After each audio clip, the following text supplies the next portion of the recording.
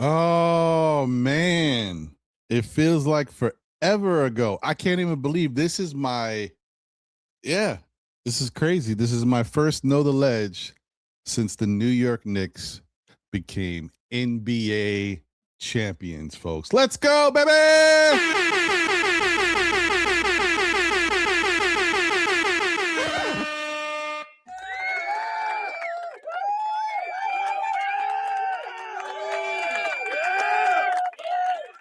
Y'all know I was doing this after every playoff series, right? I said after every playoff series, we're going to dance it out one time for the one time. Guess what? We NBA champions. Let's go!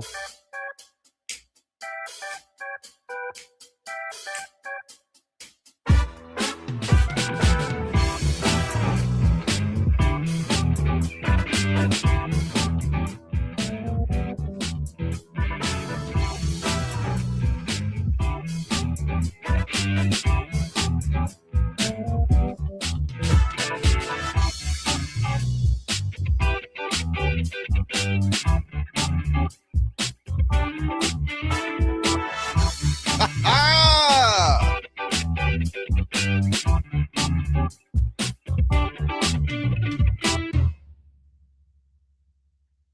Let's go. Y'all don't even know. I threw in the Tom Willis. Y'all young whippersnappers don't know about the Tom Willis.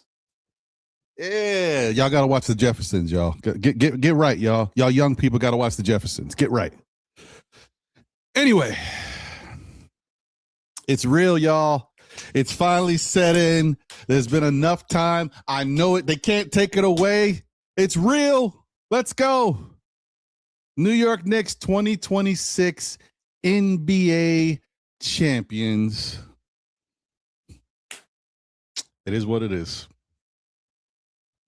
So I apologize for taking a little time to get here, but I had to do some things, and then it pushed back my eating. So I had to eat something real quick before I got on here. You know how we do.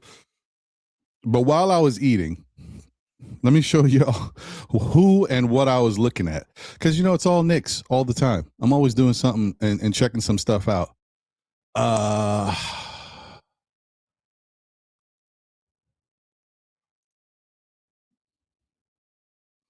This is what I was looking at while I was, noshing a little bit. This guy right here, man, I'm going to tell you, he has been wrong at every turn. You know what I mean? Wrong at every single turn. He can't be much more wrong. I'm like, hey. But I tell you the thing that I respect. I respect that he understands that he was wrong. He admits that he was wrong. He said that if the Knicks won the NBA championship, he'd stay 24 hours in a museum. I don't know how he would pull that off, but okay, whatever. But the thing about him, guys and gals, is that he was wrong based on analytical data. You know what I mean? It wasn't opinion based. He used data to tell him this is what's going to happen. This is how it's got to go down because this is what the data proves. You guys know this analytical stuff, the data means nothing because it cannot measure heart. It cannot measure will. The New York Knicks are full of will and heart. This is New York's team. That's the thing that these analysts and stuff, they're not ready for that. They don't understand that. It don't compute. They're like robots when it comes to that. What is this? No, what? they don't get that. Everything is not analytics. Everything is not data. The eye test is used because people actually make things happen. And the New York Knicks made it happen. Let's go. So yeah, I was just watching Danny on his show, whatever the hell it's called, I forget. He had the Knicks. Actually, he put them a 6% chance to win the title, but he had them 8th overall in the NBA. Could you imagine? 8th. And everything that took place, everything that happened, he was like, well, yeah, I mean, okay. They got to this point. I think they could do this, but I can't see them doing this. I can't see them doing this. They won their best basketball game of the regular season. Fine. I can't see them doing much more than that. They'll be lucky if they can get out of the Eastern Conference. I still have Boston, Cleveland, all of these teams ahead of them. At every turn, no matter what the Knicks did, he couldn't believe it. He just couldn't believe it. Then they get to the NBA Finals. Yeah, I can't see them beating the Spurs. I can't see it. Then when they went up 2-1, I still think the Spurs can come back in this. Then when they went up 3-1, I still think the Spurs can make this a series. I'm like, this dude, he was, delusional. He was delusional. He couldn't get he I don't know. He just couldn't. I don't it is what it is, folks. He couldn't rationalize what was taking place in front of his eyes. He was like, what is this? What am I witnessing? Who is this team? What are they doing? He just couldn't do it. It is what it is, folks. Anyway, happy Saturday to everybody out there. The weather is beautiful in the New York area. It is fantastic right now. It's going to get a little hotter, going up to 85 later. But right now, it is chef's kiss. I was outside. It was nice. Got that 77, 78 degree temperature with a nice little breeze. Oh, man. We bottle it up and let me open that for every day of the year, folks. That's what I'm talking about. That's my temp right there. But anyway, I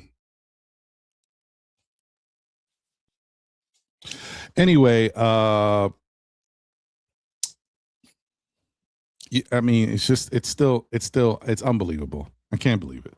All right, let's do this. Since we're already talking about the weather, let's find the weather.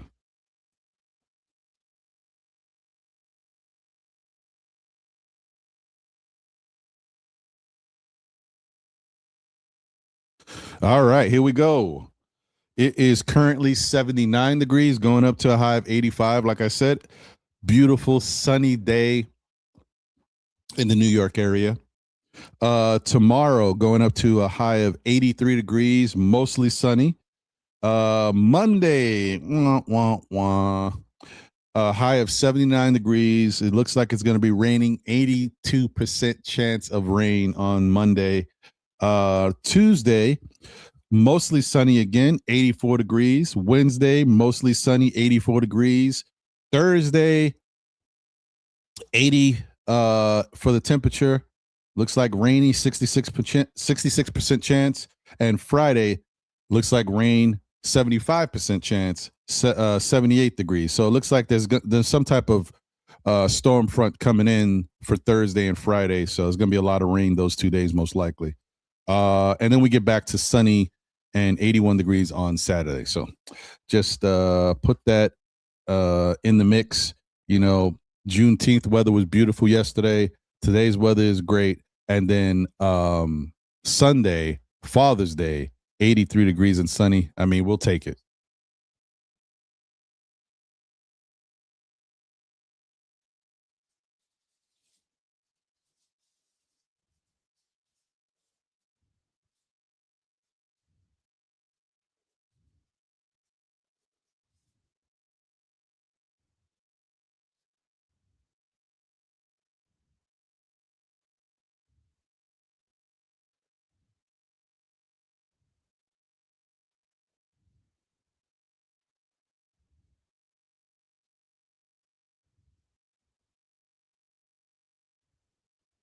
Sorry, guys. Texting someone. Okay. So that is it. Let's find the word of the day. Give me a second as I look through. Let's see what we got here.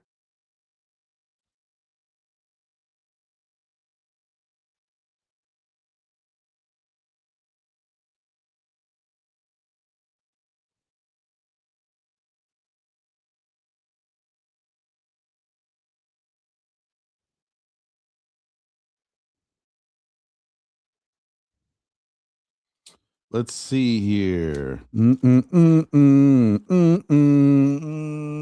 Stop. Okay, let's see. Oh no, that's a book. I can't read this. This is too much. Jesus. All right, let's go it again. Bang. All right. All right, let's see.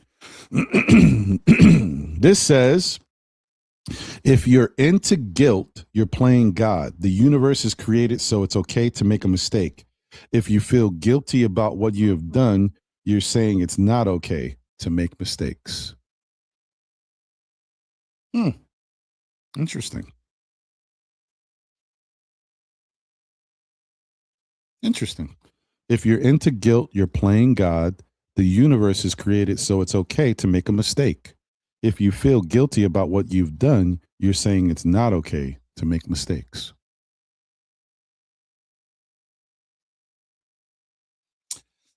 That one's kind of tricky. That one's kind of tricky. I don't know how I understand it and I can dig it, but I also think guilt helps us be better people, because if we didn't feel guilty about stuff, then people would just do whatever their heart desired and just, okay, it is what it is. I don't know about that one, but we heard it. That's all that matters.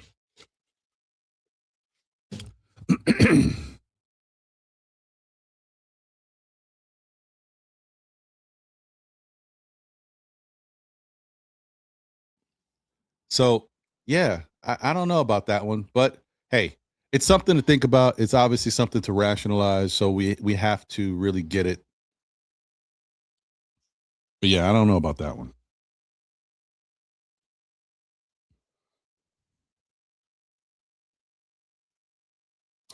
Well, let's see.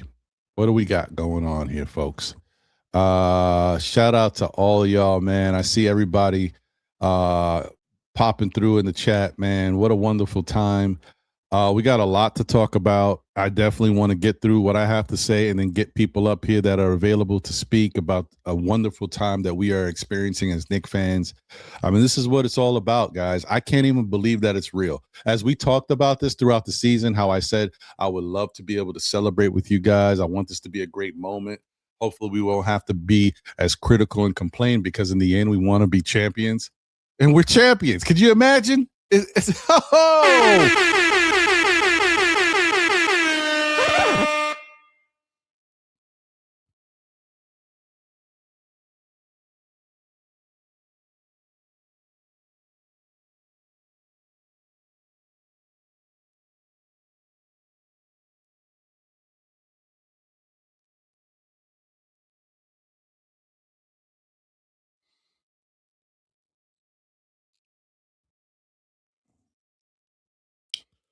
Um,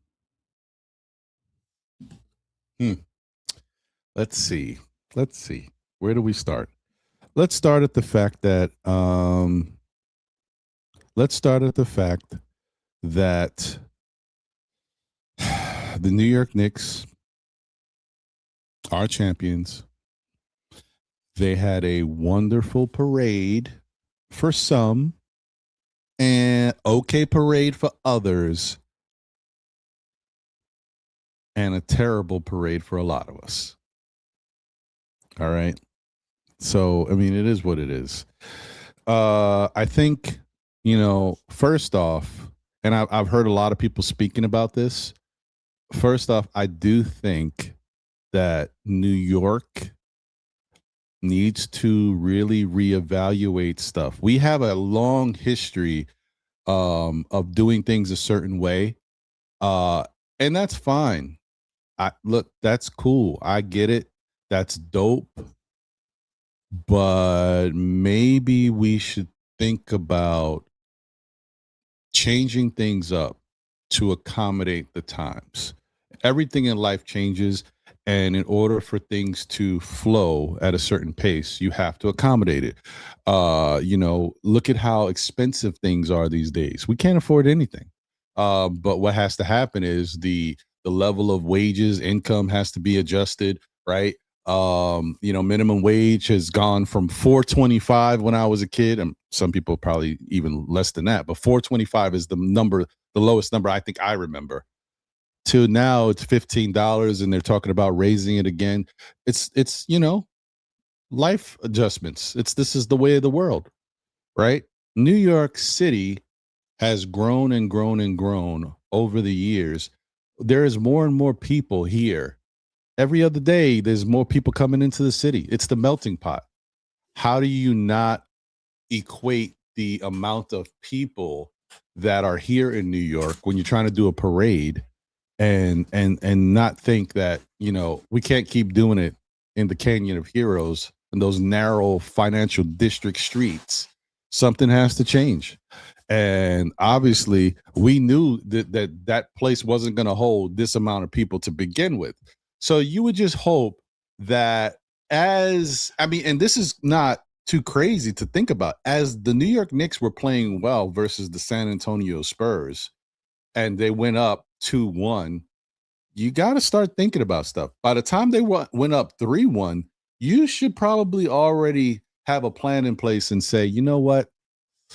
There's so many New Yorkers that have waited for this moment. There's people that have waited all their lives, since 53 years since the last championship. There's people that have been waited all their lives for this moment. How can we give them the best possible experience? This is this space that we normally do things is going to limit things too much. Is there a way that we can expand it? So, maybe we don't want to do it where it causes so much congestion and gridlock in the most populated parts of the city, the most busiest parts of the city. Okay. But can we change the date? Can it be on a weekend? Other parades have been on the weekend. We know that. Or, here's an idea. Can we still do it in the Canyon of Heroes and then extend it out further to a more open area? And obviously that means that they might not be able to have the press conference at City Hall. Could they find another place to have the press conference? I don't know. Or do you start it somewhere else and then finish it in the Canyon of Heroes and end it with the press conference? You know what I mean? I don't know. I just think that they could have done a better job, and someone needs to say tradition is tradition for a reason, but we have to figure out a better way to, allow all of these people in New York to appreciate the moment. That's all I'm thinking. Like, something has to change. You have to change with the times. That's the bottom line. So now outside of the given, right? Just where the parade took place. Some people have already heard my story. I will share it again real quick to give an idea of what I'm talking about. I was out there at 5:30 in the morning. 5:30. And a lot of us had a plan of where we were going to meet. We even said the streets we were going to meet. And I'm talking about a lot of your fellow content creators, Nothing But Knicks, Dope Soul Sports, Objective Nick Fan, Knicks Real Talk, Knicks and Bruises. We were all trying to get to a certain spot. As soon as I got out the train station, they would not allow me to stand in the spot that I thought I was going to meet everybody else. So that's one. And then the next thing was they funneled me through Battery Park and basically made me walk through half the park to get out and then come back around.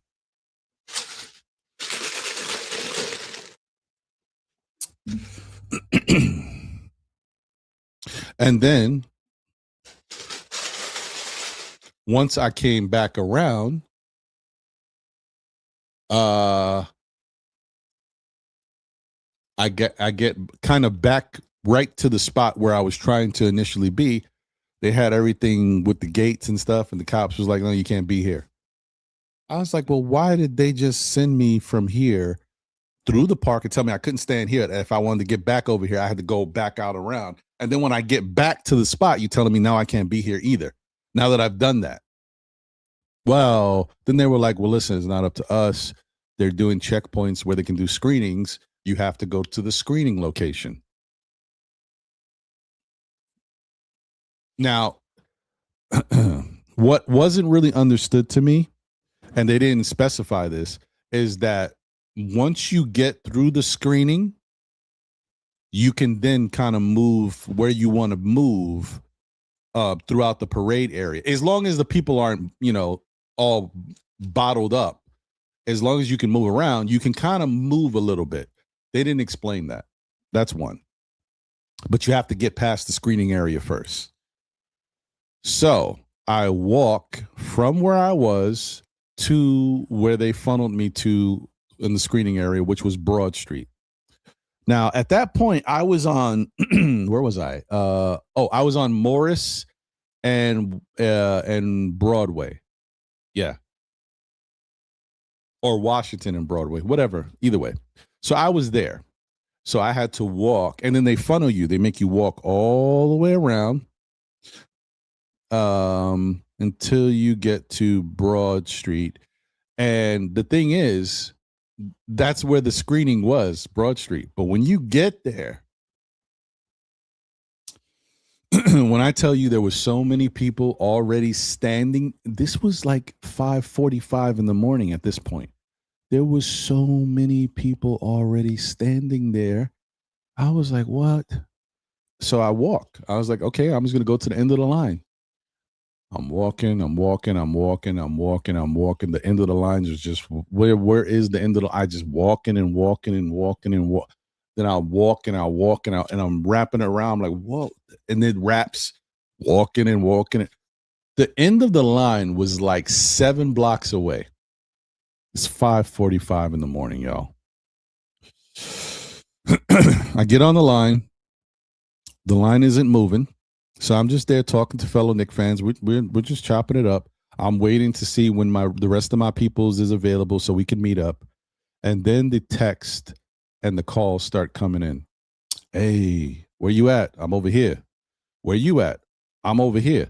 And mind you, Broad Street, off of Broadway, where the Wall Street area is basically the east side of Broadway, right?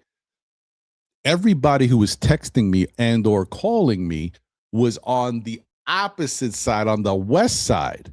So I'm like, how did you get there? I came out over there and they sent me over here. How are y'all over there?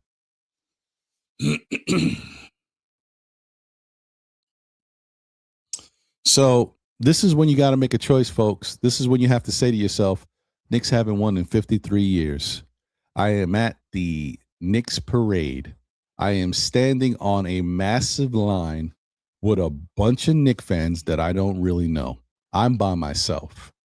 Do I want to go? Because they, like I said, they didn't explain that once you get in past the screening area, you can move around a little bit if there's space. So I'm thinking, and I know how many people are ahead of me. I'm thinking I'm going to be stuck. Not only am I going to be stuck, I'm going to be by myself. I waited I didn't wait 53 years. I waited 49 years to witness this.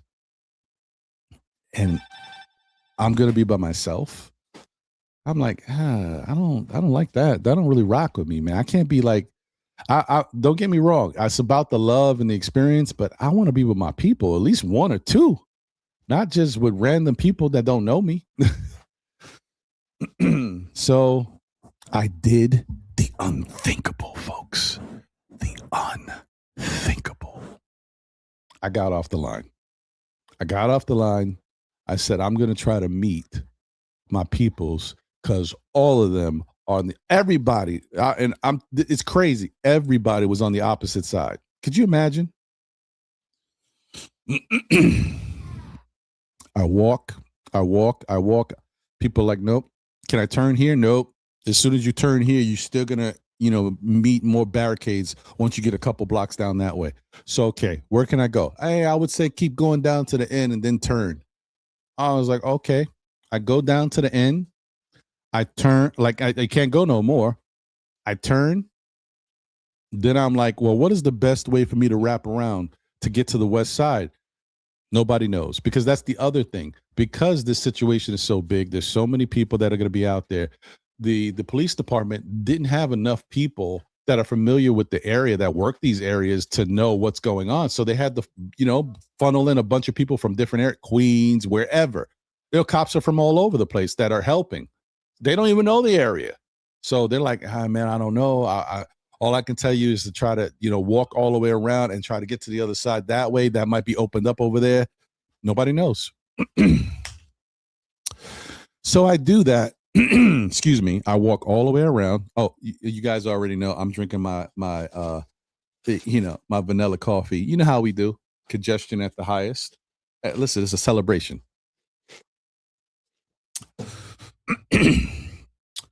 I walk all the way around. I get to a point where I'm like, I'm going back up the middle. I can't get around. So then I get to that point and I meet some other cops. They're like, you can't go through here. You would have to go all the way to the edge on that side, going towards Canal. That's the area where people can kind of walk around. I walked over there, and then I get to the last area, which was Beekman Street or Beekman area, Beekman Place, whatever it's called, Beekman Street, I think. Couldn't go no more. Still can't walk around. I'm like, this is ridiculous. And mind you, I'm walking through people. This took a lot of time, y'all. By the time I finished all this, it was like 6:45. And other people's were already online, like Nothing But Knicks, Dope Soul Sports. All these people, they got in. Dope Soul, Steph, she got there like I think around 6:30 because of how she had where she was maneuvering. She got in. I'm like, what is this? So all that happens, and then I'm talking to John, my brother at arms, at Still Knick Fans. He's on the other side as well with his son. They've been online since 6:50 or whatever it is, or 6:40, whatever it is. I don't know what time, but they've been online. And they get to the point where they get two blocks away, or 2 rows. No, not even 2 blocks. Even worse than that. They're 2 rows away from getting in. Guess what happens, folks? The cops shut it down. They say this spot is closed for now. They're 2 rows away from getting in. John's pissed. John's pissed. He's calling me. He's like, yo, this is crazy, bro. I'm right here. They closed up the thing. They said we can't go any further. So then he's mad. I'm mad. I'm tired. I've been walking around. So I'm like, yo, I don't want to watch this parade. I want to be here. I want to witness this. I don't want to watch this parade by myself. This is not what it's about for me. Like, I want to enjoy it with my peoples. He's like, I feel the same way, brother. You know what? Let's get out of here. And we dipped. And we found the location where we could watch it by the garden. We went to the garden area and we watched it on the tube with some really nice people. We found the spot that opened up at 9:30. And that's how we did it.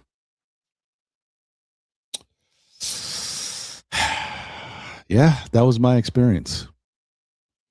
And I couldn't get any help. Mind you, there was a point where I spoke to so many cops that day. There was one cop that was really nice. He was like, oh, you know what?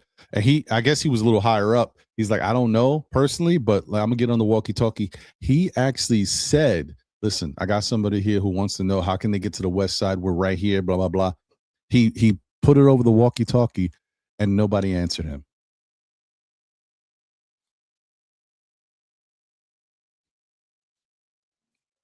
I was at that point was when I was done. That was right before I spoke to John. That's when I was done. I was like, are you serious?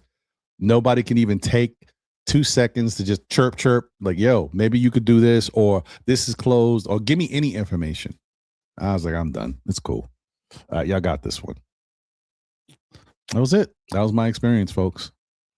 And then the other thing too is, like, I was going to sacrifice to be a part of that and really enjoy the moment, but I don't like being around a lot of people, like, clustered in. It's the reason why I haven't gone to any of the watch parties outside of MSG that are the big ones, because I don't want to be. I'm not a New Year's Eve dude. I'm not going to stand out there and just be stuck in a spot for hours. You can't do that to me. I don't want to do it. I can't.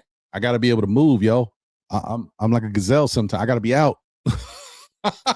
So yeah, I was willing to sacrifice that for the Knicks, man. 53 years, but even I couldn't even get to that point. And then after all of that, after everything is said and done, it did turn out great. We did go watch that. We met some really cool people at the spot that we went to. We went to Mustang Harry's. Yeah, we went to Mustang Harry's. They opened up at 9:30. You imagine? Every other bar was closed, was not opening up. They opened up at 9:30. Shout out to the owner over there at Mustang Harry's, even though he was a little snarky. He was kind of rude because he was overwhelmed. He looked like he was not prepared to deal with this whole situation of people coming in. He was moving people around. He was forcing us to sit bunched up against each other. Like, I need as much space as possible. John was talking to him. He was trying to snap back at John. John wasn't feeling it. Like, it was crazy. But at least we had a spot and it worked out. And we met some really cool people. And then at 12, we were going to go to American Whiskey and meet up with everybody we could, all the content creators. And that's where I met up with, Steph. We met up with Karan, the Objective Nick fan. We met up with Mellow Mike, met up with Hector, Latino Sports, everybody over there. Shout out to them for doing the event at American Whiskey. Shout out to Caleb as well. Appreciate y'all. Met up with Nick Nation. Met up with Shah from Knicks Real Talk. It was so dope, man. And then I was shocked and surprised, man, because I met up with a homeboy we grew up with from my area. He came down from the Carolinas as well. And then saw Worldwide L. We call him Worldwide L, Worldwide Mayberry. He came from Atlanta with his peoples. I was like, oh, man, this was great. It was phenomenal. It was dope. It was really dope. And there was other people that were there too. It was great. And I got to meet with Brian Fonseca of the New York Post in person. I hadn't seen him in person before. It was dope to see him. Stuff like that. It was cool. And I met Theo Al from WFAN. He was there as well. It was really dope. It was really cool. So long story short, that's my experience, folks. In the end, it turned out to be great, but it started off terrible. But yeah, just wanted to give y'all a heads up. And I will tell you this right now. If the Knicks win again, like if they win this year and it's at the Canyon of Heroes, I am not going. I'm going to tell you right now, I will not be there because it's just not worth it. Watching the horror stories later, people getting into fights, the ratchetness happening, ladies twerking and on the poles and stuff right in front of a kid. Like, I'm like, what are you doing? Like, I forget the kid. Do you have any respect for yourself that you out here at a parade? The parade is not for you, by the way. The parade is for the Knicks. You out here twerking, showing your whole ass in front of all of these people. Man, I know that you must be your father's pride and joy. He must be so proud of you. Like, what the hell are you doing? Anyway, it is what it is. So all that stuff happening, the fights, people bum rushing and getting in other places, that was another thing that was upsetting. I'm online all this time. Other people are online from this point in the morning. People are coming in at 7:00 and they're getting in because they're coming from a different location. Crazy. That's a terrible job by New York City and how they did it. There's no way that people should be rewarded for coming in whenever they want. And you're standing online for an hour and a half. And you can't get in. That's crazy. So, yeah. That's the terrible part. And the one thing that really got me, and y'all this is a little thing about me. Y'all may not know this. People who know me know I have like a spatial anxiety. You know what I mean? So what that means is I can't be in claustrophobic spaces. I can't do it.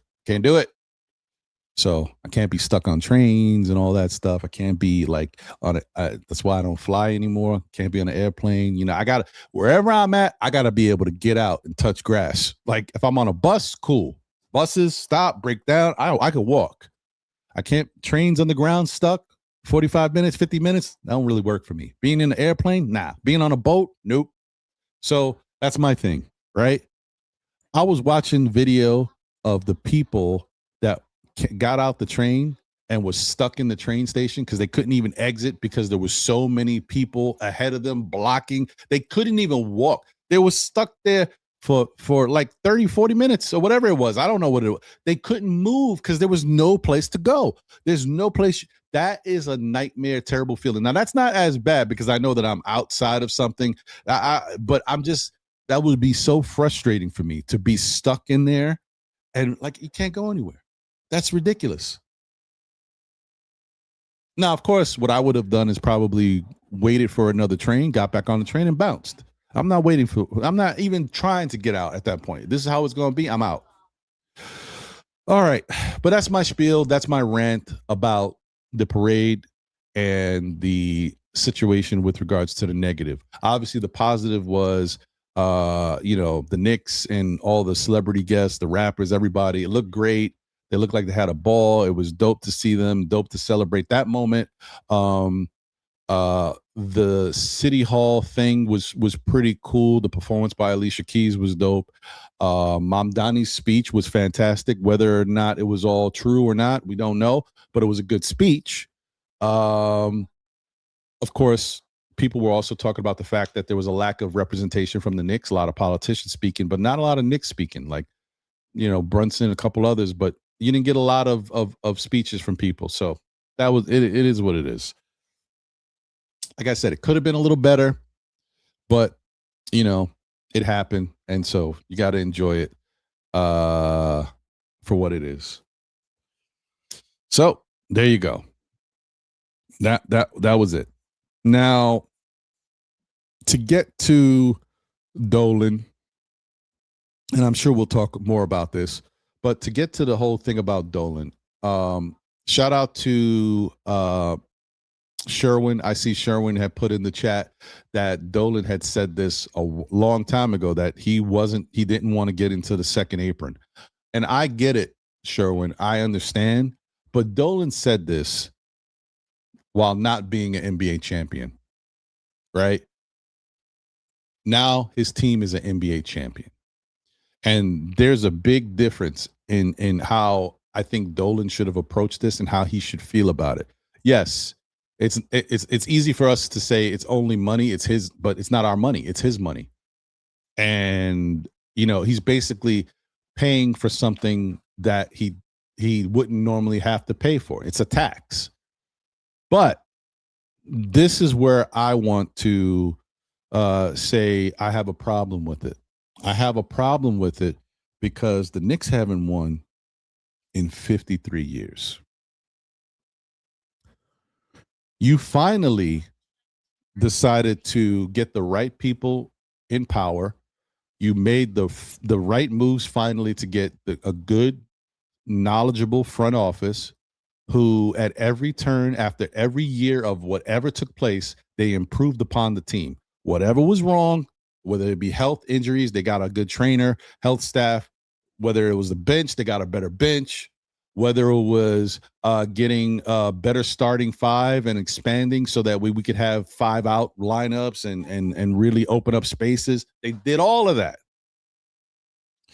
But in between all of that, in between a 17-win season, in between the Cle Anthony earlies and all of that stuff, the moments of ineptitude, having multiple different coaches, the Hornaceks, the Rambuses, the Fishers, you know what I'm saying. You get the Fizdales, all of that stuff. You know what's been the same thing that's happened through all of that, people? The New York Knicks tickets have sold out every year, every game. Win or lose. Throughout all of that, James Dolan and his, product MSG, Madison Square Garden, the New York Knicks have sold out every game. Win, lose, or draw. So you mean to and not only that, the New York Knicks franchise, excuse me, it might be, I think it's the number one most profitable franchise in all of sports, if I'm not mistaken. You guys can correct me, but I believe that's the last thing I heard about it when they did an evaluation. I think it was evaluated like what 3.4 or 3.5 billion at the time, something like that. I don't remember. Unless maybe the Yankees is bigger. I don't remember. I apologize. I don't want to say the wrong thing. But as far as basketball knows, I definitely know they're the highest in basketball.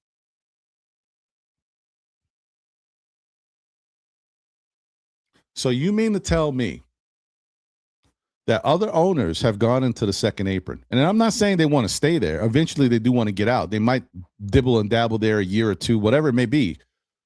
But Golden State, who won multiple championships, stood over the luxury tax for years while they were putting that team together and winning with Klay Thompson, Steph, Draymond Green, whoever else they were adding to the mix. But you know what they got out of it? A happy fan base, a playoff contender every year, and they won multiple championships throughout that time. You mean to tell me that James Dolan, who has been making money hand over fist, sold out arenas even when they're losing, when they stink? You never have to worry about what a small market team, you don't even have to worry about what a non-small market team might have, because the Knicks and MSG is always sold out. It's the most ridiculous thing ever. It's great. But even when they lose, it's always sold out. You're telling me that team that just won the NBA championship, which is going to get reevaluated and estimated again, and it's probably going to be well over $4 billion. You mean to tell me that you can't afford to go into the luxury tax to support this product that has been selling out no matter what you put out there? And now, not only do people get bonuses and extra revenue from winning a championship, you also get even more eyes. They're going to get more TV appearances because the Knicks are champions. You're getting all of this. This is going to draw more attention to your Las Vegas Sphere and all the stuff that you got going on out there. You can't go into the luxury tax, into the second apron to support this team for a couple years? Seriously? Really? The owner that everybody hates, the owner that couldn't get it right, that made every wrong step, finally gets it right, and people are acknowledging it and respecting you for getting it right. You can't make that sacrifice for a couple years to support the players that finally got. You've done something that no other owner in New York has done for 53 years. That's your claim to fame. You can't support this team?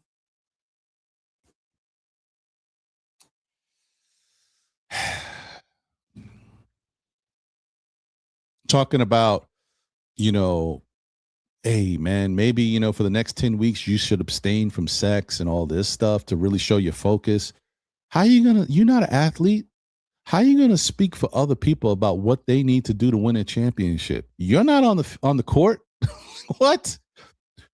What does he thinks this is boxing? What are we doing here? Talking about, tell your significant others to do this and do that and respect this process, and I'll reward them basically with a championship ring. Even if you don't have a significant other, somebody who's close to you that filled that void, I'll give them a championship ring.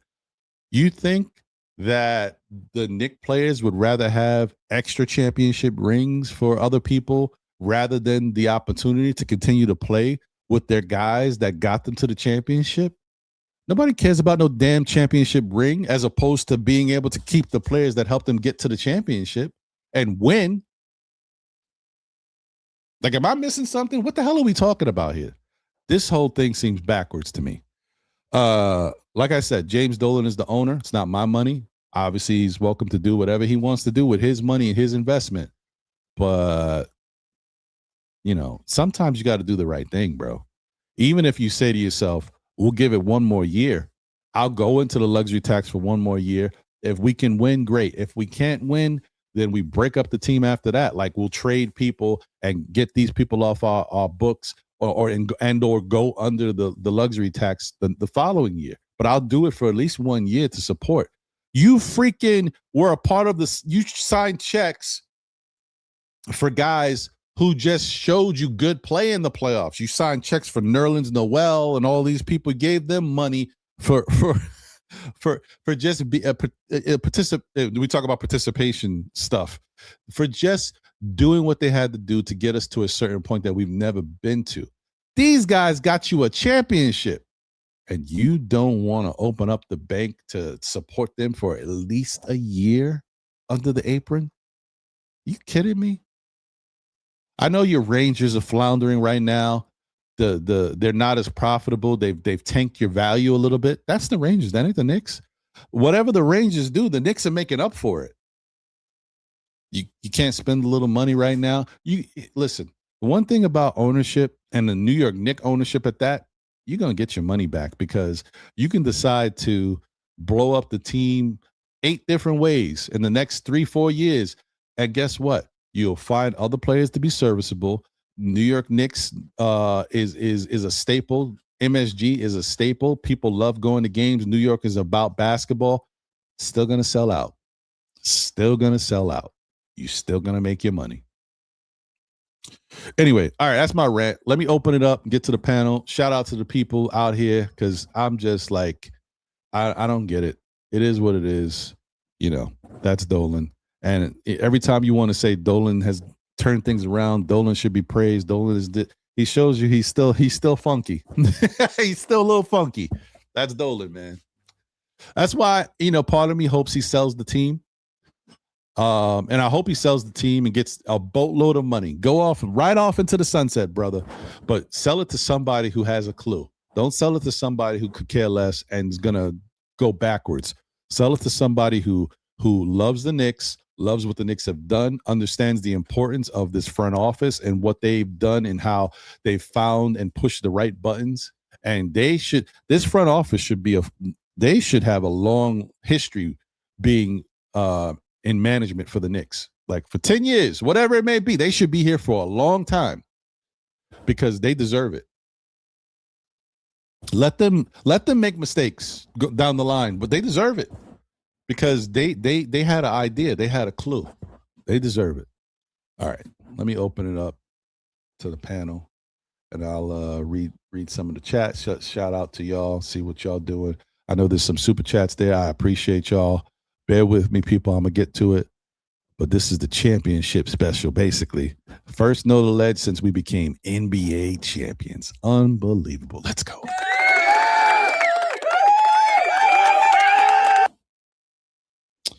All right.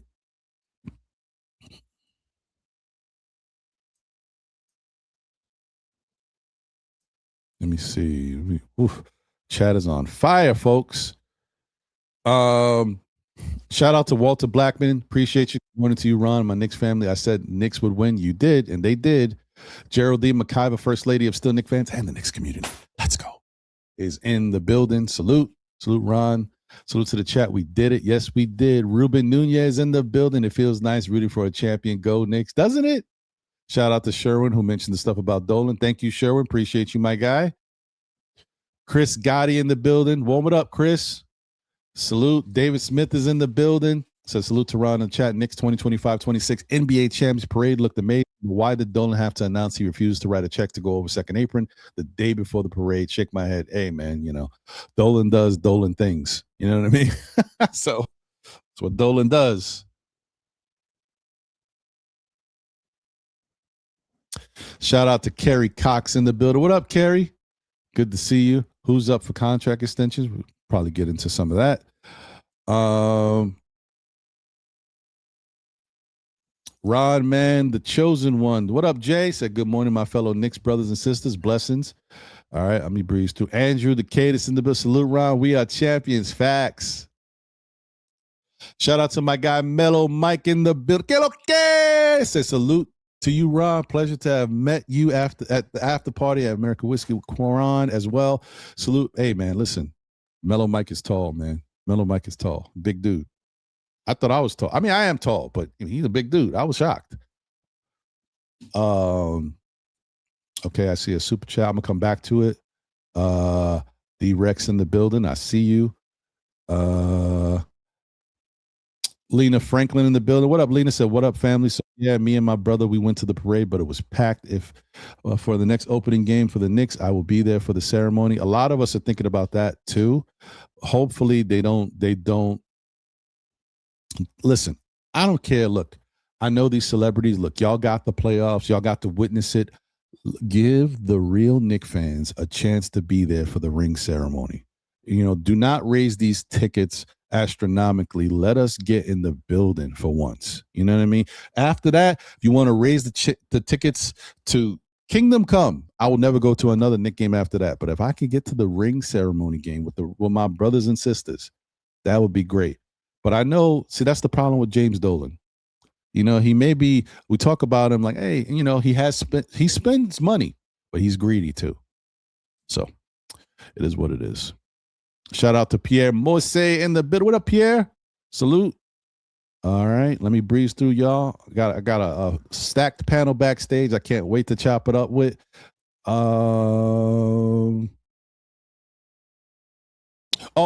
Shout out to Sherwin. The NBA draft is 3.5 days away, and I will be doing a draft special on Monday night, so stay tuned for that. I hope to have somebody real special who knows his stuff with me on Monday night, but if he can't make it, either way, I'm going to have a draft special, and I'm going to have my partner in crime with me. Hopefully he could do it. His draft. Like, that's his bag. He's one of those that does a bunch of fantasy stuff, but he does like them salary fantasy stuff. He's like a GM type dude, so he loves this stuff. So we'll see. Jerry's real sports fan in the building. South Jersey, 79 high, 83 sunny day with still Knicks fans in the garden. Big up, champs. Best Saturday show. I appreciate you, man. Thank you.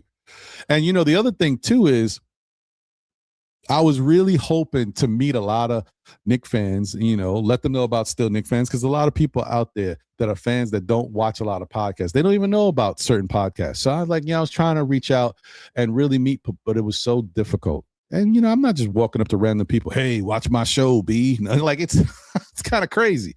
So anyway, but it is what it is. Randu's in the building. Salute. All right. I see another super chat right there. I'm going to get to it. I see. Okay, I got that. I see another super chat. I appreciate you. My 2 cents. Happy Saturday, champs. Facts. Let's go. Shout out to you, member of the SKF Army. Salute. Hey, my guy, Sam Granderson. We are the champions. Yes, we are, Sam. Good to see you, brother. PR Ramos. What up, my brother? Said the parade was crazy. It all came down to luck and getting in, though. Yeah, facts. All right, Bagger Jones is in the building. Are we really still talking about trading Cat for Giannis after he helped us win a championship? I don't know about that. I don't know about that, bro. Super Mario in the building. Knicks are champs. Yes, we are. Dwayne Dennis in the building. What up, Dwayne? So I'm all right with losing both Mitch and Deuce. Leon needs to find valuable replacements to keep us relevant next season. We need cheaper upgrades. The penalties for the second aprons is crazy. Listen, I get it. But for 1 year, could we try something? Could we try? All right, let me breeze through.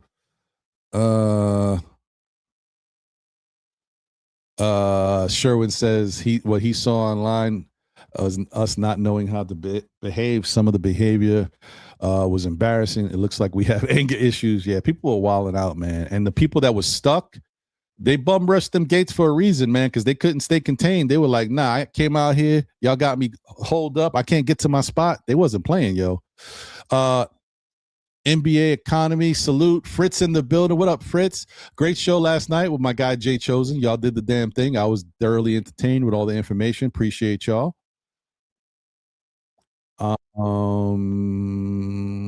All right. Sorry, I'm breezing through, guys. I see another super chat. I'll get to it. Damian Cox in the building said the police didn't know.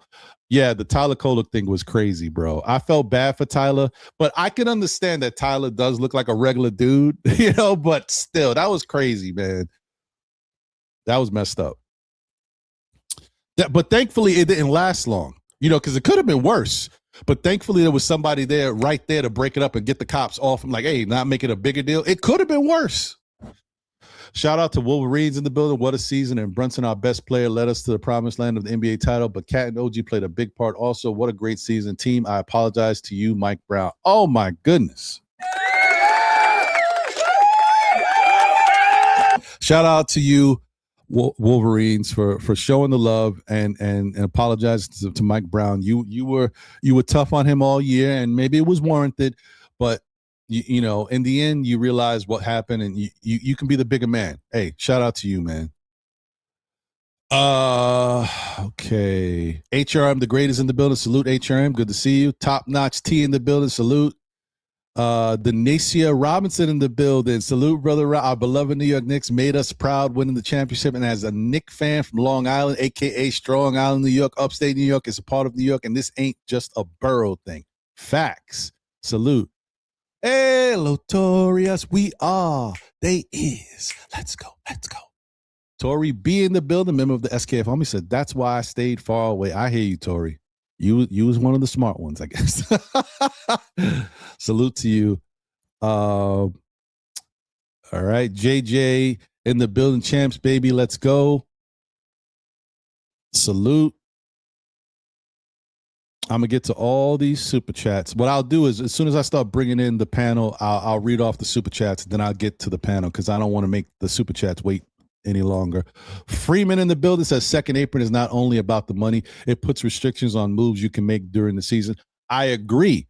But that is why you have to make the moves before you get – like the Knicks know – one thing about the Knicks know how to finagle their moves to get them done before they're stuck in a cap situation. They've done it ever since Leon Rose has been here with Brock Eiler. They know their slick moves. They know how to get players in, fix the roster, and say, okay, that's it. There's nothing else we could do. The roster is done, and then go into the second apron. Believe me, they know how to do it and get some turnover with the team if they have to change things. Obviously, will be limited later, but they know how to make some changes early before they run into the second apron. So I'm not worried about that. We know most likely if we're talking about going into the second apron, that means most likely we're running it back. So we don't got to worry about a bunch of moves. It is what it is. This team this year, you say what you will, not only did they have a solid team with a solid bench, they also had people to point to, say, hey, come off the bench if we hurt. Like, don't forget, there's guys that we weren't sure about yet, like Dottier and Kolek and other things, as far as them being integral parts throughout all the season, with the defensive liabilities or whatever it may be, or inexperience. But you had them there that you could go get them. You still had a Diawara out there if you needed. Like, you had people. So I think that part of the Knicks will be fine. They just got to figure out what they want to do. But hey, if Dolan don't want to go into the second apron, then it's goodbye some other stuff. We'll talk about that as well. JT Riddick in the building. Your Knicks won the effing chip. Yes, we did. Well, I should say yes, they did. Because if I was on payroll, I'd be going crazy right now. Lonnie Meeks is in the building with Dolan. It hasn't been about the money. He is paying Tibbs $25 million not to coach. It's about the second apron restricts your team maneuverability. I understand that. But once again, if we're talking about going into the second apron, then that means we're running it back. The maneuverability is not that big of an issue. It just means a couple pieces bench-wise. You're not changing. 7 or 8 players are here to stay. So you're not really worrying about so much maneuverability. A lot of guys won't be going anywhere, and those are the key people on your team. So that shouldn't be the issue. We know once you get in, you stuck. We know. It's a chance you take, guys. That's what I'm trying to say. The Warriors took that chance, and I know at the time that the Warriors did it, the restrictions weren't as bad. I get it. I'm not new to this, but they still went into the luxury tax for all those seasons and still won the way to win championships because they had the core. The core was good. Shout out to L, damn it, in the building. Let's go, L. Yeah. You was expecting something else? What were you expecting? Oh, okay. I guess that's what you were waiting for. Salute. Shout out to Nothing But Knicks. Hey, man, what up, Sim? So I hear you, Ron. Oh, well, I mean, this could be Sim. I don't know. Could be Eru. I hear you, Ron. I guess my question is, if the Knicks go into the second apron, how much will it cap them in making moves to remain a championship level team beyond signing Mitch? That apron can hurt. I agree. I hear you. And I think I'm my only question, and I think this is Sim. Salute, Sim. My only question would be that if you are, let's say they go into the second apron. Let's think about who's here.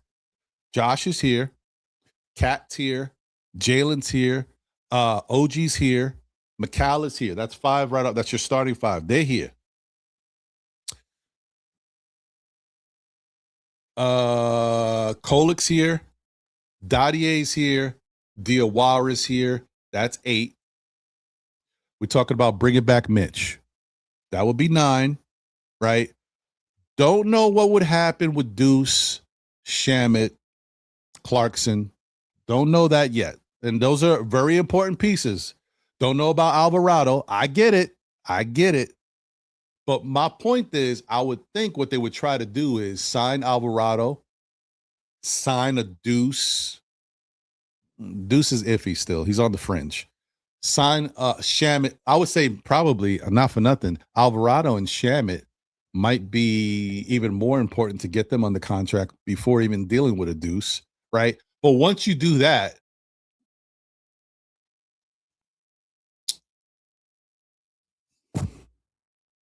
it's tricky because I don't know if signing those 2 guys, for example, or signing those 3 guys puts us into the second apron. It might. And if that's the case, I get it. Don't get me wrong. I'm not trying to be crazy about it. If that's the case and we already get into the second apron by that, then okay, then we're screwed. Because then that means you can't go over to bring in Mitch at whatever cost. Because remember, now you're in the second apron. Now you're restricted.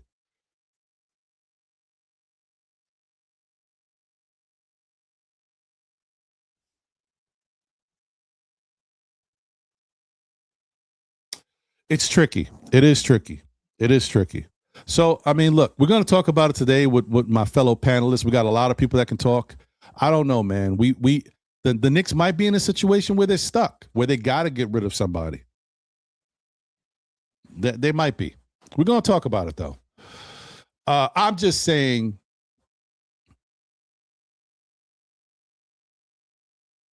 I would have preferred if Dolan came out and said, I want to sign all of these players and bring them back. I want to run it back. But just signing 2 of our cheaper contracts or lower contracts would put us into the second apron. And once we do that, we can't sign somebody like Mitch. Saying something like that to the fan base and being a little bit more clear about it would really go a long way. That may be the case, but he didn't come out like that. He didn't say it like that because he's an owner, and we already know he don't got the basketball chops to really approach things the right way. So maybe that's the case. Maybe Dolan is trying to just tell you what we all are talking about right now, what Sim is alluding to, what others are alluding to, but he just don't know how to say it. All right. Okay, let me breeze through and just get to the panel. Appreciate y'all once again. Thank y'all for being patient.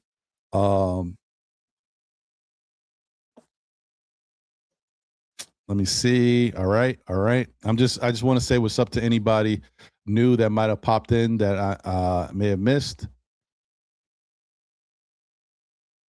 Okay. Heem is in the building. Let's go, Knicks, world champs. Let's get us greedy. 2 more. Let's go. That Franco's in the building. What up, my brother? Appreciate you as always. Thank you for always supporting, man. He said, good afternoon, champ. Next year, I want it all. Emirates Cup and the chip. Let's do it again. Let's run it back. I hear you. A-Train's in the building. Salute SKF in the chat. What's good? D-Ras is in the building. What up, D-Ras? Good to see you. Allah Wise. What up, Allah? All the way, baby. All the way. You know what it is. Babyface Lacosta's in the building. Hey, big bro, we did it. I flew out from LA for the parade. Just wish my dad was here to see the Knicks win. Yeah, man. Shout out to you. Shout out to your family, to your dad. I wish he could have been there as well, man. There's so many people with stories like that too. That just really with my brother Prophet, man. His father was a big Knicks fan, big Met fan, and he just passed away. It would have been great for him to see this and witness this, but I know he's watching from up there, man. Up there, he's looking down. What does this say? A Black Uchiha? I'm trying to figure out what this means, but with the vibes down, us finally figuring out how we want to play in the Hawks series, us running it back could be a 60-win season. I hear you. But, if it's logistically not possible, then that's, it is what it is. Shout out to Nick Nation, member of the SKF Army. You see it. What up? Sorry, I missed you at the parade. And by the way, that is Sim. Appreciate you, my guy. Always good to see you. I wish I could have seen you at the parade too, my brother, man. But, I get it. We couldn't do it, man. It was wild. All right, cool. All right, that's it, guys. Finally got to the end. Let me start bringing people in here. Oh.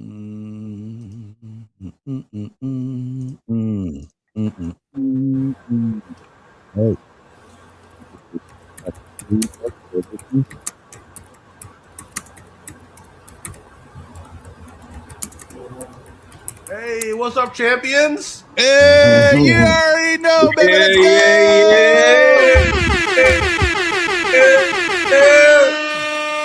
Yeah. We here, baby. I've been waiting for this one. We here, baby. Let's go. Victory lap. Victory lap episode. Yes, yeah, sir. for sure. We are here, baby. Let's get it. Unbelievable. Man. Yo, you couldn't tell. Like, I have to pinch myself sometimes. I'm like, man, everything we've been through, everything we've talked about, we actually did it. It's nuts. It's crazy. We are the champions. You know what I'm saying? It's crazy, bro. What? The rest of the NBA and all these other franchises, they don't know what to do with themselves. Man, the Knicks actually won. Yep, that's right. Facts. Let's go, baby. Let's go. The funny thing about saying that is that they already got us number 3. Like, we can't even be contenders again. I think they ranked us number 3 coming out next year already. What is that? 4 now. We're 4th now. That's a favor. Right. I don't know. What that mean? I don't know if maybe let them keep doubting. The doubting of us makes us better. Not for nothing. Yet what he said. Not for nothing. They did that to us while we were beating them by 45. While we were coming back from 20, we were still the underdog. You know what I like? Let's be the underdog. Let them I don't mind it. I prefer it. I think family show. The thing you thought I was right. Say. I hear you. Look, I don't care, bro. I wish they made us like 10th. Make us 10th. Let's go. Make us last. Make us last. All the way last. Yeah. We'll take it. I don't care about none of that. That's great. A nice pick while we're down there. Yeah. Let me read these super chats real quick while before I get to everything, so that way we can have a nice conversation. Hold on. Shout out to David Smith. Thank you for the generous super chat. Cat had historic playoff run this year, plus 258 NBA playoff record, 56.7 from the field, 47.3 from three-point land, 90.9 from the free throws, 70.1 true shooting percentage after average 18 points per game, 10.6 rebounds, and 5.2 assists. Yeah, Cat was phenomenal. Exceptional. Phenomenal when you think about it. Phenomenal. Shout out to him for understanding. And look, not for nothing, guys. What Cat did was what every championship team needs to do, whether you have a concise big three or it happens everywhere. These built championship teams where there's 3 solid players, whatever it is, somebody got to take a back seat. Cat was the one that said, you know what? Let Captain do his thing. I'm gonna play my role and play it at the best possible way. Facts. And when they need me, I'll go off. And he did that. Like, this is honestly, I don't care what you say. Cat has had incredible seasons. This is the best Cat I've seen in his NBA career. Just being able to do everything. Fantastic. Cat was fantastic. Phenomenal. Shout out to him. That's because of maturity. Maturity happened. Yeah, I mean, look, it just the whole thing. The whole thing is that sometimes you just got to give people an opportunity, right? You can't just assume they're always one way. That's kind of the same thing I used to think about Melo, because Melo got the rap of being a selfish player, always about the money, got to be the star. No one ever really, and he said this, whether you believe it or not. You guys remember when they said when Melo was leaving Houston, they put the bad rap on him. That's why he got blackballed. Oh, that we wanted him to come off the bench, but we knew he wouldn't do it. And then Melo said, "No one asked me to come off the bench. How do you know I wouldn't do it? You could have asked." But anyway, either way, you gotta give people an opportunity. You had to give Cat an opportunity. Cat can't play no defense. Well, Cat looked like he played hella defense in the NBA playoffs. I'll tell you that. This year, Cat was looking great. Don't tell me he can't do something. Not only that, but getting murdered and not getting foul calls. So you know what? Good. Props to Cat. Props to Cat. Facts. Props to them all. You know, Facts. They all played their. They stayed in their lane and played their positions well, and they did what they did. A team effort. No matter what. Everybody had a series. Everybody had something. Right, exactly. Yeah, everybody had something in one of the series. Deuce was terrible in the San Antonio series, but was the best in Atlanta, closing it out. 6-7 3-pointers and stuff like that. Was that Atlanta? Yeah, I think that was Atlanta series. So, you know, they had Shamus as well. Other guys, Clarkson, had different series and different series coming all the way to the end. And evidently we got to the end. You know, Cat didn't have his best game against San Antonio. He stayed in foul trouble a lot in that series. He stayed in foul trouble. But when he was on the court, he was very effective. And I mean, he was very effective when he was on the court. But he stayed in foul trouble a lot in that San Antonio series. Not like the last couple of series. So he played very well in that series. But JB and the rest of the team, OG stepped up every series. Every series. OG was unreal, man. Almost every series with OG. If there was two shots, so, every series you hit OG with a big shot. Every series you hit OG with a big shot. Every series, a big shot for OG. Every series you hit a big shot. Atlanta, amazing. All right, everybody. Hold it. Let me get through the rest of these super chats. Let me go crazy. I know. We're champions. We can't contain ourselves. Let's go, baby. I know. I wish I had Hold on. Shout out to Moroccans. Yeah, I wish I had Moroccans. Sorry. Yeah, I wish I had Moroccans. I'll work on that. Shout out to APAP. Thank you for the generous super chat. So congratulations. I don't think this season will ever be forgotten or top. Triple Crown winners. Now let's go Liberty. My third season on this show. Thank you, APAP. It's been phenomenal. I'm so happy for my fellow Knicks fans. This is such a thing. Do not take this for granted, y'all, because this 53 years is not just something for us to say. It's something that people have lived through. This does not happen overnight. It does not happen all the time, man. So let's enjoy it. Let me get to this. Shout out to David Smith once again.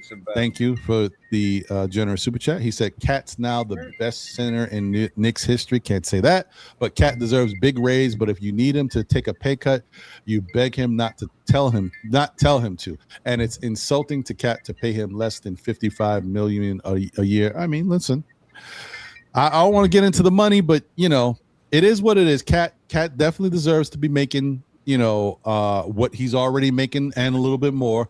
Hopefully he understands that if he wants to continue to try to win a championship again, he might have to think about the Jalen Brunson school of things, but I don't want to go too crazy. Not everybody can do that, and not everybody should have to do it. But if he wants to do it, we wouldn't be mad at him. That's all I'm saying. He should do it. What do you mean? I don't want to get anybody's pocket, but the right thing to do is but the flip side is because on the flip side you can say, okay, yes, I would love for us to be able to win another championship, but hey, I just won a championship. Let me get my money. You know, hey, no, you know, you're right. You're right. that's the thing. I've been That's the saying thing. that the whole time, but now I got on here and said something totally different. I know You're it's right. crazy. We can't even like what we're still champions. We're champions, y'all. It's crazy. just We're won. defending. We're gonna be defending it this year. It's nuts. Right. All right. Right. APAP said I had a great spot. My living room couch came with food and commentary from MSG Network. I was down there. People that were coming down there at 3 a.m. Yeah, it was crazy. I mean, I had some people that slept, that got there like by midnight and slept. Look, Yep. I wouldn't do it, but they did it. In my building, the doorman, he got to work at 4 a.m. He showed me pictures and video. There was already people, like lines of people out there at 4 a.m. Lines. So they had been there for a minute. I know people in tents Yeah. that brought out tents.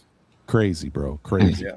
Shout out to My 2 Cents. Thank you for being a member for 7 months, man. Champ, when we repeat Extend Parade to rally at MSG, I mean, that'd be nice. It'd be nice. That'd be dope. Shout out to you, brother. I appreciate you. And then once again, shout out to David Smith. Thank you. Said to all the Cat haters in this fan base that wanted him traded, it's not too late to apologize to Cat. Thankfully, you are not in the front office. I mean, look, got to take it. Got to take that, David Smith, because, you know, there's a lot of people that were feeling a certain way about Cat. Cat proved them wrong. And Cat not only proved them wrong, but he proved his peers wrong. And he actually showed himself something, too. I'm telling you, this is the best Cat that I've ever seen. And Cat, I think Cat saw him do stuff that he wasn't aware that he could do until he did it. Like the defense he was playing, being smart, not necessarily getting into foul trouble. I think it was one game he got into real foul trouble. Everything else was very manageable, picking his spots, you know, being aggressive, forcing the young Wemby to deal with a man out there. You know what I mean? You know, we call him Cat, but he was no cat out there. He was a dog versus Wemby. So shout out to Cat, man. Lion. Yeah, for real. All right, now I'm done. Thank you guys for the generous super chats. I appreciate you for all the love. This has been great. Fantastic. Shout out to the Flying Grayson in the building. He said the main issue with going into the second apron is that free agency is weak. In some cases, you'd rather keep your own guys than to venture into free agency unless we make trades to improve the roster. Yeah. That's true. All right. Now back to what you guys were saying. Sha, how you feel, man? I know you was trying to say something, brother. I mean, it just felt good to see the Knicks and to be out in the thing, to meet Nick Nation out there and stuff like that, to see you again, you know what I mean? Because we met numerous occasions and stuff like that. I haven't seen you for like last 6 years now, so I wish I could have met up with Jay while I was out there, but it was a beautiful sight to see the other podcasters and stuff like that. Like you said, everybody else out there that was there with us, and the one big one was Worldwide L. You know what I mean? To see him walk up as soon as I seeing Worldwide L made my day, bro. I did not expect him to be out there. Yeah, you know what I mean. So that was beautiful to see. So it was you know, that was MSGA out there on the low. You know what I mean? He's from Georgia and stuff like that, right? If I'm not mistaken. So that was beautiful to see. So I mean, it was exciting. The roundabout, the way they kettled us around to try to get into the thing was heinous. And you know, if you got onto the west side, it was easier to get on. I noticed, because everybody that I knew that got on from the west side got on. If you got herded to the east side, you was shut down. If you was in the exchange area, you was so close but yet so far. You know what I mean? On the way you was getting out, unless you came from up top by the Brooklyn Bridge and pushed your way in and stuff like that. So, you know, it is what it is and stuff. So that's what it ended up happening. It was more open over there where you could push your way in, where we was blockaded, that we had a double barrier. So we, you know, it got interesting over there and stuff. I'll say that. But overall, you know what I mean, it was a good day. And, you know, glad to be on here with you today. Appreciate you as always, brother. I mean, like I said, the parade was kind of wild. And the other thing, too, is, and I got a shout out to Karan. I know he talked about it on his show yesterday. You know, at a certain point, if it doesn't look like it's making any sense and you don't want to be trapped in a spot and then still not even be able to see the parade, like why even stay there? Be smart about it and get yourself out of the situation. Because what happens is some people don't know how to act. And he was telling me that situations were starting to get a little crazy over there. That's why he said, you know, I'm out because I'm getting upset. It's getting to be too much. And the last thing you want to do is go to a situation where you're trying to be happy and celebrate with your fellow fans and then get into a fight or something. That's going to ruin everything, bro. That would it'll definitely be a moment you'll never forget. So why? Can I put a positive spin on the parade? Because we've been doing a lot of parade dunking today, and I just want to say that, you know, going to actually see the floats floating by, yes, that's the main idea of the parade. But for me, I did not have the best view. I was in Bowling Green. Once I got off the train, I couldn't move. But just seeing the happiness of all the different New Yorkers, all the unity of all the different New Yorkers, all the OGs like y'all that have been waiting for so long to finally see their happiness. And it didn't matter that I had no friends of mine around me. We were all united on that one day. And I made friends that day. And I didn't care that I didn't have the world's best front row seat to the parade itself, because the actual experience of the parade was seeing all the people and being among the people. That's like, for me, that's why I'm a fan of the team. Why I like the team is because that's what I want to happen. That's what, like, the richness of the season was seeing that happiness of the city. So people, you know, you get 2 million people together after 53 years, some people are going to go a little crazy. It's true. It wasn't the world's best organized parade. Some people are going to twerk. Some people are going to fight. People also fight on the train. It doesn't mean the subway is a bad idea, you know. Yes, people they definitely was not expecting that 6 million people or 8-9 million people that they had. They had so many people I've never seen. It was so many people. There's so many people, like some people that I know that got on to the thing and showed the actual. You know, they could have probably put some more people on there, but it still was airy. I guess you want to say. It wasn't all compact. You know, it was like West Indian Day Parade. If anybody experienced that, it was like everybody was on top of each other. I mean, they kept it like more clean and stuff. Yeah, you know. You know what's crazy? You talking about the Brooklyn one, Shaw? Yeah. That one. Eastern Parkway. Eastern Parkway. That Eastern Park, they don't play that. You know, that's a deadly parade. That's actually the largest parade in America, by the way. Very deadly. Biggest parade in America. Yeah, that's a wild one. It's the Jew that pops it off, and then you be right. Like, yeah. Once that gets going, the soca starts playing. It gets crazy. But let me. I see I got Corey. I'm gonna bring him in real quick. But I just want to say 2 things quick. Shah, could you imagine everything that happened? You know that was only estimated at 2 million people. Not even. You say that like 2 million people isn't a lot. No, because when Shah's saying it, like, you know, there's 9 million people in New York. That wasn't all of us. Just imagine. That wasn't even all the Knicks fans. Right. That was just 2 million people that made it onto Broadway. That was no way in the world that you could tell me where I was standing alone. When I decided to leave, like when you were saying, it was starting to get a little overwhelming. Everybody started pushing a little bit. I had my daughter with me. I said, hold on, wait a minute. All right, let me just turn it around. Let me focus. Let me get out of here. And to get out of there was at least 7,500 people just in that exit going on Broadway. And on the other side where they had the exchange, it was another 85,000 people over there, and up the street on what you would call another 55,000 people. So if they say it was only 2 million people, I believe there's 2 million people that made. I mean, because you know they got the AI coming off the cameras and stuff. They beeped everybody coming around. If you got scanned, that's what the count was. If you didn't get scared, you didn't get count. I was, unfortunately, I wasn't one to scan. I'm surely. I seen people like we just said. Worldwide Al came from Atlanta. There's people from Philly. My cousin drove up from Virginia. Yeah, him and his boys and stuff like that. Karan's boy came from France. That's what I'm saying. I remember seeing him. You know what I mean? So yeah, man, it was crazy. It was crazy, man. So it was just where we were. It was over 200 people, maybe 100-something people over there. It was packed where we was winging outside. That was, so. It was a lot of people. That's all that matters. Yeah. Most of us have never seen that many people in one spot. So it was a lot of people. That's all that matters. And that's another thing. Like, these arenas hold like 18,000, 20,000 people. They don't know. Like, that's millions of people. They don't know what to do with themselves. But the other thing I was going to say to what D-Rex was saying, and don't get me wrong, guys. I know I'm making a big deal about it because my experience wasn't great. And I think they should clip my little rant and use that next time they want to plan a parade in New York. And this is what we don't want to do. Okay, use me. I'll be the guinea pig for that. It's cool. But what D-Rex was saying, that is true. The experience was fun. And what he said, even if you by yourself, look, you could have still enjoyed yourself just being around the energy and all the people. Me personally, I didn't want to do that because I'm also, you guys know I have a situation at home. I'm wearing a mask. I'm trying to stay safe. At least I know if I'm around the people that know me, they know my situation. I'll be talking to a bunch of randoms in my face. I don't know where you was. I don't know what you got. Shout out to shoot. D-Block. He's a person that is always in the chat showing love.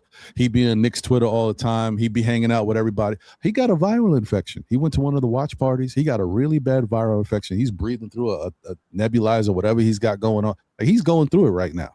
I can't afford to do that. I can't bring that back to my wife.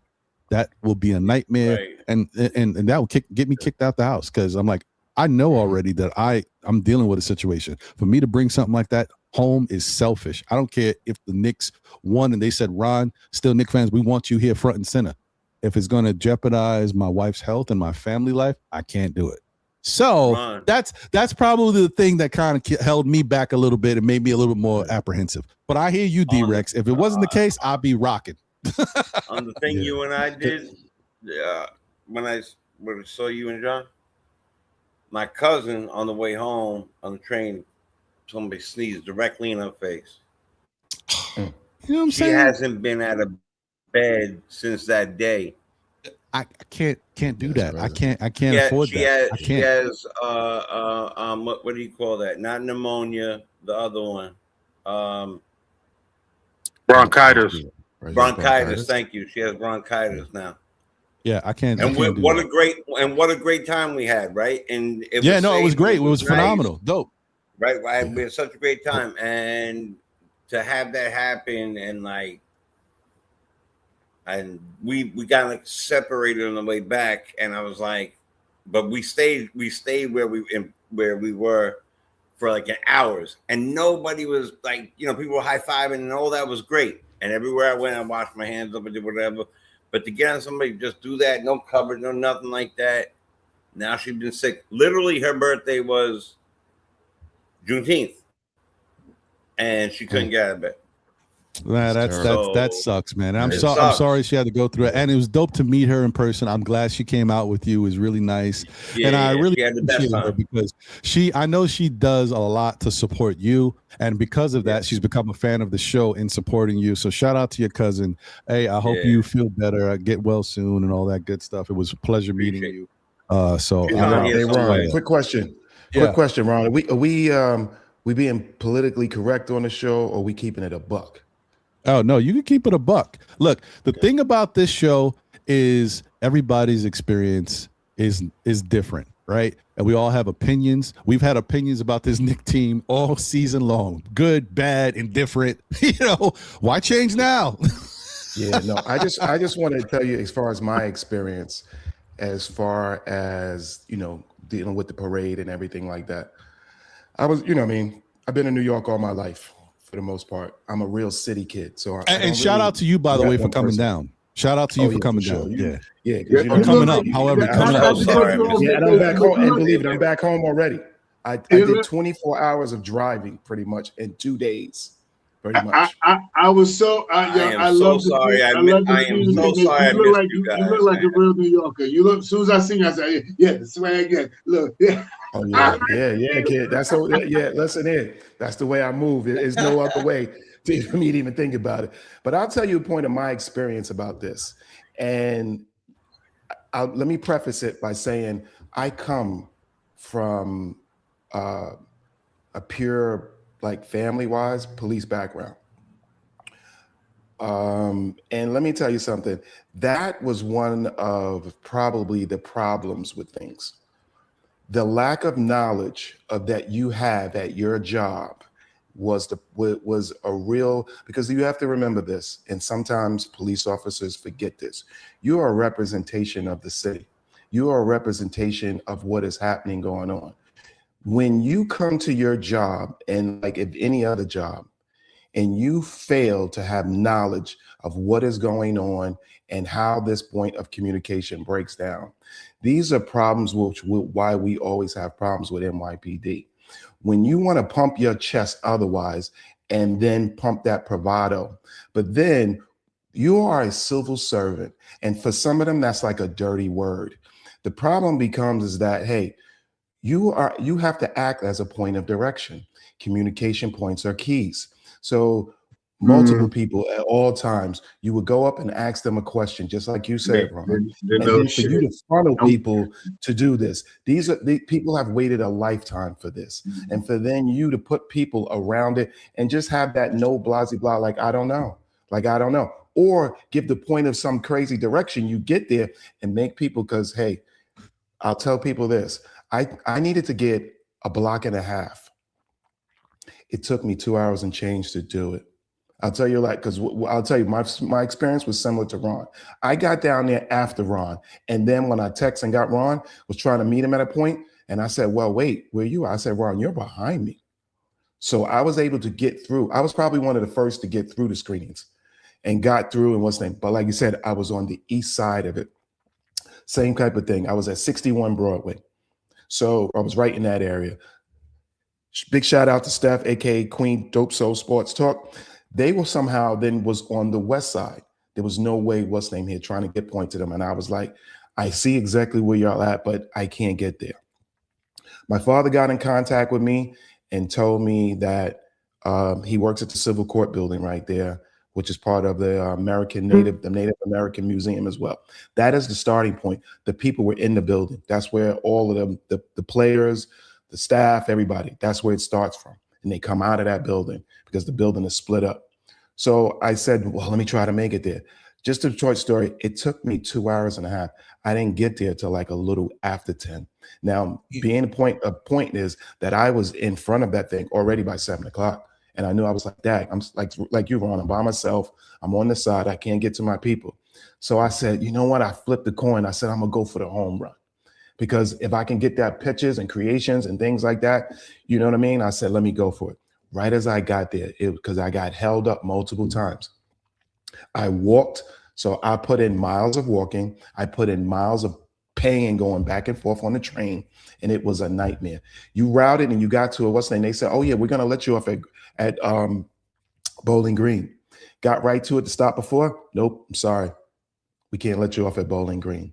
So things like that. And I'm telling you, routed, it took me 2 hours and change. My legs and everything is to today. I'm kind of, I'm definitely suffering from going there and what's name back so fast and things like that.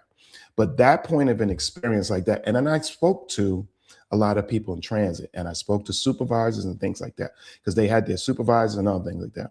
And I tried to understand, what was going on. A lot of it was poor communication or no communication.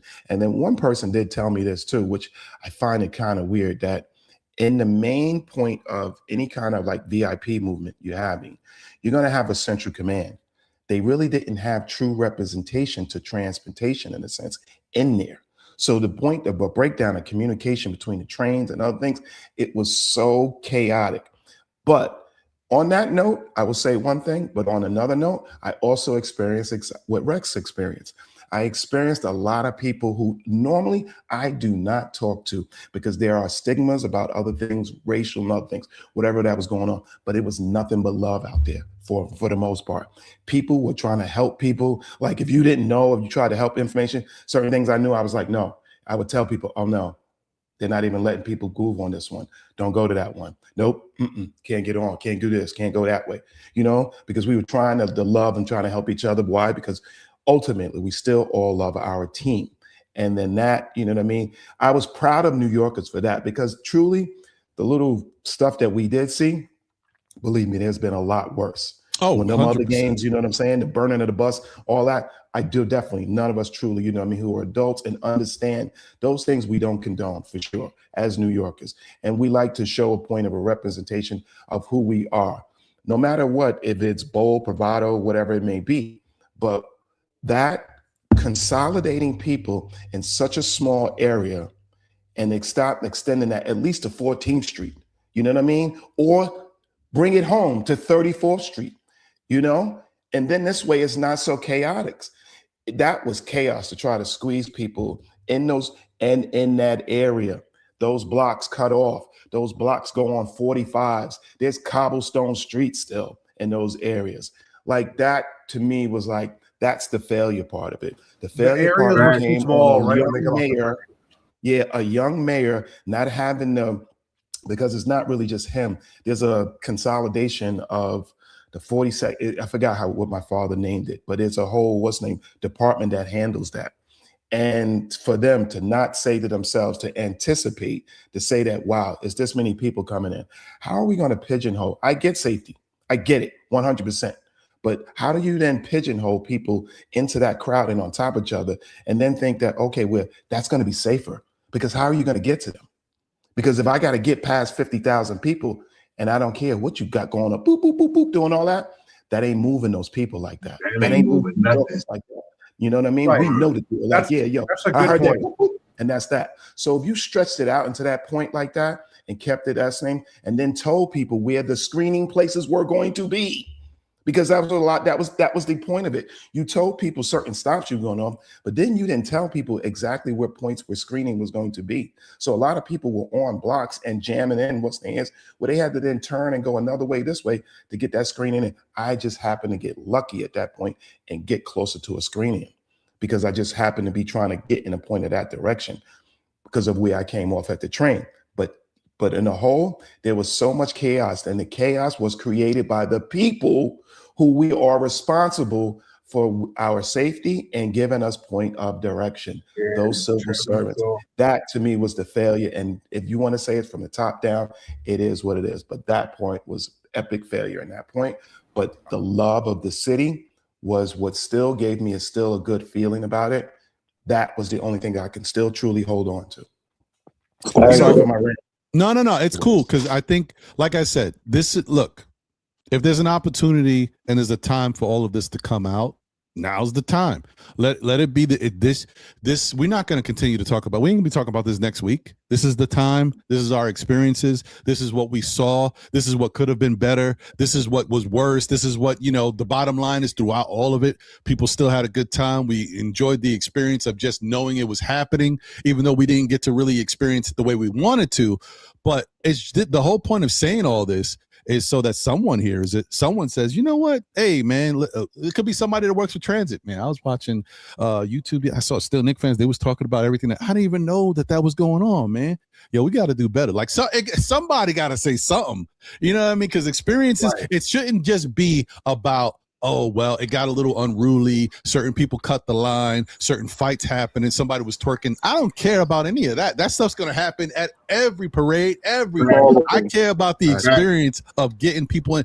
Hey, maybe here was an idea, and I know that this is tough, right? This is tough. I don't know how you could do this, but we are a little bit more sophisticated as a country, as a state, or as a city. You could say to yourself, hey, it is 5:45 in the morning. At this point, I can tell you right now, this line is 5 blocks long. Maybe you sit somebody at the 5 block long point and say, you know what? Right here, it's 5:45. We got to make sure all of these people get in, right? Get them in. And then don't worry about waves of people everywhere else. This is a big wave of people. This is where you funneled a lot of people to. Make sure these people all get in from this point. And then, okay, now on that point, y'all can send these people in. You know what I mean? Like, what are we doing? Take the flow off. They was sending, that's the problem. They was sending people in from the west side, and there's tons of people on the east still waiting. That was there earlier. Like that, right. You shouldn't be able to come. There's no offense. Shout out to all y'all. Y'all deserve it. Cool. There's no reason why I'm there at 5:30. You come at 7. You get in, and I'm still online. Like it doesn't make no sense. I agree because First of all, lines that long, you need somebody to manage them, or people are going to cut the line. It's just a fact. Oh yeah, 100%. And another thing is like we've never had this parade in the modern era. We've had the Halloween parade, we've had the Macy's Thanksgiving. The Knicks never had a parade, dog. That's what I'm saying. So how do they know what the problems are before they have it? They don't know what the problems are. Obviously, it could have been better managed. Everybody agrees on that. Even I just learned that even the 70 and 73, the mayor didn't hold a parade for those chips. So like, this is the Really? first. Yeah, they didn't have a parade. Wait, really? Yes. Yeah, no parade. This is the So They first literally never had it. ever. So that makes it, ever. hold on one second. That makes it even bigger. But here's the thing. I get what you're saying, D-Rat, and I'll let you finish. But the one thing I do want to say is the Rangers parade was huge. But the Yankee Humongous. parade, the last Yankee parade was over 1.5 million. So you should have some data to learn from. I'm just Facts. saying. You But know what's a continue, quick thing? You know what's a quick thing? Anybody experience if they can tell me this? And this is something so simple because from when I come from, and as a small child and seeing through this city, you know what I didn't see even in this type of age? You know what I mean? It's an old tool. But you know what's the crazy part? I didn't see one police officer out there with a bullhorn to communicate anything to the masses of the people. So how would There was people no know? communication, bro. I'll give you a good example. So I got off the train at Bowling Green, which is a subway stop that everybody to go to Wall Street area gets you everywhere, right? As soon as they got you off the train, they were penned off in there. And then as soon as the parade starts moving, they're like, okay, we got to move because the train station's blocked. There's not even enough room for people to get off the train in the first place because of how you set it up. Now you want to move. Like, obviously, nobody ended up moving because you're trying to move 500 people the second the parade is going to start to where they can't see it. So nobody was down with that. But there was like you should have just made the areas bigger. It's already tight over there. The areas where you could have gotten off the train and walked around and stuff was so closely fenced off, partially because of the streets, but partially because they were because there's a whole big plaza, by the way, that museum of the Native American Indian over there is a free museum in New York. Not a lot of people go there. It's a beautiful museum. Yep. I Beautiful. worked by there and I've never been there. I hear you. There's a very beautiful rotunda inside. It's totally free. Every New Yorker It should is go. gorgeous. Yeah. Neither here nor there. A beautiful building. Everybody should go. But that plaza in there, 1% of it was open for the parade, which is stupid. That's a fact. That's a fact. Well, okay, let me do this because there's a lot of us up here. Let me get to Corey and get to Juan, and then I see my guy Wiz came in. Wiz, what? Now I'm gonna get to you. Wiz, y'all. Wiz was here. Wiz was here. Didn't tell nobody. What? Wiz, come on, man. Terrible, Wiz. Terrible. Anyway, Corey, you with us? Yes, sir. What's up, brother? How you feeling, man? Not much, man. I'm so glad I stayed my ass here in Georgia.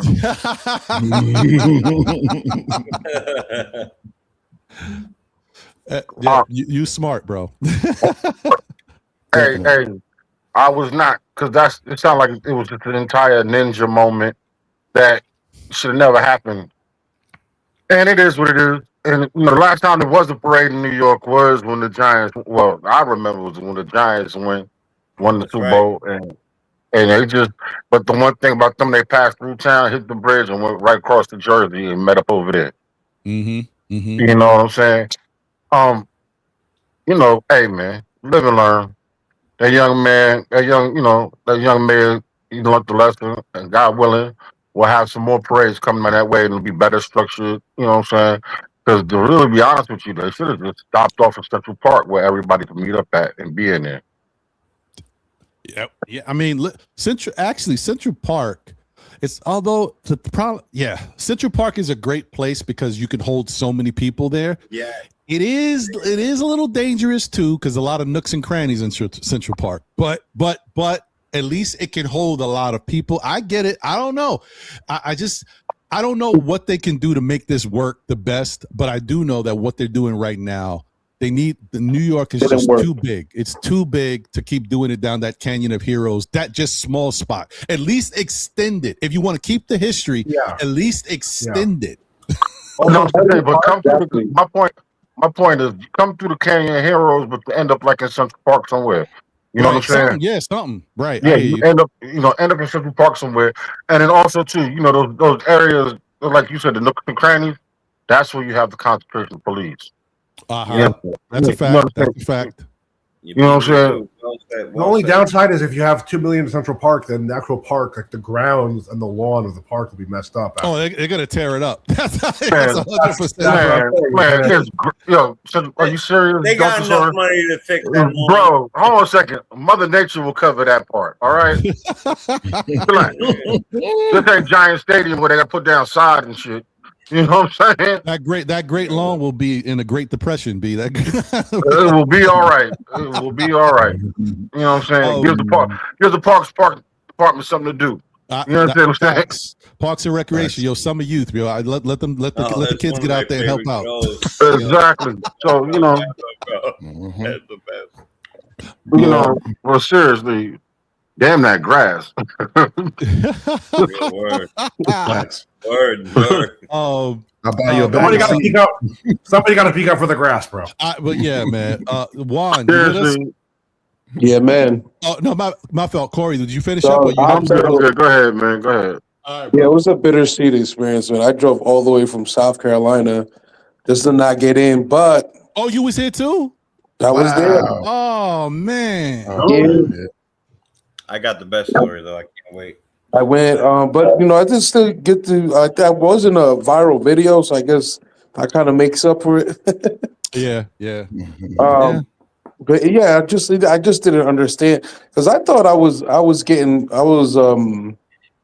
missing it because I was kind of late. My friend was dragging his behind, and it took me forever to get to even New York because I was driving, and then I didn't even think about the World Cup. So like there was so much traffic in New York City because I was driving to Long Island, and then from my friend's house we went.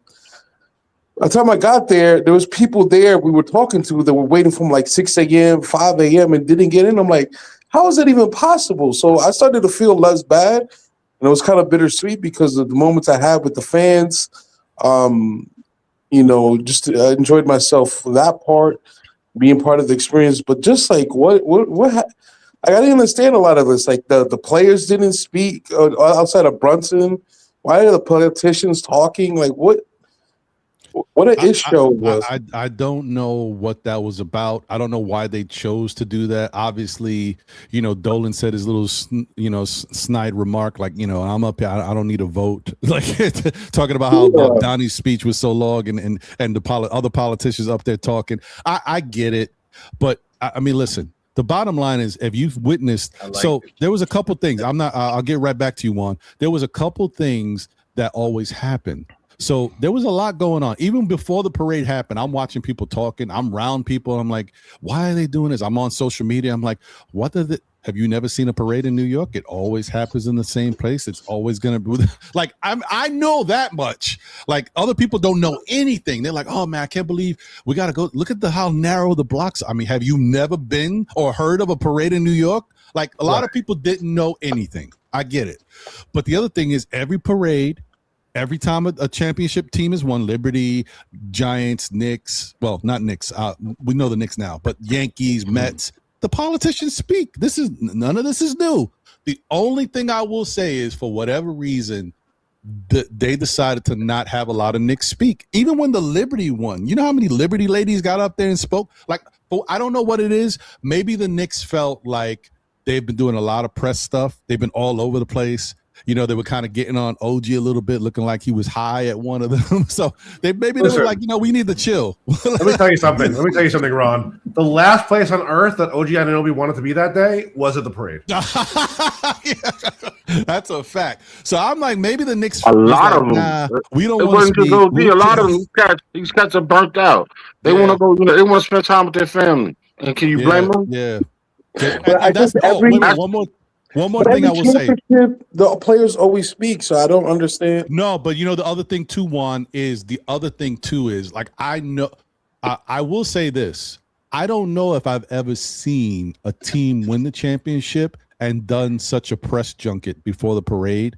Because the Knicks haven't won in 53 years, they were everywhere. Like Good Morning America, they were like everywhere, like on Hot 107 point, like they were everywhere. Bro, but that's the point. Dolan put too much time in between. He should have hurried up, had that parade, got it over with. They could do that press junket, whatever they want on their own time. You understand what I'm saying? I mean, It was that's true. That's true. And I that think was like a force. That was a forced situation. You understand what I'm saying? you know what? I'm gonna let you finish, Corey, and get back to Juan. But I think that had to do with Mamdani. I think Mamdani. They said that Mamdani said that he made the date Thursday because he was trying to give businesses and stuff enough time to get their stuff in order before it happened. So Right. That Yeah. wasn't on Dolan. Didn't make that. Dolan couldn't control when they made that. I'm just. I hear you though. No, you're right. I No. hear you. To be fair, though, a lot of those businesses did make a ton of money that day. From Of course they like a did. Nick sticker up in their thing. I went and got Millions. a Nick bagel. There's a place that was doing orange and blue bagels down there. Yep, I Yeah, got yeah, one yeah. myself, and I was in LES at that point. Yo, it was. Oh yeah, no. I hear you, Fritz. Of course, they're obligated to do those, but I'm just saying this was more than just that. This was 53 years of not winning a championship. Look, Jose Alvarado probably did like 10 different press junkets. He was everywhere. Yeah. He was everywhere. He's the king. if OKC had repeated this year, we would not have had this level of press. Correct. No, I mean, definitely not. We also had, like, even though I'm not a fan of him, the first time a sitting president ever came to an NBA Finals was for the Knicks. Yeah, this NBA was a Finals. big deal, folks. And shout out to y'all. I didn't even know that. I didn't think about it, but I didn't know that when they won in the 70s that they didn't even have a parade. Now that makes this even bigger. Yeah, They did not. This is the You first see This is not thing even the same. This ever. is not even the This same is- award. Yeah, This is it's the just a 70s. disappointment. This is the The fans. 70s. Oh, Yeah, I have yeah. Good point, sir. Good So, point. like, I don't understand how they didn't anticipate any of this.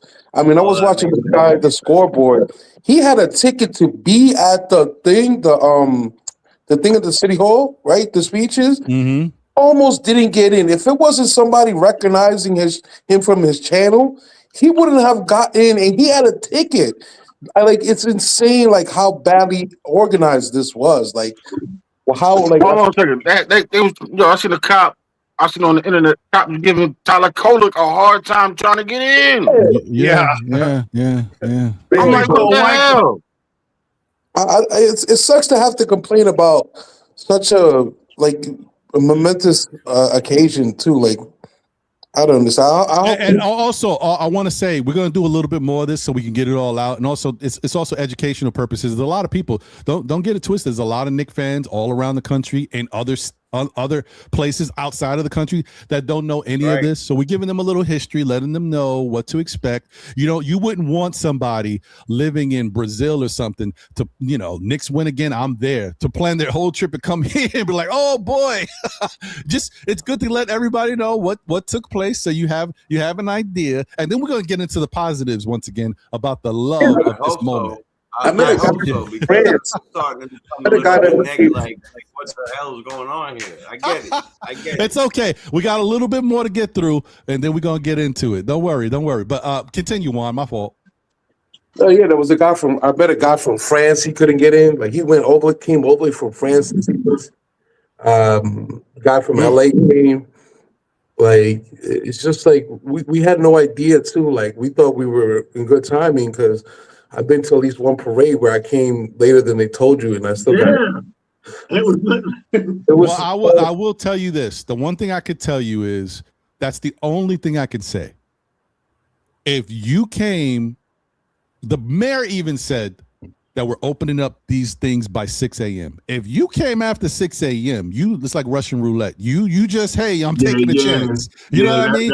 But it worked out for people. It worked out for people. But it just saying like that with a New York parade with all these people, it's a tough one. Yeah, but out there on time, a lot of people didn't get in. So it's fact. It didn't matter at all, bro. It didn't matter at all. Listen, I didn't get there particularly early, but I found a decent spot, so I guess I had an outlier. You were lucky. The basketball gods were on your side, brother. Yeah. When I got off the ferry, they directed us right down towards Broad Street. They wouldn't let me go to the 4 train way. I wanted to go up to the 4 train to come around. If we could have came around to it, we could have probably been easier from the west side. It would have been a total different, bro. Right. And another thing they should have did, Sha, and I was thinking about this as we was talking. Another thing they should have tried to do too, and that may have evened up things a little bit more.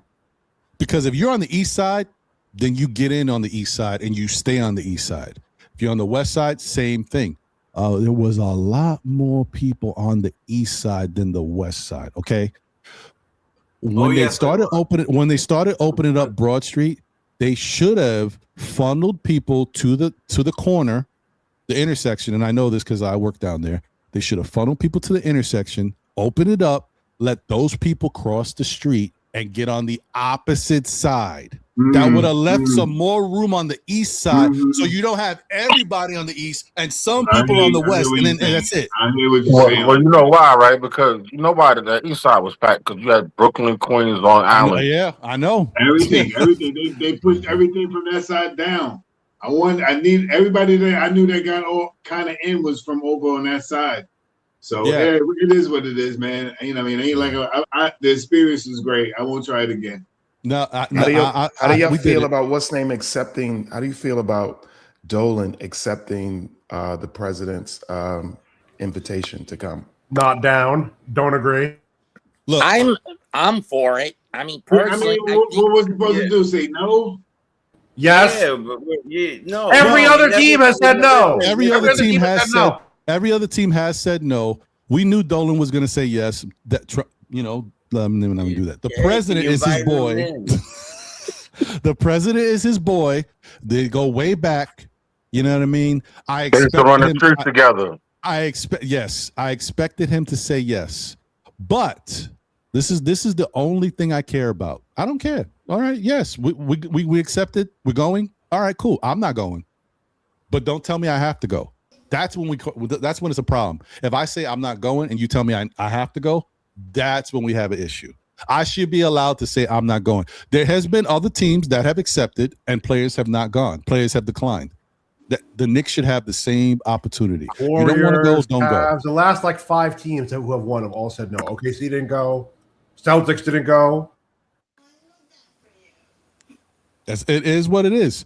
Like, all right. Yeah, I think there's going to be players that won't go, and I think there's going to be players that will go. I think that if you get a chance to go there, look, being, and I hate that we're even talking about this crap. Being a independent myself, I think they're all crooks. I don't know why we end up there. It sounds anyway. off. Period. All right. However, you go there, you get your moment because you deserve your moment. Who cares who it is? You go sit there, you get your thing. You don't have to agree with them. You deserve to be noticed, and we deserve to be noticed. I don't care if it was Wemby as the president. You're right. You understand what I'm saying? Like, to me, it doesn't matter. Do I agree with Cheeto Puffface? I don't. But the fact is that this is an opportunity for a team that came together to do it. Agree with you, Ron. If you don't want to go, don't go. Like, you don't go. You shouldn't be forced to go anywhere. And the guys that want to go, let them go. Yeah. And that's it. That's it. Like, no one forces me to go anywhere I want to go. And if you want, and no one's gonna fire anybody for doing that. No, they might fine them, they might do whatever. I don't. That should be neither here nor there. The parade, I heard a couple of things in the parade that I didn't like. My DJ and my best friend, my kid's godfather, is a retired lieutenant from the 7-8, the Barclays, right by where we were that day. And I asked him, my son was about to get a job. I wanted him to get a union job, and he was retiring. And he said, I said, yo, why don't you get him in right now? You could get him into your precinct. It's an easy precinct, by the Barclays. It's not bad. He's like, now's not the time to do it. It's not the time to do it. Being a police officer right now is not the time to do it. Get him into this. I could try to help him get him into that, but it's not anywhere near like it used to be. That's exactly word for word what he said. He grew up in Bed-Stuy. He grew up in do-or-die. Well, I mean, let me just keep this. Let me just throw this out there. I don't want to really bring politics into this. We all have an opinion about people. You know, I'm not even saying his name. Yeah. That's how because I don't want the algorithm to pick it up. I don't funnel people here because of his name, and I don't even want to talk about it. Yeah. No. That's why I was wondering why it kept going. Like, you know, like it's cool. Let it be. Let those go. Let those don't go, and let it go from there. And that's what I'm saying. I'm gonna say this real quick. Mm-hmm. I wish that I saw you guys. I'm gonna try to divert this for a second, because I heard a couple crazy things come out of officers' mouths to me, and I'm like, what? So I'll leave that alone. I'll tell you on the phone. I'll tell you on the phone. I'll tell you on the phone. I'm not gonna do it here. Let's skip this. Okay. The Knicks won a championship. That's right. We won a championship. Forget next year. Forget the whole stuff. We have been together on this ride. All of us on this screen right here, from Shaw to Mets to Wiz to Dog to my man Butch to Knicks Nation to you, Ron, to Corey, to everybody in the chat. Man, we're champions, man. This is freaking amazing. And you know what? We might have some gripes. Like I'm mad at myself that I didn't get up and hang out with the three brothers above on the top row. But if you knew what I was doing, you wouldn't be mad at me, right? Because well, I know. So good for you, brother. Good for you. You had a great time. I met somebody. Ended up. I don't know how I ended up all the way back my old neighborhood in LES, and believe it or not, it felt like there was 1 million people there. Like it wasn't even city was jumping, bro. Thing. And people were celebrating, high five. Tompkins Square Park, where I lived in the 90s, used to be a really, you could not walk through there in the nighttime unless you were getting something. I'm not gonna say what. And now we were dancing in the park. They were playing salsa, merengue. It was just amazing. Where the party? And there was so many different people. And I met Maria, and I spent the rest of the day with Maria and my boys. I'm sorry, boys. I know I dipped, but I stayed there until the next day. Woohoo! And you had a real good time. Hey, you had a good time. I had a great time. I'm about to be a grandfather, and who knows, I might be a father soon too. Let's go! Shout out. Yo, he just did a commercial for Viagra. Don't y'all know that? Oh, y'all none crazy. needed, but I tell you give it up for Viagra! Right. All right. Needed. Let's calm down. We're off the rails here. I Listen, might still be there. This is for the show. We're off the rails. See if I know the ledge. Let's go. All right. Let me switch to the happiness and you're cool. You're cool. Yeah. Let me get to I would get to Wiz, but Mets is chomping at the bit. I could see Mets is like Okay, go ahead, Mets. What's going on, brother? Not much. I mean, I really couldn't emote after we won the title because again, apartment ceiling drop ceiling not soundproof. And I hear you. Okay. Mama was asleep. And I was on the clock at work during the parade, so I couldn't watch it.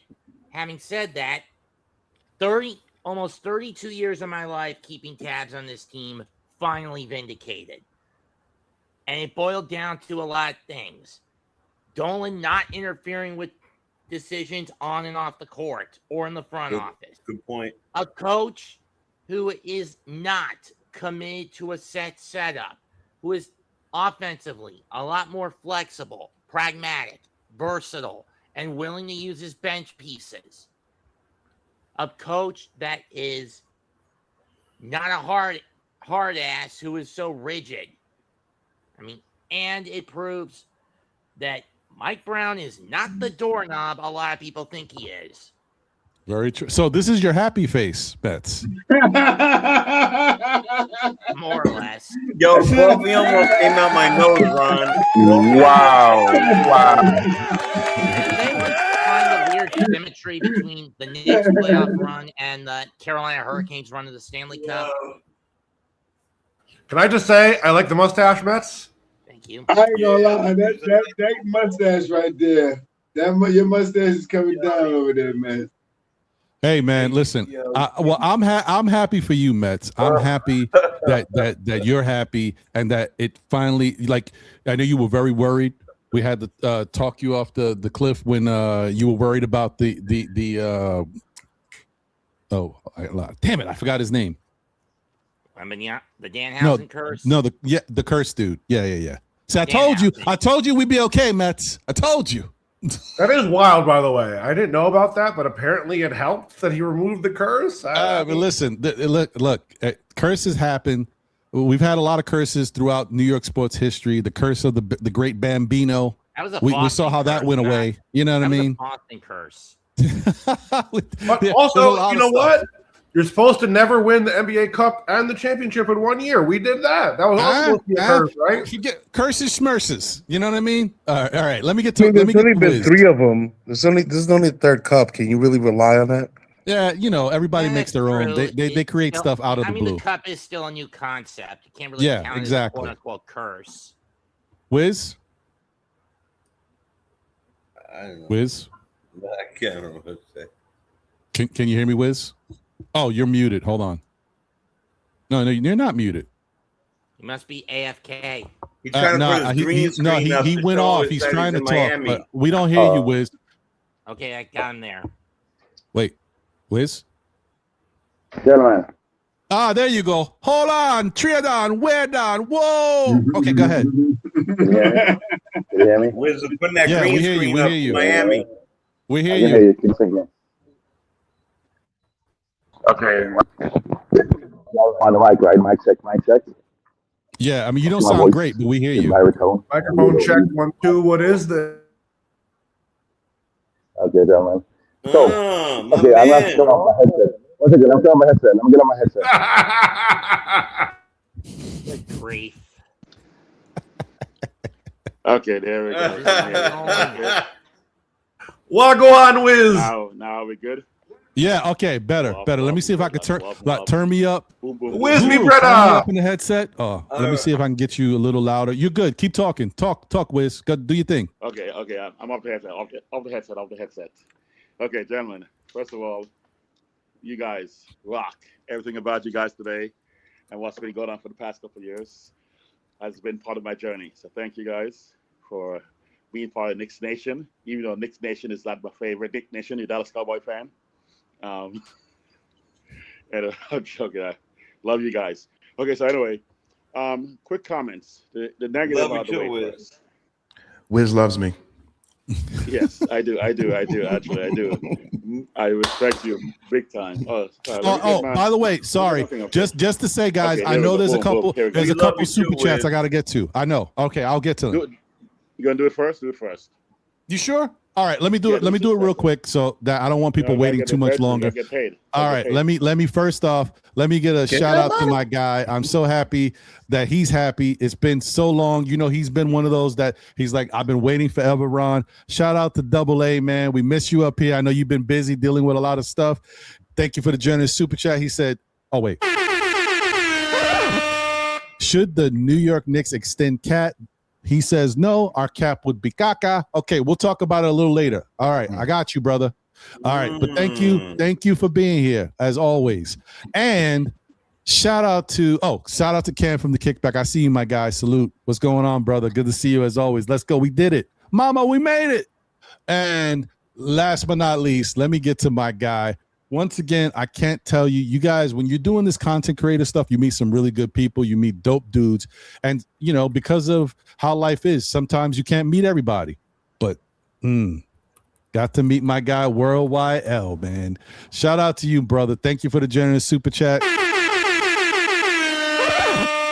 He came down, man. It was dope to see him.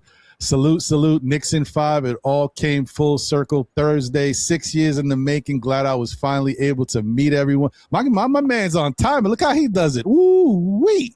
Shout out to you, brother. Thank you, my guy. Such a pleasure, man. Such a great moment to have you. And I think I got one more spot up here. What would I do if I had one more? Boom! Worldwide L in the let's go, baby. Hey yo, share. Salute, man. Yeah. Oh yeah. I saw him. That's right there. We saw him at the spot there. Yeah. That's where I met him at. Yeah, I got to meet him He right was there. there too. Yes, Yeah. sir. What up, bro? I still choose Maria. Salute, man. Salute. Good to see you. You All hear right. me? Let me we hear you. We hear you. Let me get to Wiz, and then I get to L, and then I want to talk about some Knicks stuff. All right, Wiz. Wiz is frozen, yo. Wiz is stuck in the animation. He got his Ray Charles glasses on. Oh yeah, right. Now I he's got working room. on that green screen, the Miami green screen, man. He's gonna come back. He's gonna come back. Let me get Wiz back in. But while Worldwide L is here, what's going on, brother? Oh wait, his dog's barking. He's like, hey, calm down, pup. All right. So let L me say is this. Muted. Yeah, no, because his dog is barking. Gotcha. He got. I don't know if he got one or two, but he got some dogs over there. Who let him out? Mike Brown did. Mike. That thing is crazy, bro. I love that. That was so cool. That thing is crazy. Mike. That is great. It's so good. Oh man. All right. Let me see. Al, you good? I think I'm good now. All right. Hey, man, what's on your mind, brother? It was great to see you. Yo, I'm telling you, it's okay. Let the dogs bark, baby. Who let the dogs out? It's okay. It's good. It's cool. He can't deal with it. He's like, nah, man. Calm down, Pooch. But L, I just want to say it was great to see you, my guy. You made my day, brother. For real. Y'all made my day. Salute to Nick Nation. Yeah.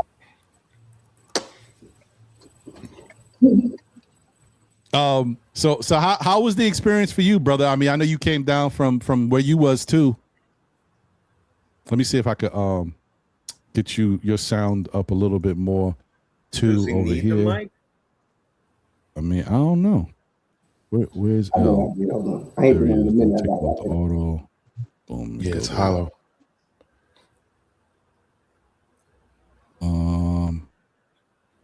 If he set up on the computer, ask him if he can just unplug the mic and talk. Right? Yeah, you good. Yo, that mic, I know for a fact it has a volume dial on it. You got to turn the volume dial on that mic up.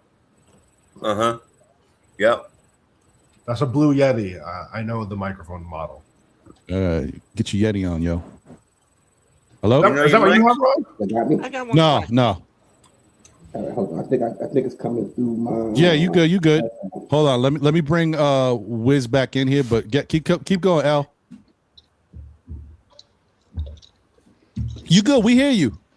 L, we can hear you. Hey, yo, Wiz, me brother. Yeah, man. You guys good? You're good? Who's talking? Maybe he can't hear us. Guy, you're Can you hear good. me? Guy, you're What good. go on, Wiz? Guy, you're good. Yeah, am I ready? Am I on? Hold on. I was trying to get L to speak. What go on, yard boy? L's having some issues. L, you hear us? Yeah, I can hear y'all. Oh yeah, go ahead, talk, brother. We good. We hear you. Can you hear me? Go ahead. Yeah. You That's good? better. Yeah, we hear you. All right. How was my experience? He's like, come on now. My experience was out of this world. And no, I didn't get a chance to see the parade and all that. And I was there early. I was there like 5 in the morning. And I think we got up at Chambers. Chambers and Church and Warren. That's one of the spots they told us to go to, right? One of the checkpoints. And I was right there by the gate. And when they opened up at 6 o'clock, we seen like maybe could have been family and friends. They let about 20 people in and was like, this is not the location you will be coming through. And that was it. The rest of my day was history at that point because I just spent trying to walk around to see if I could gain access to another point. But you got to remember, even though I got there at 5, every 2 to 3 minutes after I got there, a train pulled up. So every time a train pulled up, more throw people come. Every train was more people every 2 to 3 minutes. And so they couldn't control it. And even speaking to some of the cops, they said they was clueless about what was going on. They had no idea. They were just winging it. And once they told us it was shut down, they were like, hey, we don't even know what's going on. And that's just from my experience of talking to some of the cops that was out there. Because I'm like, we need y'all more than ever today. Today is the day we need y'all. Forget about anything else in the past. We need y'all today. And they was like, our hands is tied. So once they said our hands is tied, that was it. But the energy was great. The energy was just what I needed coming from Atlanta. It's what I needed to solidify this victory. The energy was so amazing. They running to everybody, Shy, staff, heck, everybody's running to all y'all guys later on. It was like a dream that we started 6 years ago. A lot of guys don't know we started this 6 years ago. Don't write during COVID, after COVID, right, Ron? Yep. So it's been a 6-year journey for us during this time. So to come full circle and to be around everybody else in the business moment it's priceless, fellas. Priceless. Dude, like I said, bro, I was so happy to see you. I know how hard we all grinded to put stuff together and how much effort and time it took to be putting content out there. You've been there, and we all did it at the same time, like when the Knicks stunk. So it was great. It was great to finally be here and then to see you in person. I mean, we started November of 2026. I still got the YouTube date. And to be here, we almost at 6 years. It's crazy. It's unbelievable. So yeah, man. So happy, bro. You, like I said, you made my day. Like these type of little moments, I had a great time meeting a bunch of people, Karan, Mellow Mike, all these people that I saw for the first time. I was like, man, this is dope. But when I saw Worldwide L, I was losing it, man. I was like, oh, that was great, man. How you think I felt, Ron? How you think I felt seeing all y'all dope, guys, bro. man? Oh man.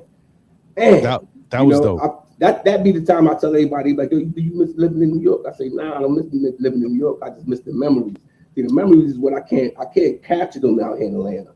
Right. You know what I'm saying? Yeah. Outside of that, I'm done with New York. Nah, you good, but B. but the memories is what I miss. Being around my friends, my family. I miss the memories, and that's the only thing. And I had that day. That's the reason why I came up there. And truth be told, we got to keep it a secret. I got to talk down because I didn't tell my wife how much I paid for the plane tickets. Ooh.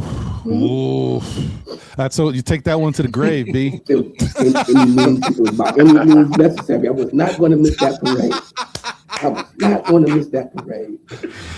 Any means necessary. Going on in Raleigh right now, as far as I know. Look, all you young whippersnappers, that's the key right there. He just gave y'all some guru love right there. That's how you keep it together. All right, listen. Wait, I missed it. What was it? I need it. If L comes out with that little tidbit, he is if I know the ledge straight out the window, B. So everybody. Yeah, we didn't hear nothing. Let me just read this real quick, and then I want to get to Wiz. Hopefully, Wiz, you good? I want to know your experience. I'm mad at you because you didn't tell me you was here, but that's okay. We're gonna get through it. Shout out to Adina Basketball 2011. He said, great to reconnect with my bud Jonathan and his son and to meet Ron at the post-parade celebration. I drove round trip from Boston, wasn't going to miss it. It was dope to meet you, my brother. I was so happy. I know John was excited to see you. Yeah, Shy, you got to meet him too. I was looking for him the rest of the thing. I still got something to tell him about the digital anyway. Yeah. What's up, you got man? to meet him too, right? Yeah. Salute to you, my brother. Great to meet you. Wiz, what happened, man? How did it all go down, bro? Say what that, up, Wiz. bro? Okay. I would have even listened to you sing if I would have met you in person. I'd be like, okay, Wiz, go ahead. And I was willing for you to dance if I met you in person. Yeah. Yeah, but maybe not. That would be too much. Gentlemen, this was Wednesday morning. My brother's up in New York. He's like, yo, you gonna miss this? I'm like, I'm in Fort Lauderdale, right? And I'm like, man, you know what? It's gonna be packed, but I can't miss this. 3 o'clock flight. My sister, 3 o'clock flight, Wednesday afternoon, got into New York about 6 p.m. or so. And I go, you know what? I'm in New York City. I'm not gonna take no Uber or Lyft. I'm gonna jump on the bus from LaGuardia. First of all, I was in LaGuardia. I saw the water fountain and the dancing water. You lost your mind. I'd have got my ass in that bus. I said, LaGuardia was like the ghetto. LaGuardia was blown up. But I sat there for like 15 minutes. I'm like, this is LaGuardia. This is LaGuardia. Anyway, I took a bus to 125th Street in Lexington. And I stood there among my people. I'm like, I'm in New York City, in Harlem. Fine sisters going by, some crackheads going by, music pumping every 5 steps. The Biggie Smalls on the first time of Biggie. I'm like, Biggie on the radio in New York City. I'm excited. I was so happy. Mind you, he's telling you all this. He still didn't reach out to Ron. It's cool. Continue, No, Wiz. right, the time was squeezed because the reason also why I flew up was another agenda to help out my brother because he couldn't be with his girl and he wanted me to go and kind of like be around her and kind of like protect her because she wanted to go down there. So anyway, before I know it, 6 p.m., found my way downtown. Actually, Chelsea, my brother's a pad over there, so I went up to the pad, got myself together, tried to make logistics for it because I had like 6 hours, gonna have 6 hours sleep maximum because I'm gonna be up at 3 o'clock in the morning. All right. I know I told you to tell me the experience, but I don't need to.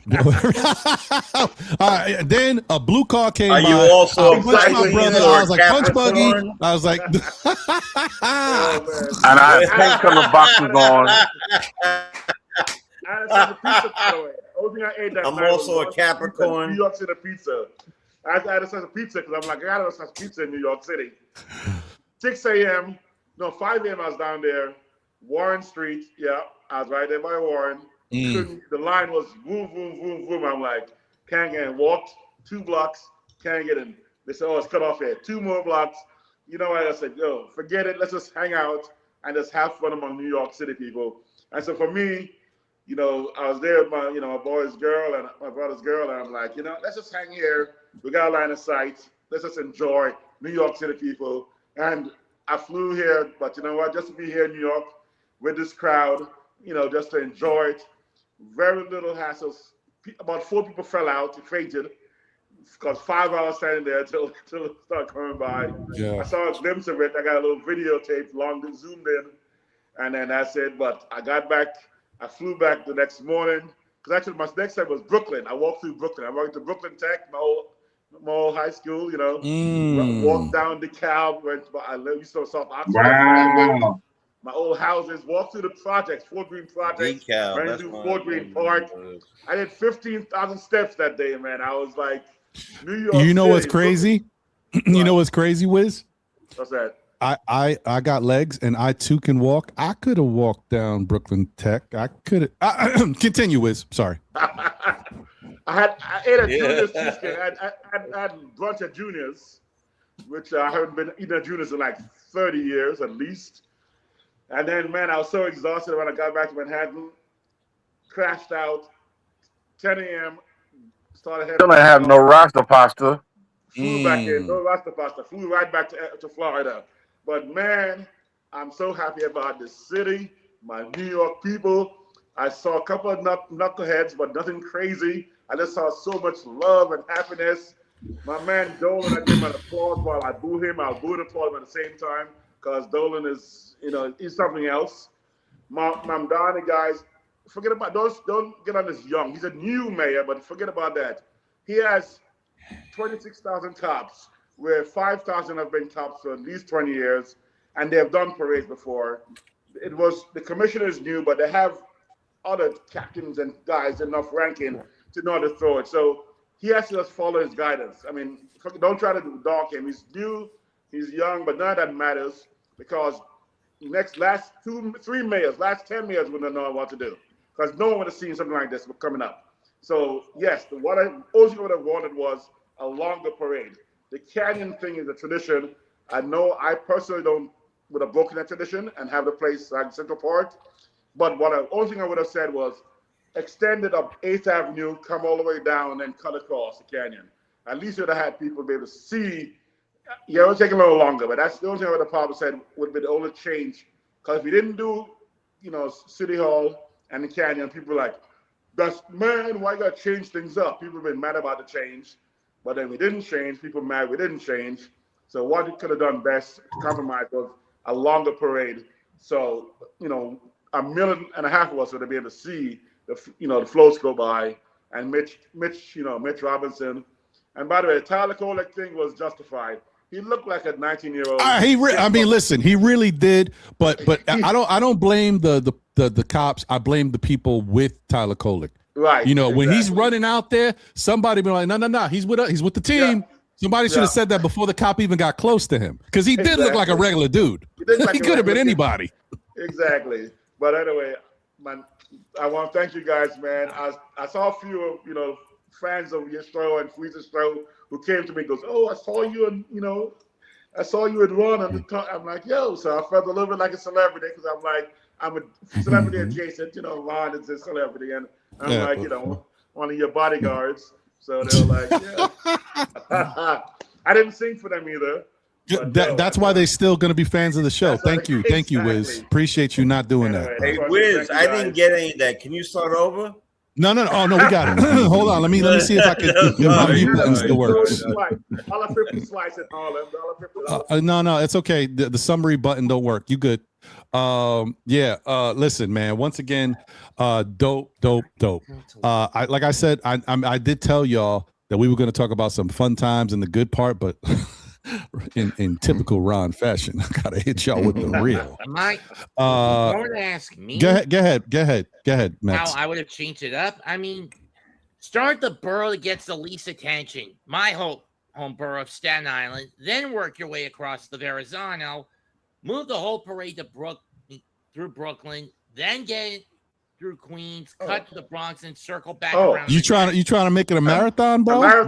Them players ain't look. We cool. We love y'all. We ain't out here for 10 hours. I thought you were saying start with the least amount of like the people with the least popular. That now I'm like, what? Nah, they're not gonna travel through all the boroughs. They ain't gonna do that. That'll be too much. And then those parades. No offense, they definitely ain't going to Staten Island. Facts. Hey, watch out now. Sorry, it's too difficult. Hey, it's too difficult. I know how I feel about my squad, but the Charlotte was out there deep, yo. They was out there deep. They were I got on the 5 o'clock boat. They was out here humming. I didn't see any of the other Wu-Tang out there, but I did see RZA. I saw RZA was on one of the floats. He was definitely out there. Raekwon was on a float. Okay. RZA was on a float. There was a handful of them on there. That's dope. Recognize. That's dope. I really think that's fire. Shout out to Paris Doug in the building. What up, Paris? Good to see you, my guy.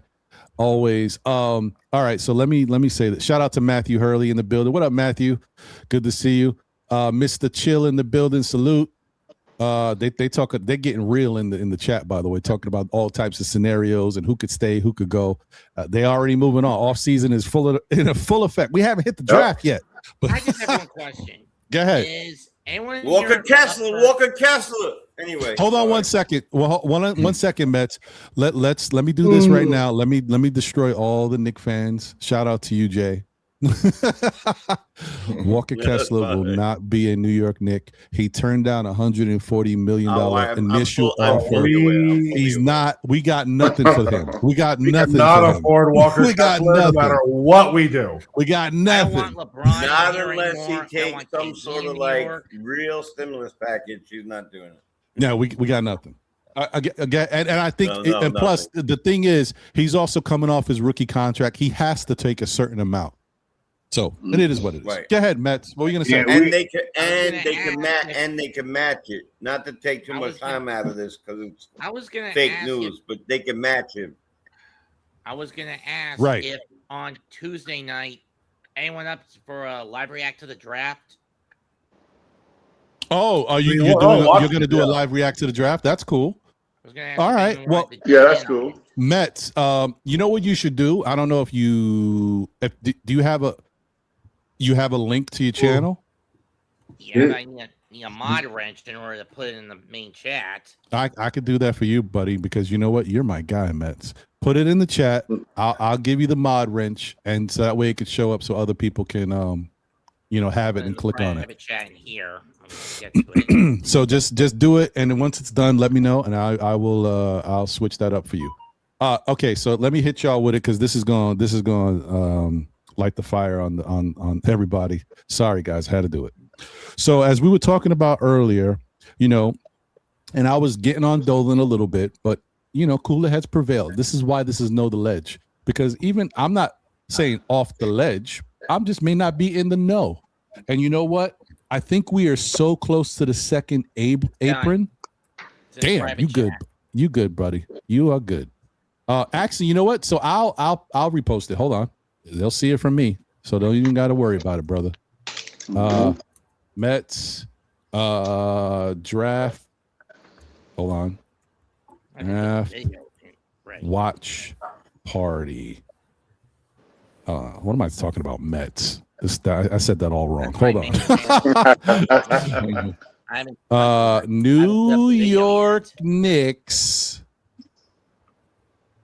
draft watch party on YouTube with Mets. Hey, 21, 38, 45, whatever your number, 21, 28. Yeah. 21, 28. Gotcha. It's a very impactful draft, by the way. It is. It's going to be a very good. Some teams are going to get some really good guys. I hope the Knicks can luck out. We still don't even know what they're going to do. Don't be surprised, Knicks fans, if the Knicks do Knicks stuff and trade everybody or trade all the picks. Don't be surprised. Exactly. Don't be surprised. Anyway. I'm still going to do a draft special on Monday talking about who they could draft, even though they may not draft anybody. There are some good players that could really help us out. Oh, no, there definitely is. But I don't know. We'll see. It's about the money, man. It's about the money. Always, bro. Always about the money. I want my guy from St. John's. I'll tell you that. But anyway. I like him. Shout out to Nick Yak. More we got to trade all 3 picks to get him. He's going to go to the top 20. I'm just doing round 1. I don't know. The way they're talking, he's sliding down to 20-ish area. We'll see. Really? I haven't followed it about it. Do you guys have any names you like in the draft? I'm sorry, Ron. He had a crazy combine. That helped him shoot up a little bit. Like, I thought he was around 18. Where I wasn't on East Side. But his money would be about $5 million. Can I just ask really quick the panel? Is there any one, maybe 2 names out of the draft that you guys really would like us to take? Just one quick name. That's one of them. He's one of them for me. Who is it? UB. Zuby? Yeah. Johnson Jr. from St. John's is a beast. Okay. Johnson Jr.? I don't know. Anybody else? Yeah, anybody else? 6'9" with a 7'4" wingspan. I like Isaiah Evans. He seems like a good Shamet replacement. Yeah, I like Evans. You got Marquez Johnson, right? If I'm saying his name that's right. That's what I'm talking about. Right? Oh, Marquez, yeah. That's what I'm talking about. He's like a Morez Johnson. Yeah, Morez. He's like a 90s type of basketball player.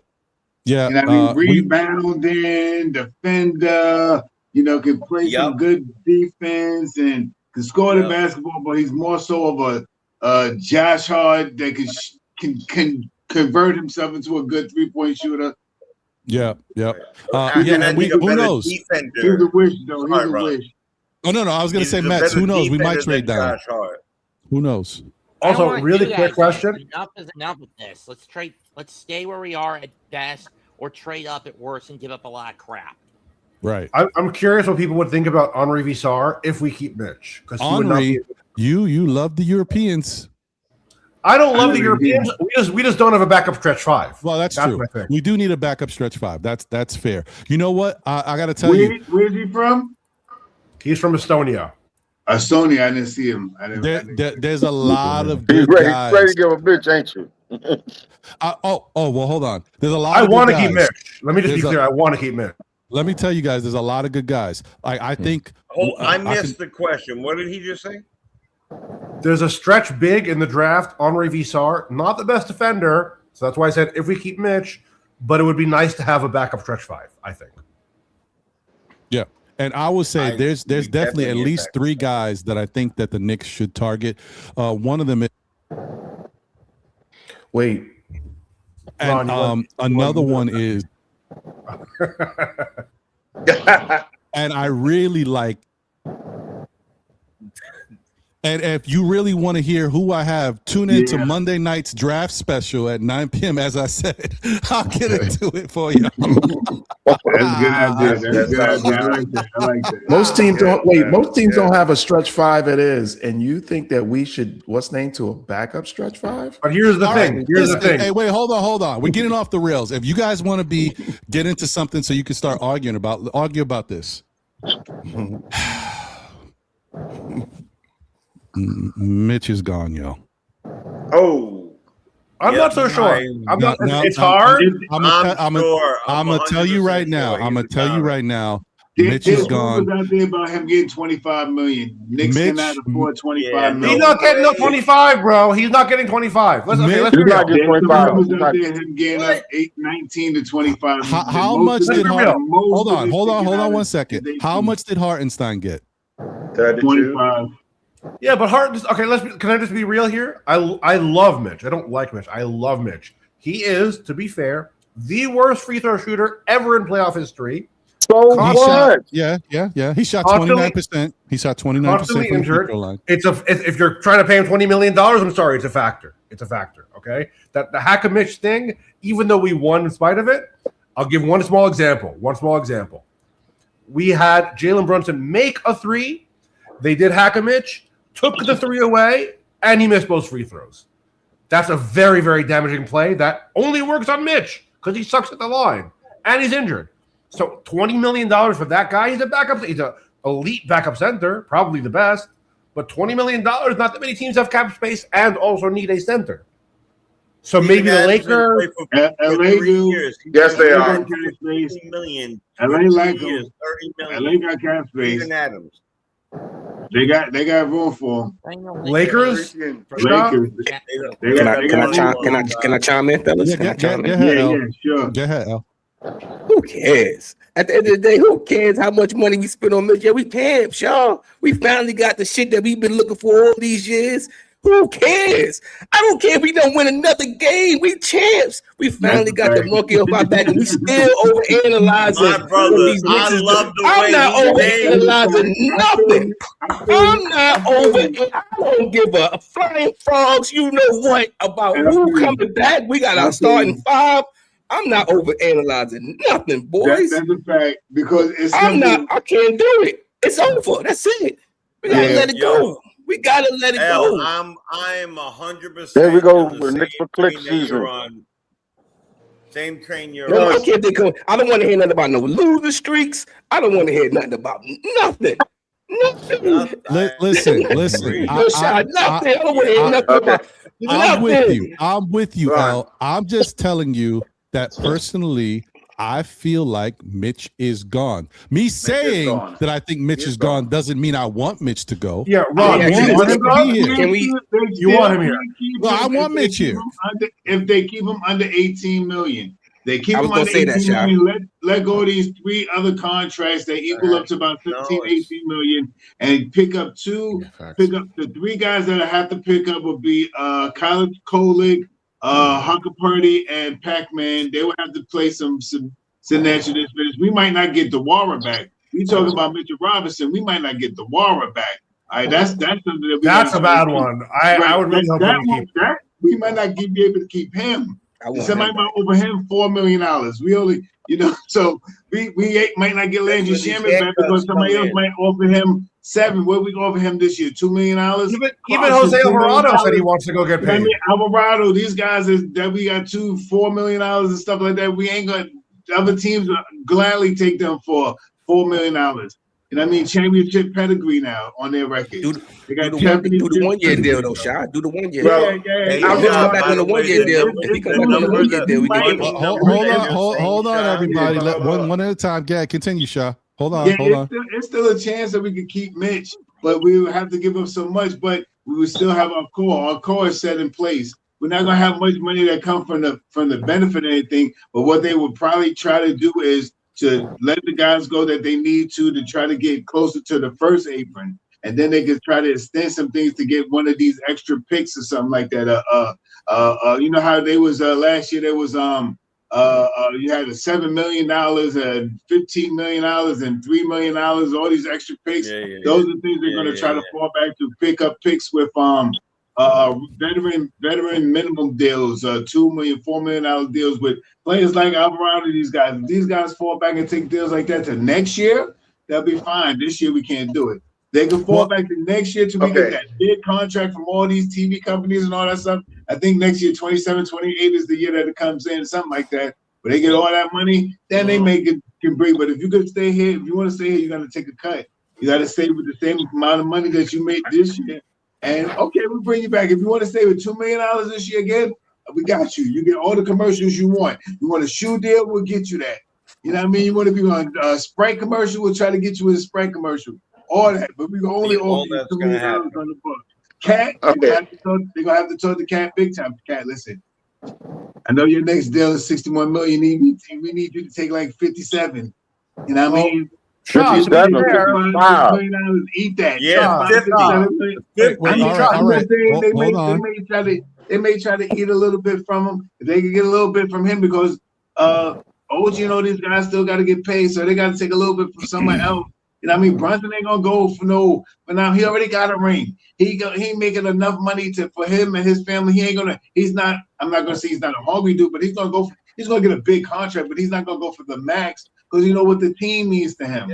So it's about team basketball now. If Cat can take a little discount, $15 million, that'll help out the whole. Well, hold on. So let me explain something real quick because I don't. I want us to talk, but also while we're talking, I'm searching. So I'm getting a better idea about stuff. Okay. So let me just say this. All right. Yes. What Shah is saying, it would be great if they renegotiate with Cat and he takes a little less on his contract extension. However, that does not affect this year. It doesn't mean anything for this year. So we're still screwed, right? So look, this is thank you, C. Cartagena. You're getting right to where I'm going. If Mitch wants 20 million, 25 million, whatever it is, the New York Knicks only have $13 million to play with under the second apron. That is it, y'all. We only got 13 mil. We got Mitch, we got Deuce, we got Clarkson, we got Alvarado, we got Shamit. Well, no, Alvarado. No, my bad. Alvarado's on a 2-year, right? He's got an opt. Yeah, he can opt in. 4.5. He has but Ron, hold on. He has a $4.5 million player option. However, he himself said that his prior. Oh, I heard. I know he wants money. He wants to get paid, and it might be his last opportunity to get paid. So. True. Right. That's why I don't think he's going to. Because those plays like that is going to be picked up by Tyler Kolek and Pac-Man. Those plays that are a little bit of money and we're going to look for Tyler Kolek to fill in for Alvarado. That's going to be the new Alvarado next year. $2 million. Alvarado stays. He gets to pick up his option if he wants to. So hold on. Shout out to DG Films NYC because he was losing it once I said Mitch was out of here. He was mad. He was cursing. Please don't curse in the chat if you can. That's cool. But I hear where you're coming from. I know you love Mitch. You're like, that's our guy. But you tell me if the Knicks only have 13 million to play, like it's 13.4. After the 13.4, we are automatically in the second apron. How do you sign Mitch? Mitch don't want 13 million. Mitch is making more than 13 million right now. He's making that 13. How do you sign Mitch and bring back Shamit? Because I listen. If there's one person I want to bring back, it's Shamit. I mean, he's not going to cost you an arm and a leg, but he deserves to get paid. He was huge. Like he was huge. Cost like 11 mil just for a 1-year contract, which would still put us $2 million to the edge. Yeah, we are screwed right now, folks. And now that I'm looking at everything, I'm feeling bad because I'm like, oh boy, I didn't realize how bad it was. But Ron, I have said this for a long time. You have been. Listen, you were even talking about the Diawara stuff. I know. Yes, I know. I told you that, but I also said to you guys is this, and I know I'm going to be thrown off the ledge. Period. And I got a parachute. So it's all good.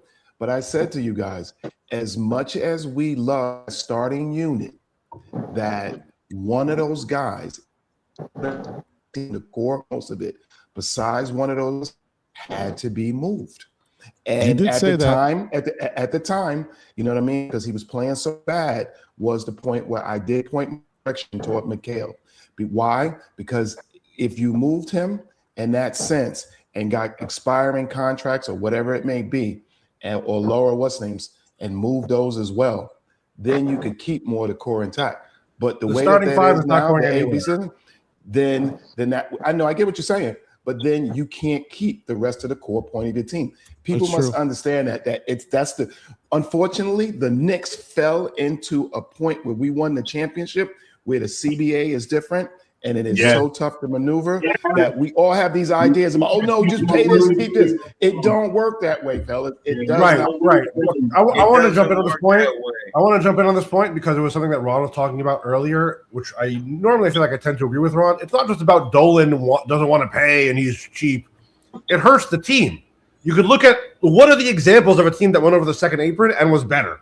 The Cavs, they're stuck. They're in a terrible position. They cannot get better unless somebody they already have takes a leap. They cannot get better.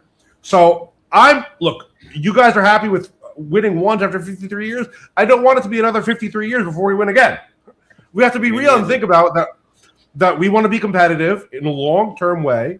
We have some good young players that need to come along. There's still free agency, but going over the second apron, and I hate to agree with Dolan, it is suicidal because it just kneecaps us in so many ways.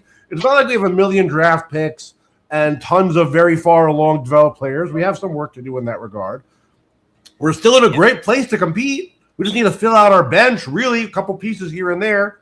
Mitch is the big question, but going over the second apron doesn't have a real advantage.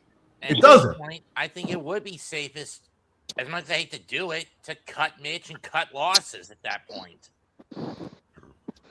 Well, not cut, but Are we don't talking about belly Okay. button? Like, yo, I meant from a financial. listen, I gotta tell you standpoint. this. I don't think it's 13.4. I think you said, and it's even less than that. It's even less than that when you add in play options and stuff like that. There's no way we could offer him this money. There's no way that this stuff happens. Right. And a couple Some of these guys, if they want to stay here, come back. I think that even Miles McBride is gone. How about that? I think that there's a lot of things that people need to get an understanding that in order to get better, sometimes you don't retain the same people. It just happens that way. You want to get we better. also have to look in a pure dollars and cents points. We can't be sentimental about that this guy was great for us here and there. You have to look purely at their numbers and what they provide. And some of these guys earned a bag. I've been very critical of Landry Shamet, but he has earned more than $3 million from his play. He deserves to go and get paid. Even Jose Alvarado, who I have changed my opinion on, he's won me over at this point. He has earned probably more than $4.5 million if he wants it. At this point, if these guys stay, it's because they want to. Now, realistically, a movement shooter, Landry Shamet, we could probably replace that. Is he going to be exactly Landry Shamet? No. But a guy who can run off screens and shoot and a decent percentage off the bench. Got to play 40 minutes a game. He played 25 minutes a game. And he wasn't good in the finals. Everybody wants to shit on Deuce. He had a terrible finals. Landry Shamet was bad in the finals. If we're just talking pure dollars and cents, I'm giving him credit for the ECF. I'm giving him credit for the 76ers. He played great in those series. He was the second worst player by plus minus in the ECF. He shot 30% from three in the finals. I'm sorry. That's not irreplaceable. And that's not $9 million. That's not a $9 million go over the second apron player. I'm sorry. It's not. I would prefer he had one good game each series, Rex. One good game each series. So let's be 100% real here. We have very little money. I don't see any advantage to going over the second apron. If somebody can tell me who are we talking about had one good game in each series? He said Shamet. Oh, Deuce. no. Miles. Miles. Deuce. Yeah. Not Shamet. Shamet got much more than that. Yeah, but go ahead. Shamet, I'm not. You know, I like. By the way, but listen. Am I going to say that there's not 45 other Shamets possibly or 30? Yes, there are. But yes, he fits on the team that he's already on. If he could get him on a small contract and he comes back, fine, great. He plays a great part of that. But he's not a vet minimum guy anymore. He is not. McBride is gone. No, one second. McBride is a contract. McBride has 1 more year in his contract. He could be traded, but he has 1 more year. So let's not say he's gone. But they're going right. That's what I'm trying to get at. So you can't say he's gone. He got a contract. 1 more year for $4 million. For how much? 4 mil. Alvarado player option 4.5, and Alvarado, although he needs to get the bag, he's in New York City, man. Endorsements, publicity. He may, as a New Yorker, let it run 1 more year, or he could actually get extended. Again, extension for a player option doesn't hit this year's. It hits next year, just like Ron is talking about. Right. It doesn't hit this Right, year's. right, An right. extension that'll Yeah, hit of course. 26, 27, 28. So he play extension, and then maybe they could trade him next year. He'll probably be worth trading next year. People still want him because I think Alvarez is the kind of guy who will produce this year. Now, Deuce, don't extend him. Right now, $4 million, or maybe extend him to trade. But he's going to be a expiring contract, valuable contract to look at mid-season. So he may be gone mid-season, but maybe not over the summer unless you're doing a package deal with a bigger player. Mitch could be a sign and trade if we have to lose him. And so we'll get the He's a free agent. initially. No signing and trading. Okay, right. Okay, don't sign trade for Mitch. But I'm trying to look at other ideas. But the thing is, Mitch is probably gone. So I'm weird on Mitch. I'm gonna say he's gone. We can't go second apron just for Mitch alone and lose other pieces. So if we keep Alvarado, if we could keep Shamet, I don't know about Clarkson. I think Clarkson could go. We could replace Clarkson. Shamet again. I love him, but I think he can be replaced. Even some rookies we're looking at right now. A couple of guys coming in the draft that have everything Shamet has, and even a little bit more. So they're a little bit taller, they're a little more athletic, and they're a little bit, and their shooting in college is better. But of course, that's college. But we don't know. And these guys are coming up with, hitting three-pointers. We got a center with a three-point shooting center. Forgot what his name is. Henri Visar. Yes. Excellent. I mean, the guys out there, there are players out there, so it's not gloom and doom. Yeah, there's great It's okay players to out look at. there, man. It's okay to look at the possibility of keeping our core five. I know what you mean, Knicks Nation, but I'm not giving up, Mikal. This core five, I'm not giving up. The core five is not going anywhere. They just want to chip. I'm not asking anybody to give up anything.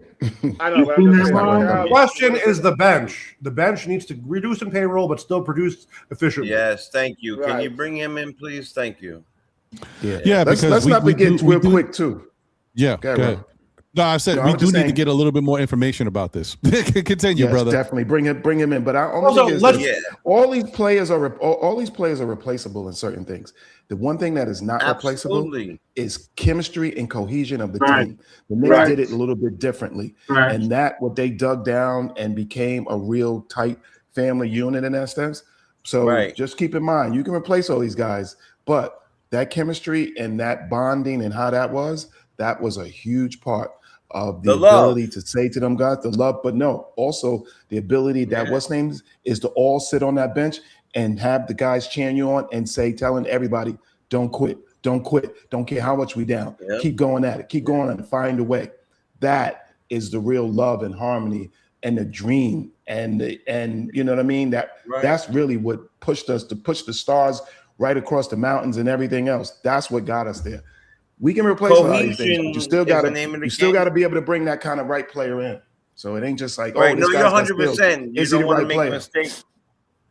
Yeah, Nick Nation, there's no doubt. You don't want to make a mistake by bringing in, I don't like to use this word because I had it before, but the C word, right? You don't want that type of player in your locker room, and we don't have any of that.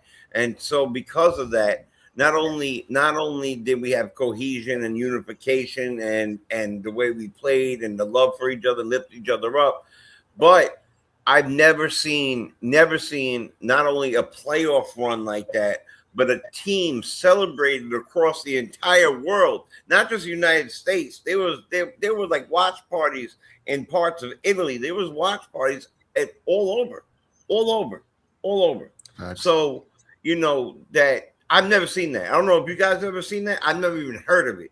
So when they were talking about it, and they did everything they could to make Wemby the face of the next generation, and this guy the face of that. Well, he's on our team, and he's likable with a likable family and a likable background and a likable everything, and our whole team is like that, from the same college and the same everything, and they bringing other people in like that. Yet, however, money and like a ceiling is a real thing, but I agree with you. We cannot change the course of the positive nature of the team. I think that's 100% correct. What you just said. I think that's a good point. I want to get Fritz in here and get his take on everything. My guy Fritz. You know, Fritz be doing the deep dive on this stuff and educating us all. But Yes, I my do guy. want to say this real quick, because if I drop the bomb, I'm going to continue to give an opinion about why I think. Now, I'm not saying I agree with this. I told you already. I said I want Mitch here, but after me finally educating myself on certain things, I don't see it. I don't know how they're going to do this. I don't know.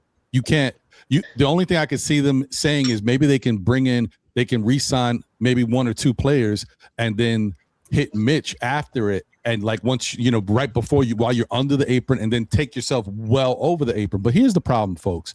This is where Dolan, like I said, Dolan didn't elaborate. Maybe he feels like he doesn't have to elaborate. We're not the business people. We're fans. He's the one with the money. It's his money. He can do whatever he wants. So, but the bottom line, this is what you got to look at. How do you think this? Remember, these players get paid millions of dollars, right? The second apron and the tax looks like this. Look at this and see if you can understand it. Don't worry about the repeater tax. That's for if you've already been over the second apron for more than 1 year. Look at for the first year. Just take a look at this. Look at the amounts over. This is the standard tax rate. If you go over the tax rate up to 5.68 million, you are charged $1.50 per dollar. Per dollar, folks. So imagine that. $1.50 per 5.68 million. You're talking about almost $8 million, right? Also, you get your picks frozen. You can't. Wait, hold on. No, you're talking more than that. Hold on. You're talking almost $8 million just doing the 50 cents part of it. And then you got it's $1 per dollar. So that's another $5, right? So you're talking like $13 million. You're paying almost $8 million, right, for going over 5.68 mil. Mind you, Mitchell Robinson himself wants to get like around 25 million. Could you imagine? That's why Dolan is like, nah, screw y'all. I'm not going over the second apron. Like, look at 11 million to 17 million the first time. $3.50 per dollar. Look at 17 to 22, $4.75 per dollar. Dolan's not paying that. He's like, nah, I'm good. you crazy, yo. Because then it makes you think. It's not going to make him think in the terms of the team. Is the team worth this? It's going to make him look at who's the player that's making me go over the threshold by this much, and that's going to be Mitch. So Mitch is not coming back. That's one reason. Two, Mitch, as Dorcosaurus Rex brought up, look, we don't really care as much because we know how valuable he was. If you look at Mitch's numbers, his rebounding and all that stuff, the blocks, look at the amount of time he played in the playoffs compared to the time he's played in the regular season this year and previous years. He played way less time. So his numbers are actually relative. He was actually great. He was a positive when you look at it like that. But he shot 29% from the free throw line. He actually is getting worse every year from the free throw line, which is terrible. Secondly, I blame that on his shooting format. Well, it could be, but here. No, I don't want to say secondly. Thirdly, and now this is the one that we all don't want to touch. I don't want to touch it. It's not my business. It's none of our businesses. But this is a real thing in sports, and you know how owners have treated this. You saw how we treated Julius Randle. When you start showing that you have some instability, breaking your finger in a non-basketball related incident, people talking about Mitch has been going through some things. Sometimes ownership likes to cut bait with those type of players. I got to defend my guy Mitch here because that was definitely a terrible emotional decision for Mitch, and he has his divorce, whatever it is, but he's not on the tier of a Julius Randle. Like he is a professional when it comes to the court outside of the free throw line. We don't know what we know that Julius. I don't want to get into this because Randall brought a lot of love. I'm not doing that either. I'm just saying we know Julius's stuff played out on the big stage, so everybody got to see him being irrational at moments. But we don't know what actually is going on in people's lives. All I am telling you is that Julius had some issues. They got rid of Julius. But also it was basketball related. They didn't think he could take the team to the next level, right? Mitch, basketball, I already brought up that certain things have gotten worse for Mitch. Let's not forget he was on restrictions throughout this year. Is he going to have to be on restrictions again next year? Go back to back. Right. We all have to, they got to think about all of this stuff. And then you got to think about he's also dealing with some other stuff. We can be his support system. We can get him help. But is all of this worth the big picture, going over the second apron and paying all this extra money? Is he the player that's going to take us to that point? Is he worth it for us to do this? That's the issue. I want to play devil's advocate slightly because it is a genuinely complicated question. There is no easy answer. I will say one thing.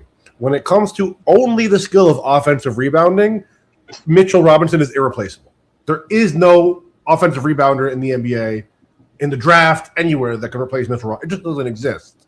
So he is uniquely valuable to the Knicks, specifically, because he is so good at offensive rebounding, but it's also with warts because he's injured, terrible free throw shooting, his minutes went down throughout the playoffs. I want him to be here. Let me be clear. I would bend heaven and earth to keep him here. Wouldn't go over the second apron. Mid-range game. He's not good. Right. 3-point shoot. He never takes no shooting, only dunks, only putbacks. But his mold of a player is uniquely valuable to the Knicks. Right. No, and true. And I'm gonna let Fritz speak right now, but because I just want he to had a specific rebound that helped us win the game. Oh no, that was huge. Mitch was. No, I'm just highlighting what Duncan saw, and I'm just giving a clear point example of why. Because he had that rebound. Facts. Right. That's 100% true, Corey. Mr. Chill, shout out to you. He said, I don't get into people's pockets, but MSG supposedly made $98 million in profits last year. You know, when I showed you guys the little graphic real quick, we talked about if you go over the luxury, the second apron by 22 million, you get into the 4.75 per dollar. You know what that means? That's almost $5 per dollar, folks. If you go over by 22 million, if you give Mitch that money, he takes us over that threshold by that amount, you are you're paying over 80 million in luxury tax. That I don't know any owner that really wants to do that. Even if they made 98 million, like you're talking about, that's a lot of money, y'all. I don't know, bro. I'm just saying. Also, we don't have that. I think he made over 100 million in merchandise though as well. Oh no, way I don't more doubt than 100 million. I don't doubt actually, it was something. I don't think it's the guy's $1 billion. This is pennies off the dollar. No. I mean, but you got to understand, people that are rich, they stay rich because they don't want to spend money. I know he doesn't want to waste money. For me, I don't think that. I think he would be happy to spend to keep this roster together if there weren't these other restrictions for the whole team, the whole organization gets punished. Yeah, that's bad. You can't really. I don't really see the advantage. Well. So the small market teams can gain the advantage. You understand what I'm saying? Right. The San Antonio Spurs, the Houston Rockets, the New Orleans Pelicans, the freaking Orlando Magics. You know what I'm saying? These teams, the Hornets. These teams who will never, unless they're blessed to have superstars who want to stay there in these little cities. You know what I'm saying? That's the reason why Adam Silver did this. I mean, he did it to punish winners, basically. It's for parity. It's all for parity, right? Because at one point, the luxury tax, all the really, really rich people like Cohen in the Mets or Dolan here and all this stuff, they're tired of paying for all the other owners that don't have enough money to build a team. And that's really what it is. That's what the tax is for. They drop it in there, and it's for it gets spread out. It doesn't go let's Fritz tell us. Yeah, what happened? Let's see what Fritz. Let's see what Fritz has to add to the conversation. Fritz. Yeah, Fritz. Call him champion Fritz. Yeah, I kind of think it's much to do about nothing. I think these decisions were made 2 years ago.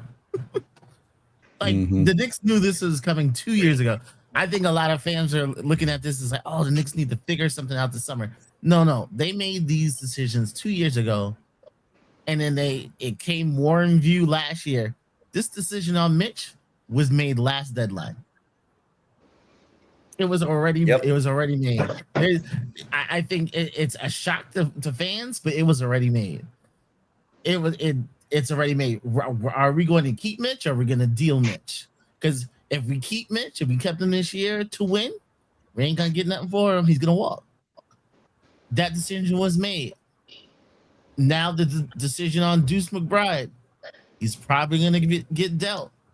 It's not that we don't like Deuce. It's just the situation. The Knicks never were gonna go over the second apron this year, and I think people are kind of disillusioned that was gonna happen, but it never was gonna. Once Jalen Brunson won the championship, you know what the Knicks knew? You know that big paycheck Jalen Brunson was looking down the road? They have to give it to him. And I can't go over that threshold until Jalen Brunson gets that big old check. Then we'll open up the books. We'll have a grand old time for 2 years. But we can't have a grand old time right now. Because in 2 years I need to be able to go over that threshold and not mess up everything we got going. Exactly. So like I think people I was kind of disappointed in Dolan for saying it out loud.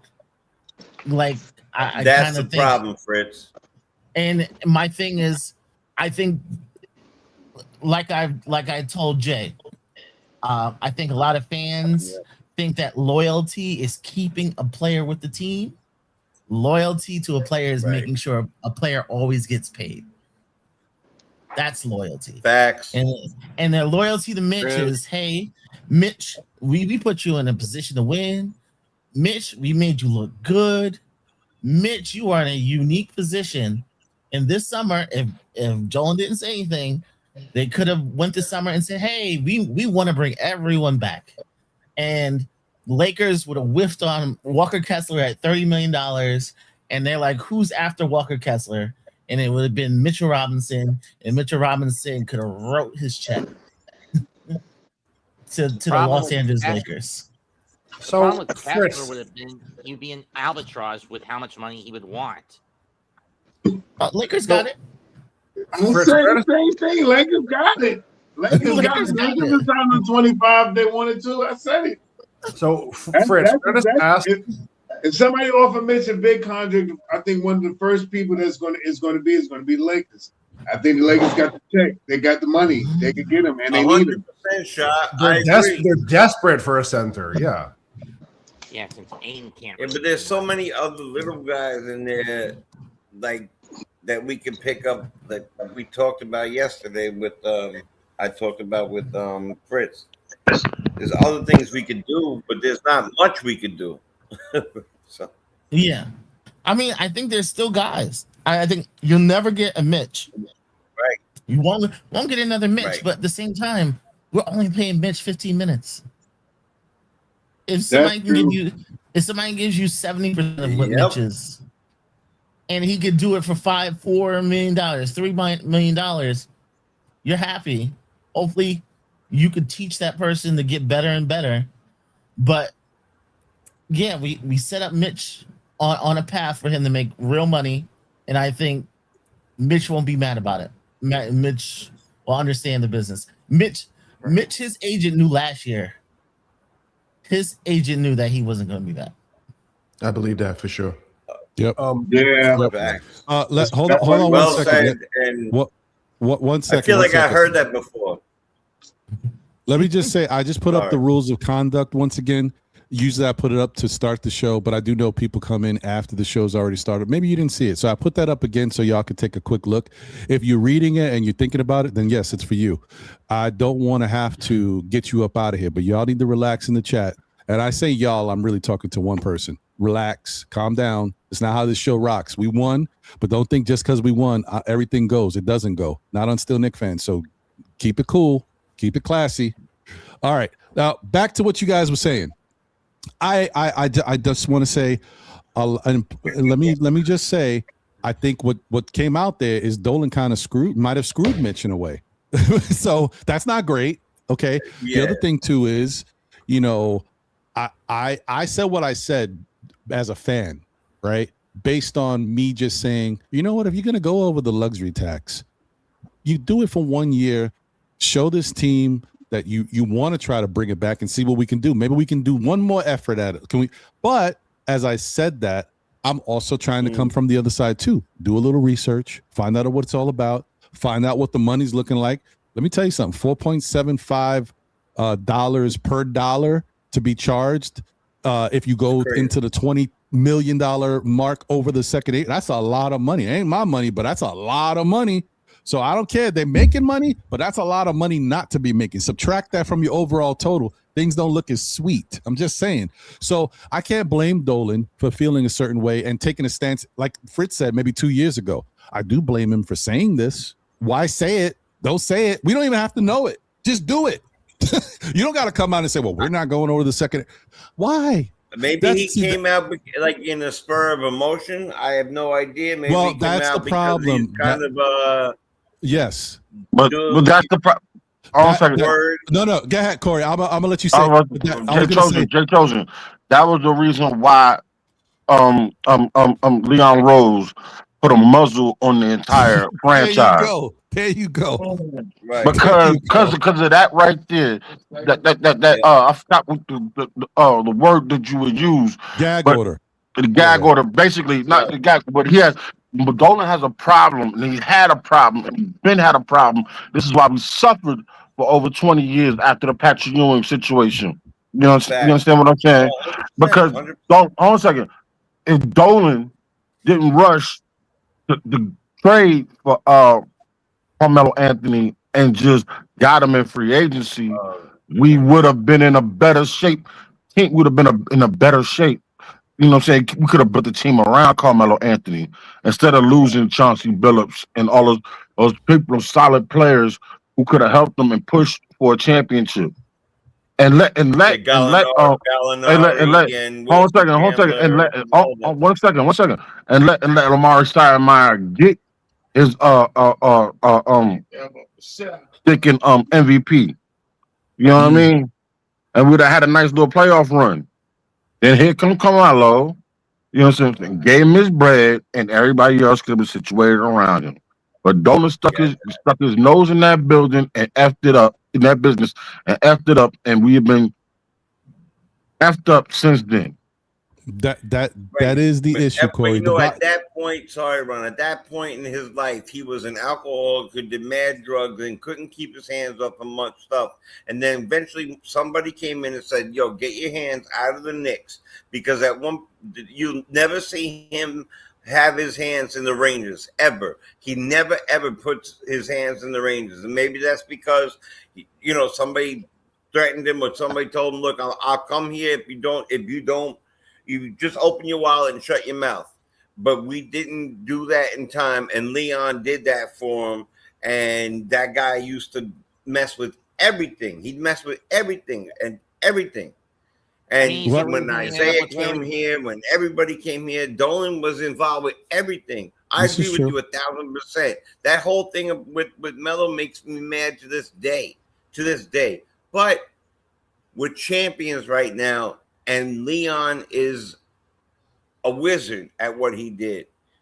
Saying that there is a short amount of money with a lot to do, with some things to do. I don't say a lot, but like some things to do. And we got to figure that out. And some people are going to go, whether you love them or not. Peace, family. I told you. All right, bro. Hey, before you go, ain't y'all doing something too? When are y'all doing your next thing? For the draft or what? The thing is, I'm not sure. I think it's tomorrow. I think it's tomorrow because Monday is the trade, right? Let me the draft. The draft is Monday, right? No. I think the draft is Tuesday. It's Tuesday. Tuesday. I think we're doing some Sunday then. Sunday. Okay, so after. Holler at me, man. I'll let you know. Let's check the notifications. I know we're doing it one day before the the draft. You know what I mean? Just to bring up some names and stuff like that. All right. Peace. All right, I'm gonna holler at you. Be good, so yeah, I mean, listen, there's a lot going on. There's a lot to talk about. Let me read these super chats real quick before we go any further. Shout out to Paris Duggar. Appreciate you. Says we can't pay any draft picks, so it's Deuce and Mitch in the 30th and the 31st picks for who do y'all want? I say Rui Hachimura and Jackson Hayes or what? I mean, listen, we don't know that they can't pay any draft picks. We know that they can't re-sign people and pay draft picks, like if they decide to go a certain route. But they can choose to pivot, right, and say we're going to let people go, and we'll give the money to the draft picks on their rookie contracts. You could decide to do, whatever you want, depending on what works for you. We don't know, and we're speculating a lot right now because we have no clue. This is a tough time for us. This is what we do every offseason. We always jump out the window and start saying different things, and we don't know anything yet. But this is one of those times. This is what we do. And we just won the championship. That's another thing. Our off seasons are quicker and quicker every year. Last year, we were talking about the off season for like 4 weeks before we even found out anything. We were like, yeah, and this is going to, this is what we do. This is what we do. That's for sure. Let me get to this. Let me get to this second super chat real quick. You know what it is. Shout out to Inside Scoop on Mitch. According to his cuz, Mitch got emotional about getting his last game check in his contract April and bugged because no extension. I mean, whether if that's true or not, I mean, that's not great. But if that's the truth, though. It could be. All I know is I don't see it happening the way we want it to happen. But anything can change, and I could be surprised. But right now, it doesn't look great. I'll tell you right now. Look, listen. One thing I know, we got Leon Rose has Brock Eiler, and they have the right type of people around him. And you know me of all people, I'm gonna die if I see him go, but I'm gonna live again. You know what I'm saying? If I see Mitch go, but they got to do what's best for the Knicks right now. And so far, they've made some of the greatest decisions that I can't even second guess anymore. So therefore, it is what it is. At this point. Look at my man Cole on board with trusting the process. I feel you, brother. As long as it's not the Yo, my man Philadelphia Corey process. Lee, man, I can't believe that was you. That was awesome. That was awesome. But I'm with you. I'm with Corey on everything he said today. Like every single thing he said. Like, I'm gonna trust what they do. Look what they just brought us.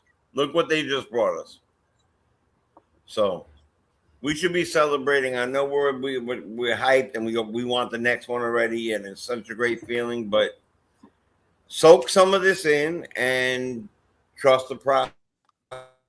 Yeah, I got a quick question for Fritz. Fritz, we have with the 24th pick, right, that we have, isn't there like a select point of where like the money basically lines up so you kind of know what you would be paying like the 24th pick?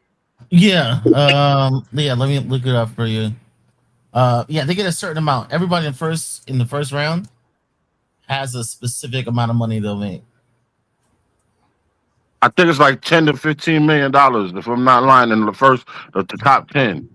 Oh yeah, it's not a lot. It's like three maybe. Yeah, we're not gonna get much if we give it away. Like I'm not really stressed about what the Knicks. The Knicks aren't like against their backs aren't against the wall. Like they've calculated all this out. Oh yeah, Brock is the genius with the numbers. Go watch his show last night. He broke it down very, very, very well. Okay, thank you. Yeah, I will. I was so tired, man. I drove all day yesterday from 12 to 12. Yeah, I drove my ass right from the kitchen to the living room. Once I got back, and he double parked on the couch. Double, triple parked. I got 3 tickets when I woke up.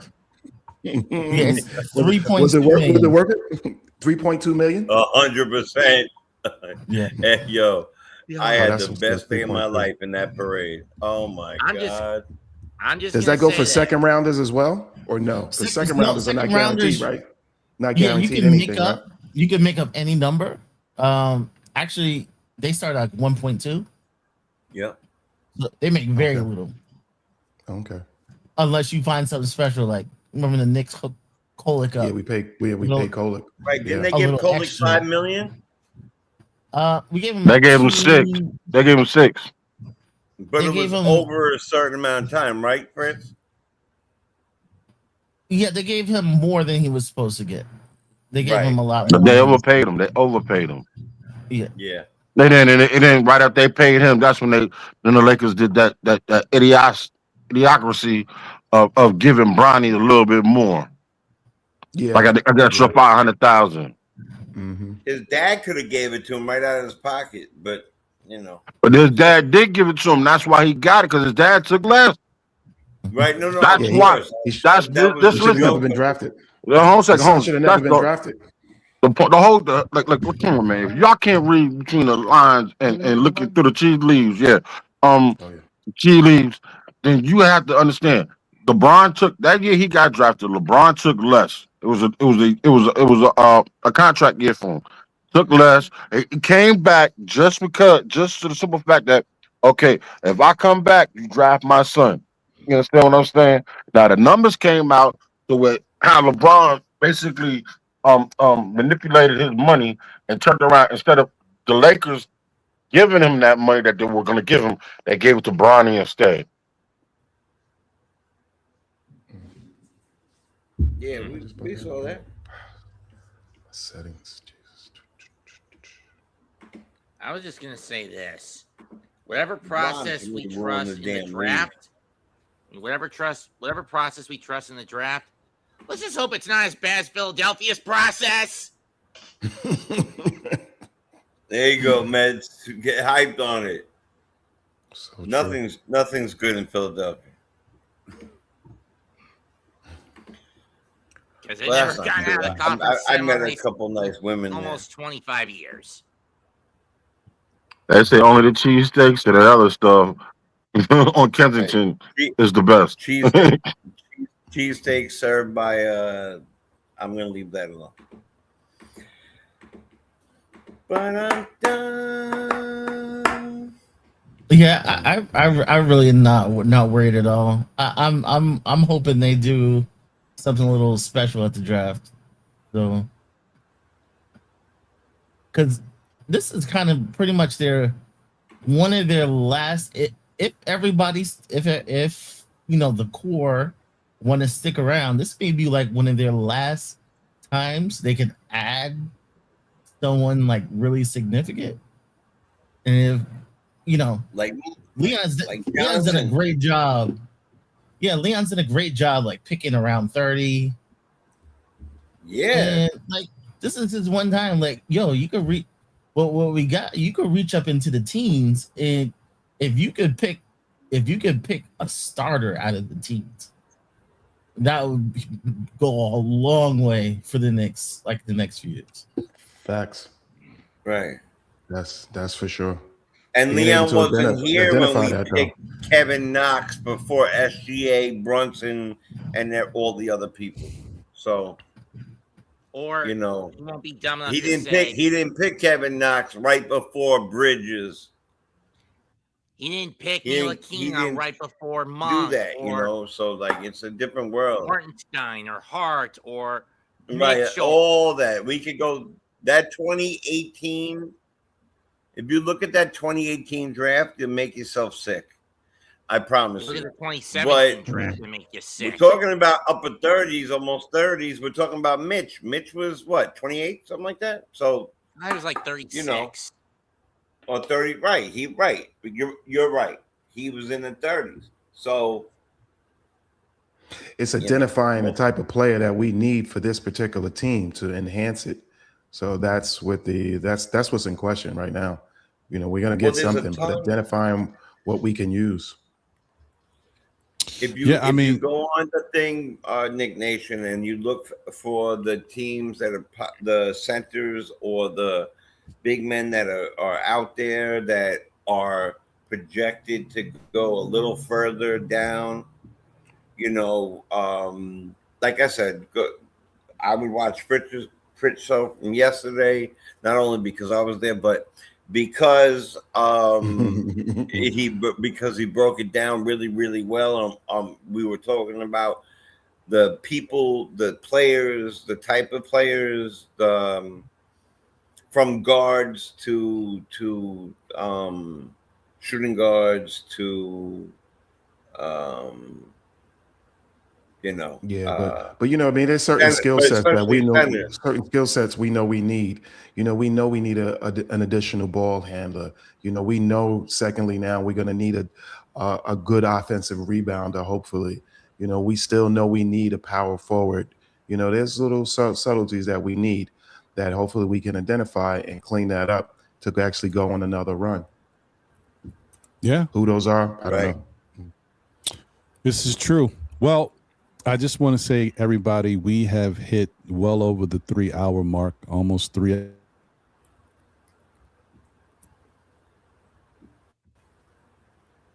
Did Ron freeze or did I freeze? I think we all might have frozen. No, I froze because they know I'm trying to get up out of here. But I want to get to everybody's final words real quick. Just, you know, how you feel, what a championship means to you, whatever, man. Whatever you want to say, it is what it is. I'm here for it. This is a special time for us. I know we did get into some negative stuff today, but this is just our experiences, my experience in particular with the parade and how things worked out. It's a good time to kind of get those, you know, vent a little bit, get the frustrations out, but also educate people, also informing other people, like, listen, if you want to come to a parade in New York, it's kind of what you can expect unless something changes.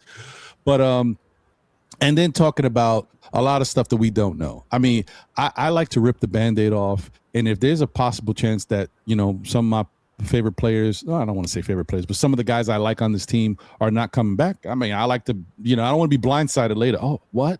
I had no idea. Hey, okay.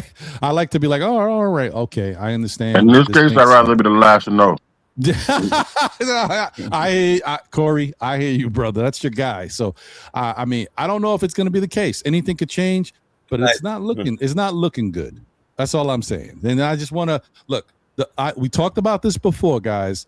I did a whole bunch of scenarios, and people were like, "Well, Ron, why are you talking about this? Why is it?" So I just like to know what happens. You know, y'all be saying, "Man, oh, it's been 53 years. It's been this. We never get this. There's always some issues. We can't get it done." I said, if the Knicks win the championship, are you good with losing these people? Are you good with this happening? Are you okay with it? Everybody was like, "Yeah, man, that's a championship. We good." Now we here. Sounds like some people ain't good. So I'm just throwing that out there, putting that out there. Anyway, let me get around to everybody. Final word. Worldwide L, you still with us, brother? Yes, sir. Hey, man, just want to get to you. Your final words, my guy. Once again, it's a pleasure to see you in person. It's a pleasure to have you here. I know you don't really do podcasts that much anymore. You got other real life stuff happening. You still chefing it up, but I'm happy you came out, my brother. No problem, man. My word. I told you I'd be through. You did. You did. You know, my thoughts on it was just finally, you know, this whole ride has been unbelievable. I witnessed greatness this time, and for once, I could say that it was our team. You know, not us looking at somebody else's team, right? So this is why we can end the conversation with us now. Like you can't say what if or but no more about the Knicks anymore. You can't use the word but with us when you're talking about the Knicks. Game 4 will be forever the greatest game I ever witnessed in my life. As I continue to watch the highlights, it still brings me to tears. It still brings me to tears because I knew at that very moment we was going to become champs. I knew Game 5 didn't mean anything. Game 5 was just making it official that we won. But Game 4 was like, It was unbelievable. And I think the parade solidified it for me. You know, for me being living in Atlanta now and not getting that same kind of energy that those that live in New York are receiving. I had to go to New York to receive that energy. It was worth everything. I feel you. Yeah. True. The only time I felt like that is when I actually got married to my wife. Hey, you know what I mean? winning the championship, it was equal. Brought me to tears like when I got married to my wife. That's beautiful, brother. It still brings me to tears. So that's what the championship did for me. That's dope, man. That's fantastic, bro. I'm glad you got to experience that on 2 separate occasions, brother. The shout out to you. That's phenomenal. And I just want to say once again before I get to anybody else, look, I want everybody to come back. If it's perfect world, I want everybody to come back, and I want us to be able to flip around 2 pieces or so to make the team even better. I want to win again, but realistically, I don't write the checks. I'm not the owner. It's not my business, but I know some stuff is happening. And as I'm older, I kind of look at things differently now. I've experienced stuff. I've already seen this happen in a different way. I'm a Met fan. Don't hold it against me. I've been through a lot. Hold on. Yes, you are. Yes, you are. Yes, you are. It's been a lot. It's been a lot. I've watched my team win the championship in '86. I watched them come out in '87. By the time '88 happened, it was a different team. Oh, they blew it up, yo. So I get it. I'm just telling you, I don't want to see it, but I've seen it. So I'm just putting it out there. I'm putting it out there. All right. Let me go. I'll go this way. Wiz, you still with us? Yo, man. Of course Final I'm words, with you, my man. brother. Of course I'm with you. My guy. Even he wasn't my guy to let me know he was in New York, but it's okay. Okay, whatever. Exactly. There was a lot of time. It was quick. It was spurred. Then he's over here taking walks throughout New York City, his old high school. Ron, I don't know. Oh man, I was caught up. I was caught up in. I know you were all up in the nostalgia. Enjoy your moment, brother. I'm glad you got to experience it too, bro. But anyway, your thoughts, final words, what this championship means to you? I mean, I can't put it in words. I'm like grunting right now. I'm a little verklempt, because for me to go anywhere for just 30 hours, to just fly out to the spur of the moment for 30 hours, to even stand a block away from the actual parade route among all those crazy people. I don't go to New Year's Eve, the ball drop. I don't even do West Indian Day parade, and I'm Jamaican man, boom, boom, boom, yard man. I don't go there anymore. I don't go to clubs anymore. I'm one of those, although I like big cities, but I like to step back and look at it from afar. So for me to do that this meant so much, and I had to go celebrate with them, even if I was about a half mile or a mile away from the actual, city hall. I'm moved. I'm happy. I'm joyful. I don't have to see that championship again. I had to see this one, but I want to see another one. But I'm also realistic, and I don't foresee us keeping some of that bench, and I'm okay with that because I think we can improve. I'm like my man Dark over here. I don't mind some young cats. I know the elite young cats, like Harper and them and Cooper are doing stuff right now, first year. But man, there's some young cats out there that are also ready that we don't foresee that will step in. I think Huck Porty still got something there. So I mean, if we lose Bitch, don't dismiss Huck Porty taking over as backup, and then bringing that boy from North Carolina. Bad boy center, stretch center, but also can rebound.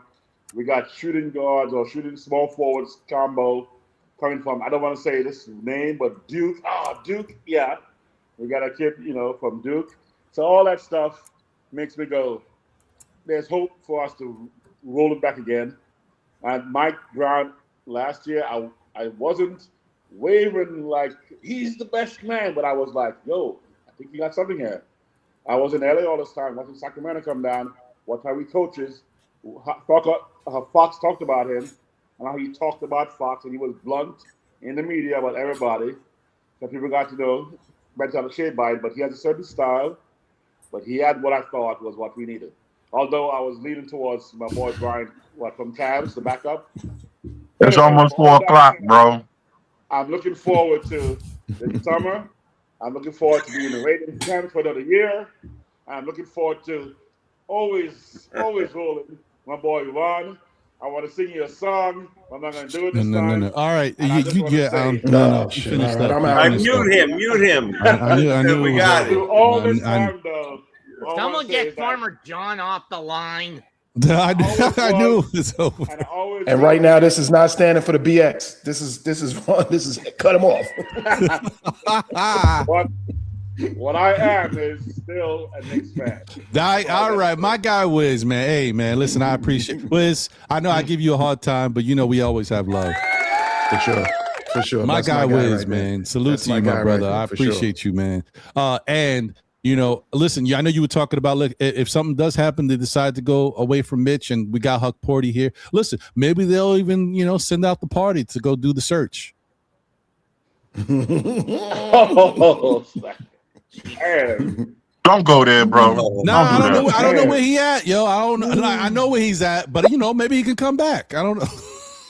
Jeez. Son, Great. don't do that. Oh my God.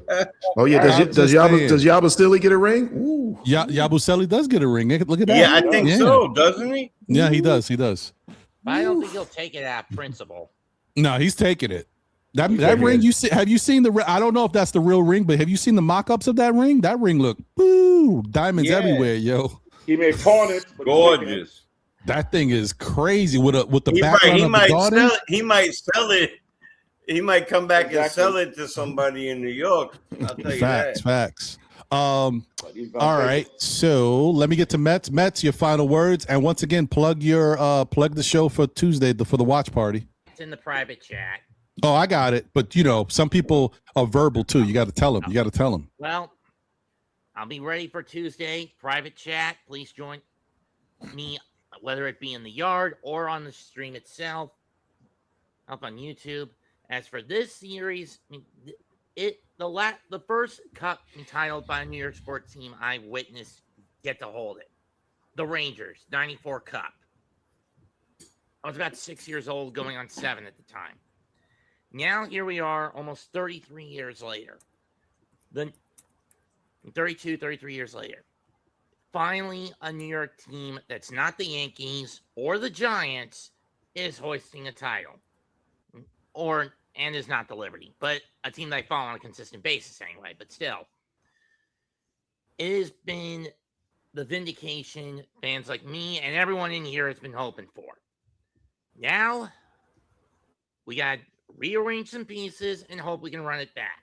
And if we can't, at least we won a title in this window, and I'm happy with that. That's great. I mean, listen, I'm happy for you, Mets. Like I said, I know you see, the thing about Mets is sometimes he gets very emotional, but he's not irrational. When he makes his points, they're really knowledgeable and solid. And I understand it takes a lot to sway people like Mets and others who think that way about the Knicks and what they've done and the mistakes they've made. So I'm glad that it finally came to fruition that the Knicks made the right moves, pushed the right buttons, got the right people involved, and we were able to see it through and become NBA champions. Shout out to them. Shout out to my guy, Lord Scientist. Man, we did it, baby. I am so sorry, Lord Scientist. I do not have a call in for you right now. I don't know. You I don't think you were here for the last show. The last show that I did was like an impromptu show on Tuesday, and I mentioned that I ran into an issue with my previous provider. I'm having an issue with them. I don't like how they're moving, so I'm moving away. I got all right, Mets. So I gotta find something different, bro. As soon as I find it, I will start doing the call-ins again. But right now, I don't have a call-in right now. I have to find something else. So I'll let you guys know as soon as I get it. I'll work on it. I'm seeing if I could do it this week. But I need time to kind of really, scour around, see what's a good deal for me. What's my options? What can I do? And can it be better than it was before? You know what I mean? I got to do all that. So. All right. Kind of like the Knicks. Right. Like the Knicks. There you go. Like the Knicks. Now that people have left, my order is thrown off. Did you go, Corey? No. Oh, you are next, Corey. Yes. Yes, shout out to the fans. Everybody. Hey, we did it. Hey, unfortunately now, it's Knicks for Clicks season. Be prepared. Facts. So what I'm saying? Be careful what you click on. You know what I'm saying? Because even these people who say they're Knicks fans or Knicks insiders, they really don't have the scoop. Just fall back, wait. You know what I'm saying? Watch how the chips fall, and when they fall, just roll with them. You know, oh boy, this is gonna be ugly. There's gonna be a whole lot of arguing, a whole lot of speculating going on until say September. But be careful, just enjoy this while we can. Enjoy your summer. Ron, take a vacation, Ron, please. Dude, I Take a need one, vacation. man. I was just talking to my wife about this yesterday. I was like, yo, people in my job have already taken 3-4 weeks. I've taken 1 week so far this year. I don't never know. left the block. Yeah, 100%. You know it already, Corey. I mean, Go to damn, bro. staycation. Bro. Hey, man. At least go get a Airbnb or at least on the island. Take your family with a pool, and y'all go and you disconnect from everybody. For the rest of y'all, thank y'all fans for pulling up on us and blowing tears. Still Knicks fans, the whole network. I appreciate all of y'all, and I'll be around. You know what I'm saying? When Ron pops up, I'll be there. You know what I'm saying? He said at the back single, I'm usually there. Y'all enjoy yourselves and be careful of what y'all read because you got some of these people right here who call themselves Nick podcasters and they have no effing idea what the heck they talking about because they're parakeets.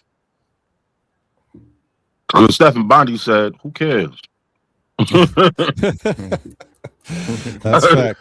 Appreciate Well it, said, my Corey. guy. Thank Well you, my said. guy. Yeah, Well said, so my enjoy guy. yourselves. Let's have a good time. Happy Father's Day to all of That's y'all up right. here. Yeah, happy yes, Father's Day to everybody, man. I know You- you- the most, because My we're not man, there well yet. Yeah, the said. most happy forgot Father's Day. about Happy Father's holiday Day in to you, man. America. Yeah.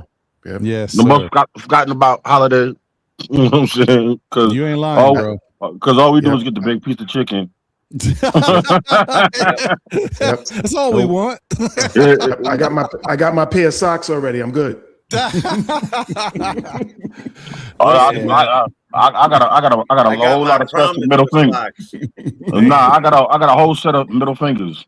But Oh damn. Oh damn. But By it the way, is I'm what it headed is. down. Who wants these cards? I should have left them. If you know anybody who's going to New York, I'll give them to you. Oh yeah, These are right. Metro Yeah. cards. Oh, Got okay. money on Thank every you. one of them. All Where right. Well, are yeah. you? Too late now, man. But I'll mail it to you, Ron. and this is your Ron's brain on frozen. curry powder. Good night, y'all. Have a good day. Yeah, Ron's frozen. Yeah. Right? Happy Yeah, he's Father's Day, frozen. Corey. Yeah, this There you go, No Ron. doubt. I got to tell You're you, back, man, Ron. this could be one of the. No, I know it could be one of the worst things ever. There's nothing. Even the championship can't fix this terrible internet. And I'm wired right now. I just turned off the wire and switched to Wi-Fi, and the Wi-Fi is working. This is terrible. It don't make no sense. But whatever. Happy Father's Day to all y'all fathers too, out Nick there. Jackson. Happy Father's Day Happy to the Father's women Day. out there that have to do both jobs. Shout out to y'all. Yeah, man. Father's Day weekend, Juneteenth. Knicks champions. Everything's happening, man. Everything is happening. Jay Chosen, your final words, my brother.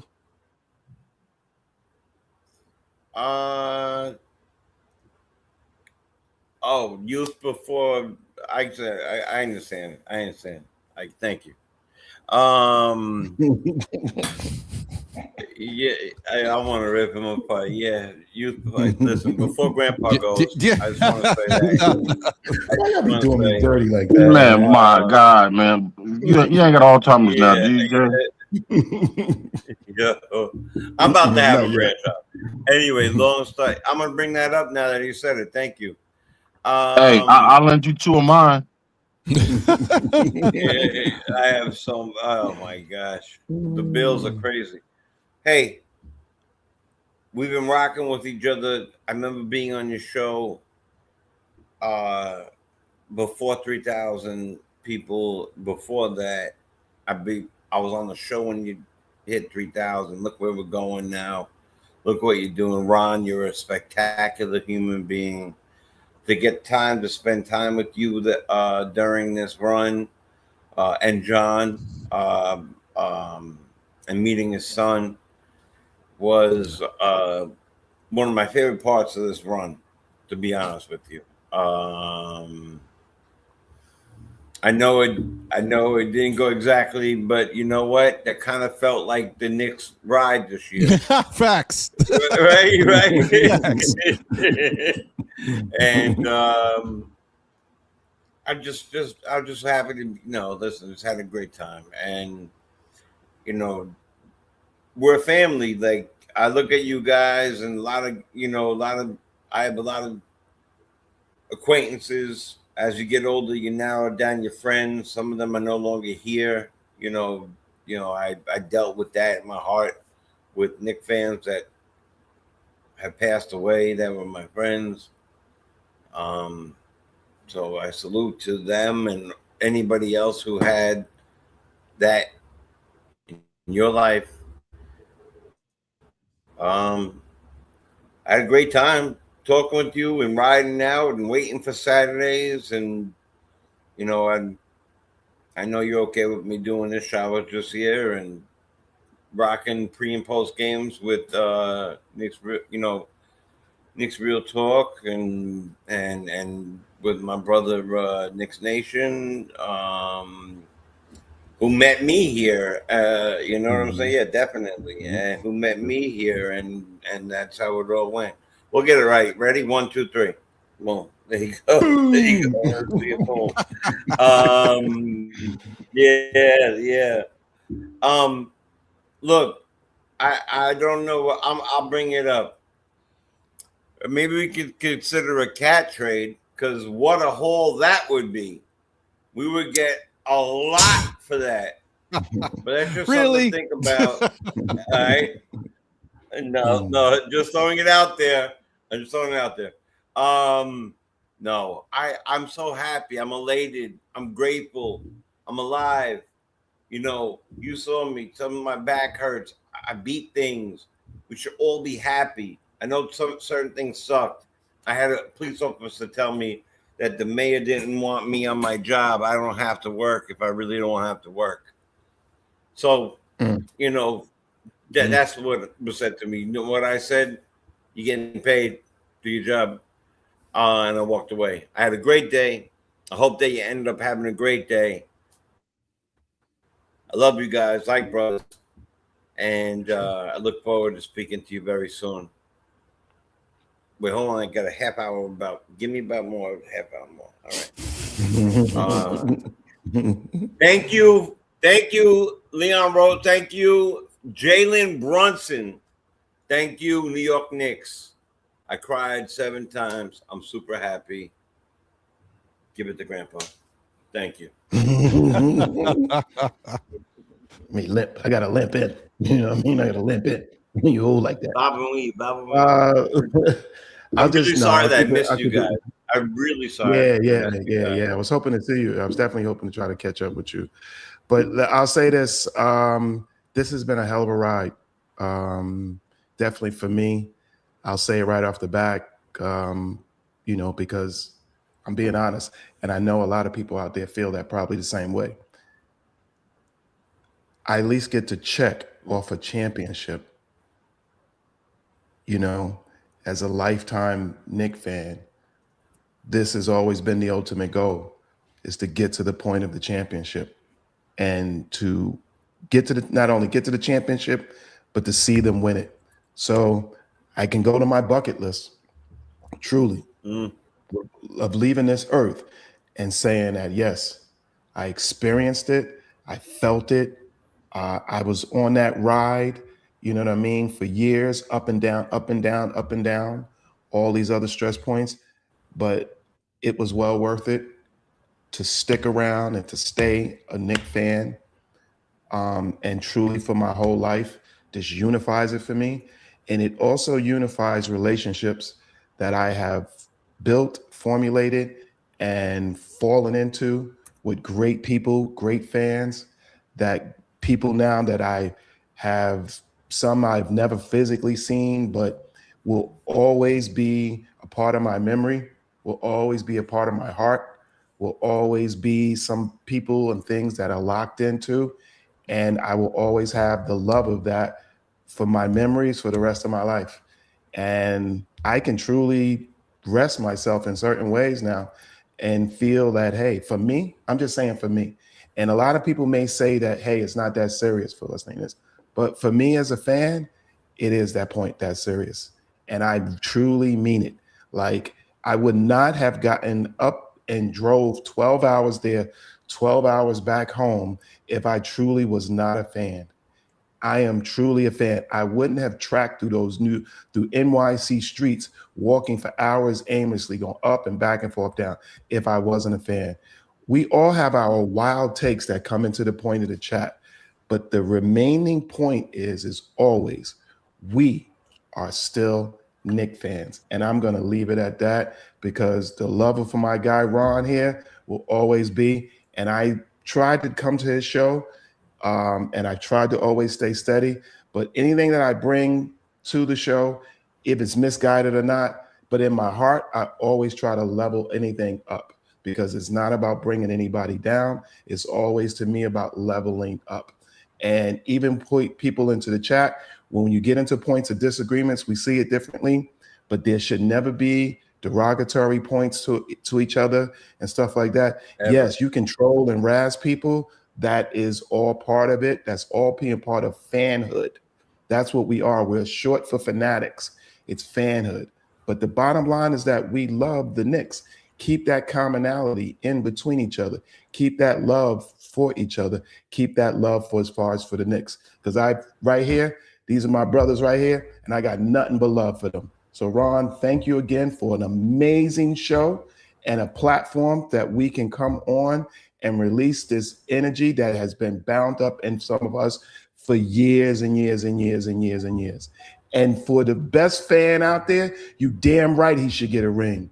You damn right. And for anybody that doesn't think he should, no, Spike Lee has paid millions and millions and millions of dollars. And he has rolled with them from the terrible years to the better years and has done it and been there. He has, you know what? That's the key word. The man has showed up. That's what it's all about. And us as Knicks fans, we showed up. And Ron, thank you once again. And hey, I'll always be back, my brother, regardless of what I'm doing. I'll make time to always be with my man Ron here on this show and the people that surround it. Thank you very much, sir. Appreciate you as always, man. Appreciate you. Listen, as I told you guys before, this is the moment that I've been waiting for. All of this is a labor of love to begin with. The reason why we decided to do the show was something to do. It was a hobby. It became more than a hobby. And I just enjoyed the fact that I'm able to come on the show, whether it be Mondays or Saturdays, and chop it up with everybody, fellow Knicks fans, get different perspectives, enlighten people into the way I think and how I feel about certain things, but also learn from my fellow peers, my fellow Knicks fans. And, you know, like I said, this show is called Know the Ledge, and it's for a reason. It's to help some people get talked off the ledge that are too hyped up and thinking one way about certain things. But it's also the flip side. It's for me to also hear different perspectives. And sometimes I'm on the ledge and I'm like, oh, okay, all right. You pulled me back. So it works both ways. The show has been a great avenue for that. And I wouldn't trade it for anything. It's definitely, it's not like, you know, it's therapy. As a Knicks fan or a fan of any team, like this. If I had one of these back in the day with the Mets, when I was watching Anthony Young lose 21 games, I could have used a still Mets fan back then. I'm just saying, you know, that would have been great. But we didn't have it, so I'm happy for these days. So, oh my God. I know, Jay. I hit you with one on that one. Yeah, that's a tough one. I know, but. You know, Lasting's Millage throwing balls in the stands when the inning is not over. Like, you know, like yay, listen. Okay, all right. I've said too much. But yeah, it's just he handed it and then tried to take it back. And the guy wouldn't give it. Like, you can't make this stuff up, bro. Can't make it up. Moments, man, moments. But I just want to say thank you to everybody. Thank you to everybody that joined me up here today. Oh, look at this guy. Aha, brother! I got to troll just a little bit. I do like the hat's design, color wise. Yeah, no, That's the yeah. ugliest I will tell you this. logo I've ever seen. The only thing I'm envious of ever with the Yankees is their design, their hat design, because there's some colorways that they come out with for the Yankees that they don't come out with for the Mets, and I'll be like, damn it. I'm like, those are fire. But anyway, that's it. That's it. That's all I got. All right, that's it. That's all I can give them. But yeah, I just want to say thank you to everybody who was up here, and we missed Tori B today, but I know she would have been here. Shout out to Dorcosaurus Rex, D-Rex. Shout out to Corey, appreciate him. Shout out to Juan. Shout out to Mets. Shout out to Wiz. Shout out to Worldwide L. I'm trying to figure out Fritz. who else did. Fritz. Shout out to Fritz for jumping on, and of course, shout out to my guys Nick Nation and Jay Chosen for being up here and rocking with me. We've been through so much together, man. This has been incredible. Like Jay Chosen brought up. I mean, here for the 3,000 episode, when we hit 3,000 fans, we are at 8,300 on our road to 10,000, getting closer every day. And lately, because the Knicks been winning, more fans have been streaming in. Hey, I appreciate y'all. Thank y'all for being here and rocking. Yeah, man, this is just a great time. I can't, like I said, you don't know how excited I am. These moments really do mean a lot. I wish the only thing I wish could be different is I wish that we never had to deal with 2020 and what took place then and how it's changed our lives. Because you talk about me being outside, if that wasn't happening, I would be everywhere, yo, and just enjoying time and spending so much time with all of y'all, man. Yeah. So other than that, man, wouldn't trade it for the world. Let's go, Knicks. Let's keep it going. Let's try to make the best of this team and what we got. Look, no matter what happens, I guarantee you, if we went back in time, the start of the season, and I asked you, would you be okay with the Knicks not looking the same way next year if we won a championship this year? I guarantee you almost 99% of you would have said yes. So if some things happen to change around and we can't see this team the way we would love to see it, let's just understand that we are the reigning NBA champions, and it's the cost of business. You know what I mean? We did it, though. We did it. So let's go, Knicks. A great time. Right. I want y'all to all enjoy the rest of your day. We got the NBA draft on Tuesday. Stay tuned for Still Knick Fans Weekly on Monday night at 9 p.m. We're going to have a draft special. I hope to get the person I was trying to get. I haven't received anything back from him yet, because I'm sure he probably hasn't even seen, the coordination that we're trying to get going, but hopefully he sees it before Monday. If not, it's still going to happen. It's maybe a little different. But yeah, we're going to talk about some stuff and we'll see. You'll be actually on Monday this week? Yes, I'm actually going to be on Monday. 9 o'clock. 9 o'clock. You're gonna see me back on Mondays for real now. There's no more Knick basketball on Mondays because we don't play anymore. You know why? Because we won the championship. It's over. It's over, folks. Yep, 9 p.m. Yep. So we'll be back on Mondays. Because we're champions, baby. That is right. We are NBA champions. Let's go, baby. Anyway, y'all take care. As you already know, nothing changes. The good, the bad, the ups, the downs, Mitchell Robinson here, other players here or not here. We are NBA champions, but more importantly, we are still Knick fans, y'all. Let's get it, yo. Yes. And you know what? I got these guys. I'm gonna put them on the spot because we champions. One time for the one time. Hey.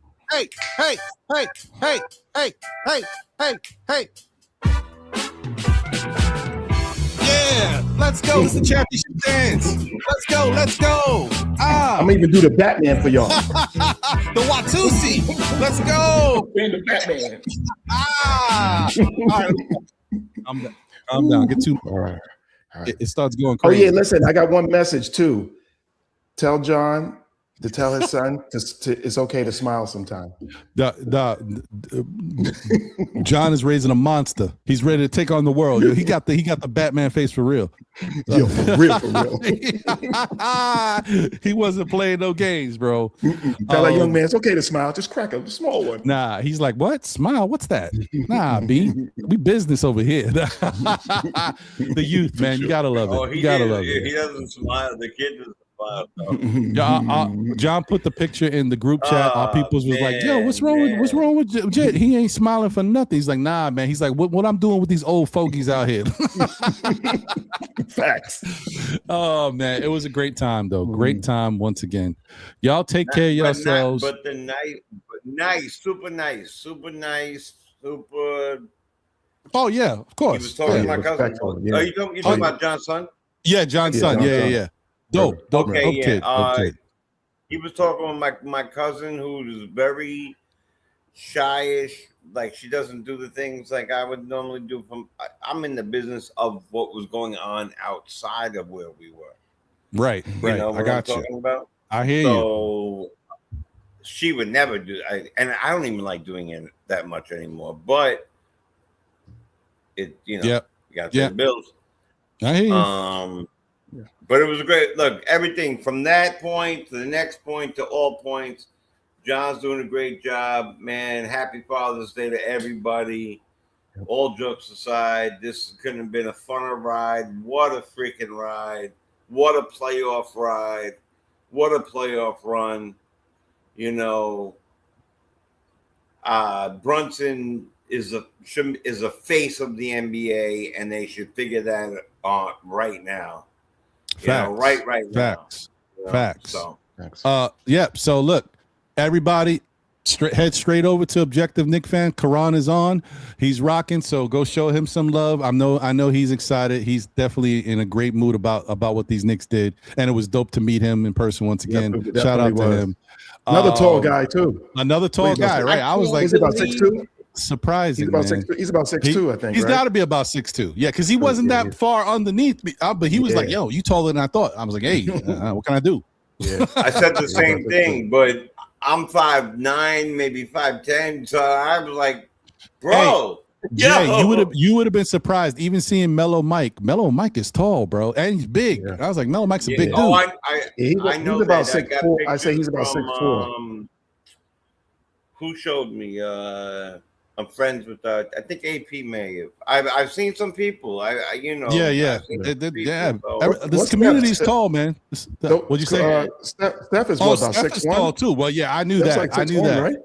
Yeah, she's like Steph is tall too. Yeah. She's start a little, fun, not crazy. Maybe some hoops. Listen, that's a good in theory. I could be a scorekeeper if that's what you want.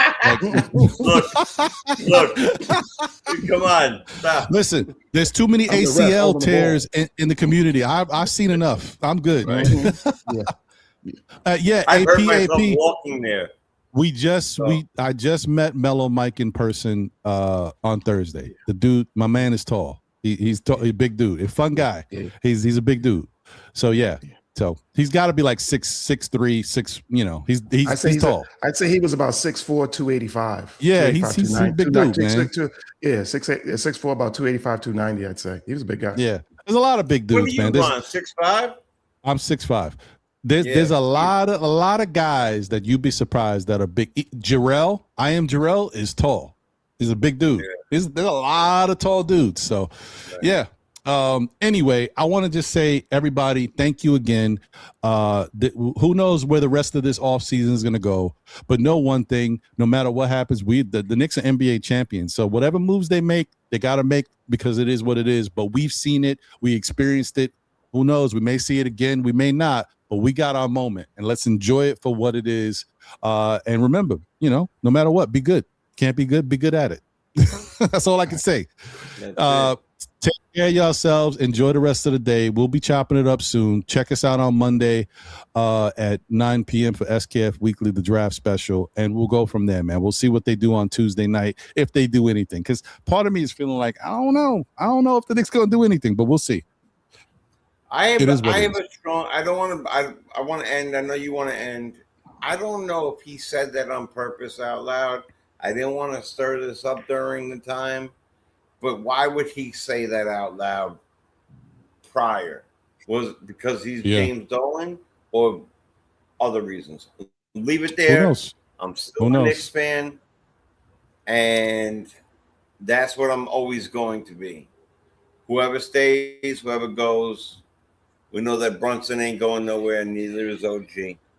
Adios, eat some toast. Adios, eat some toast. All right. Appreciate you guys, man. Definitely. Salute. Give me a ring. Salute, We'll talk brothers. soon. Facts, brothers.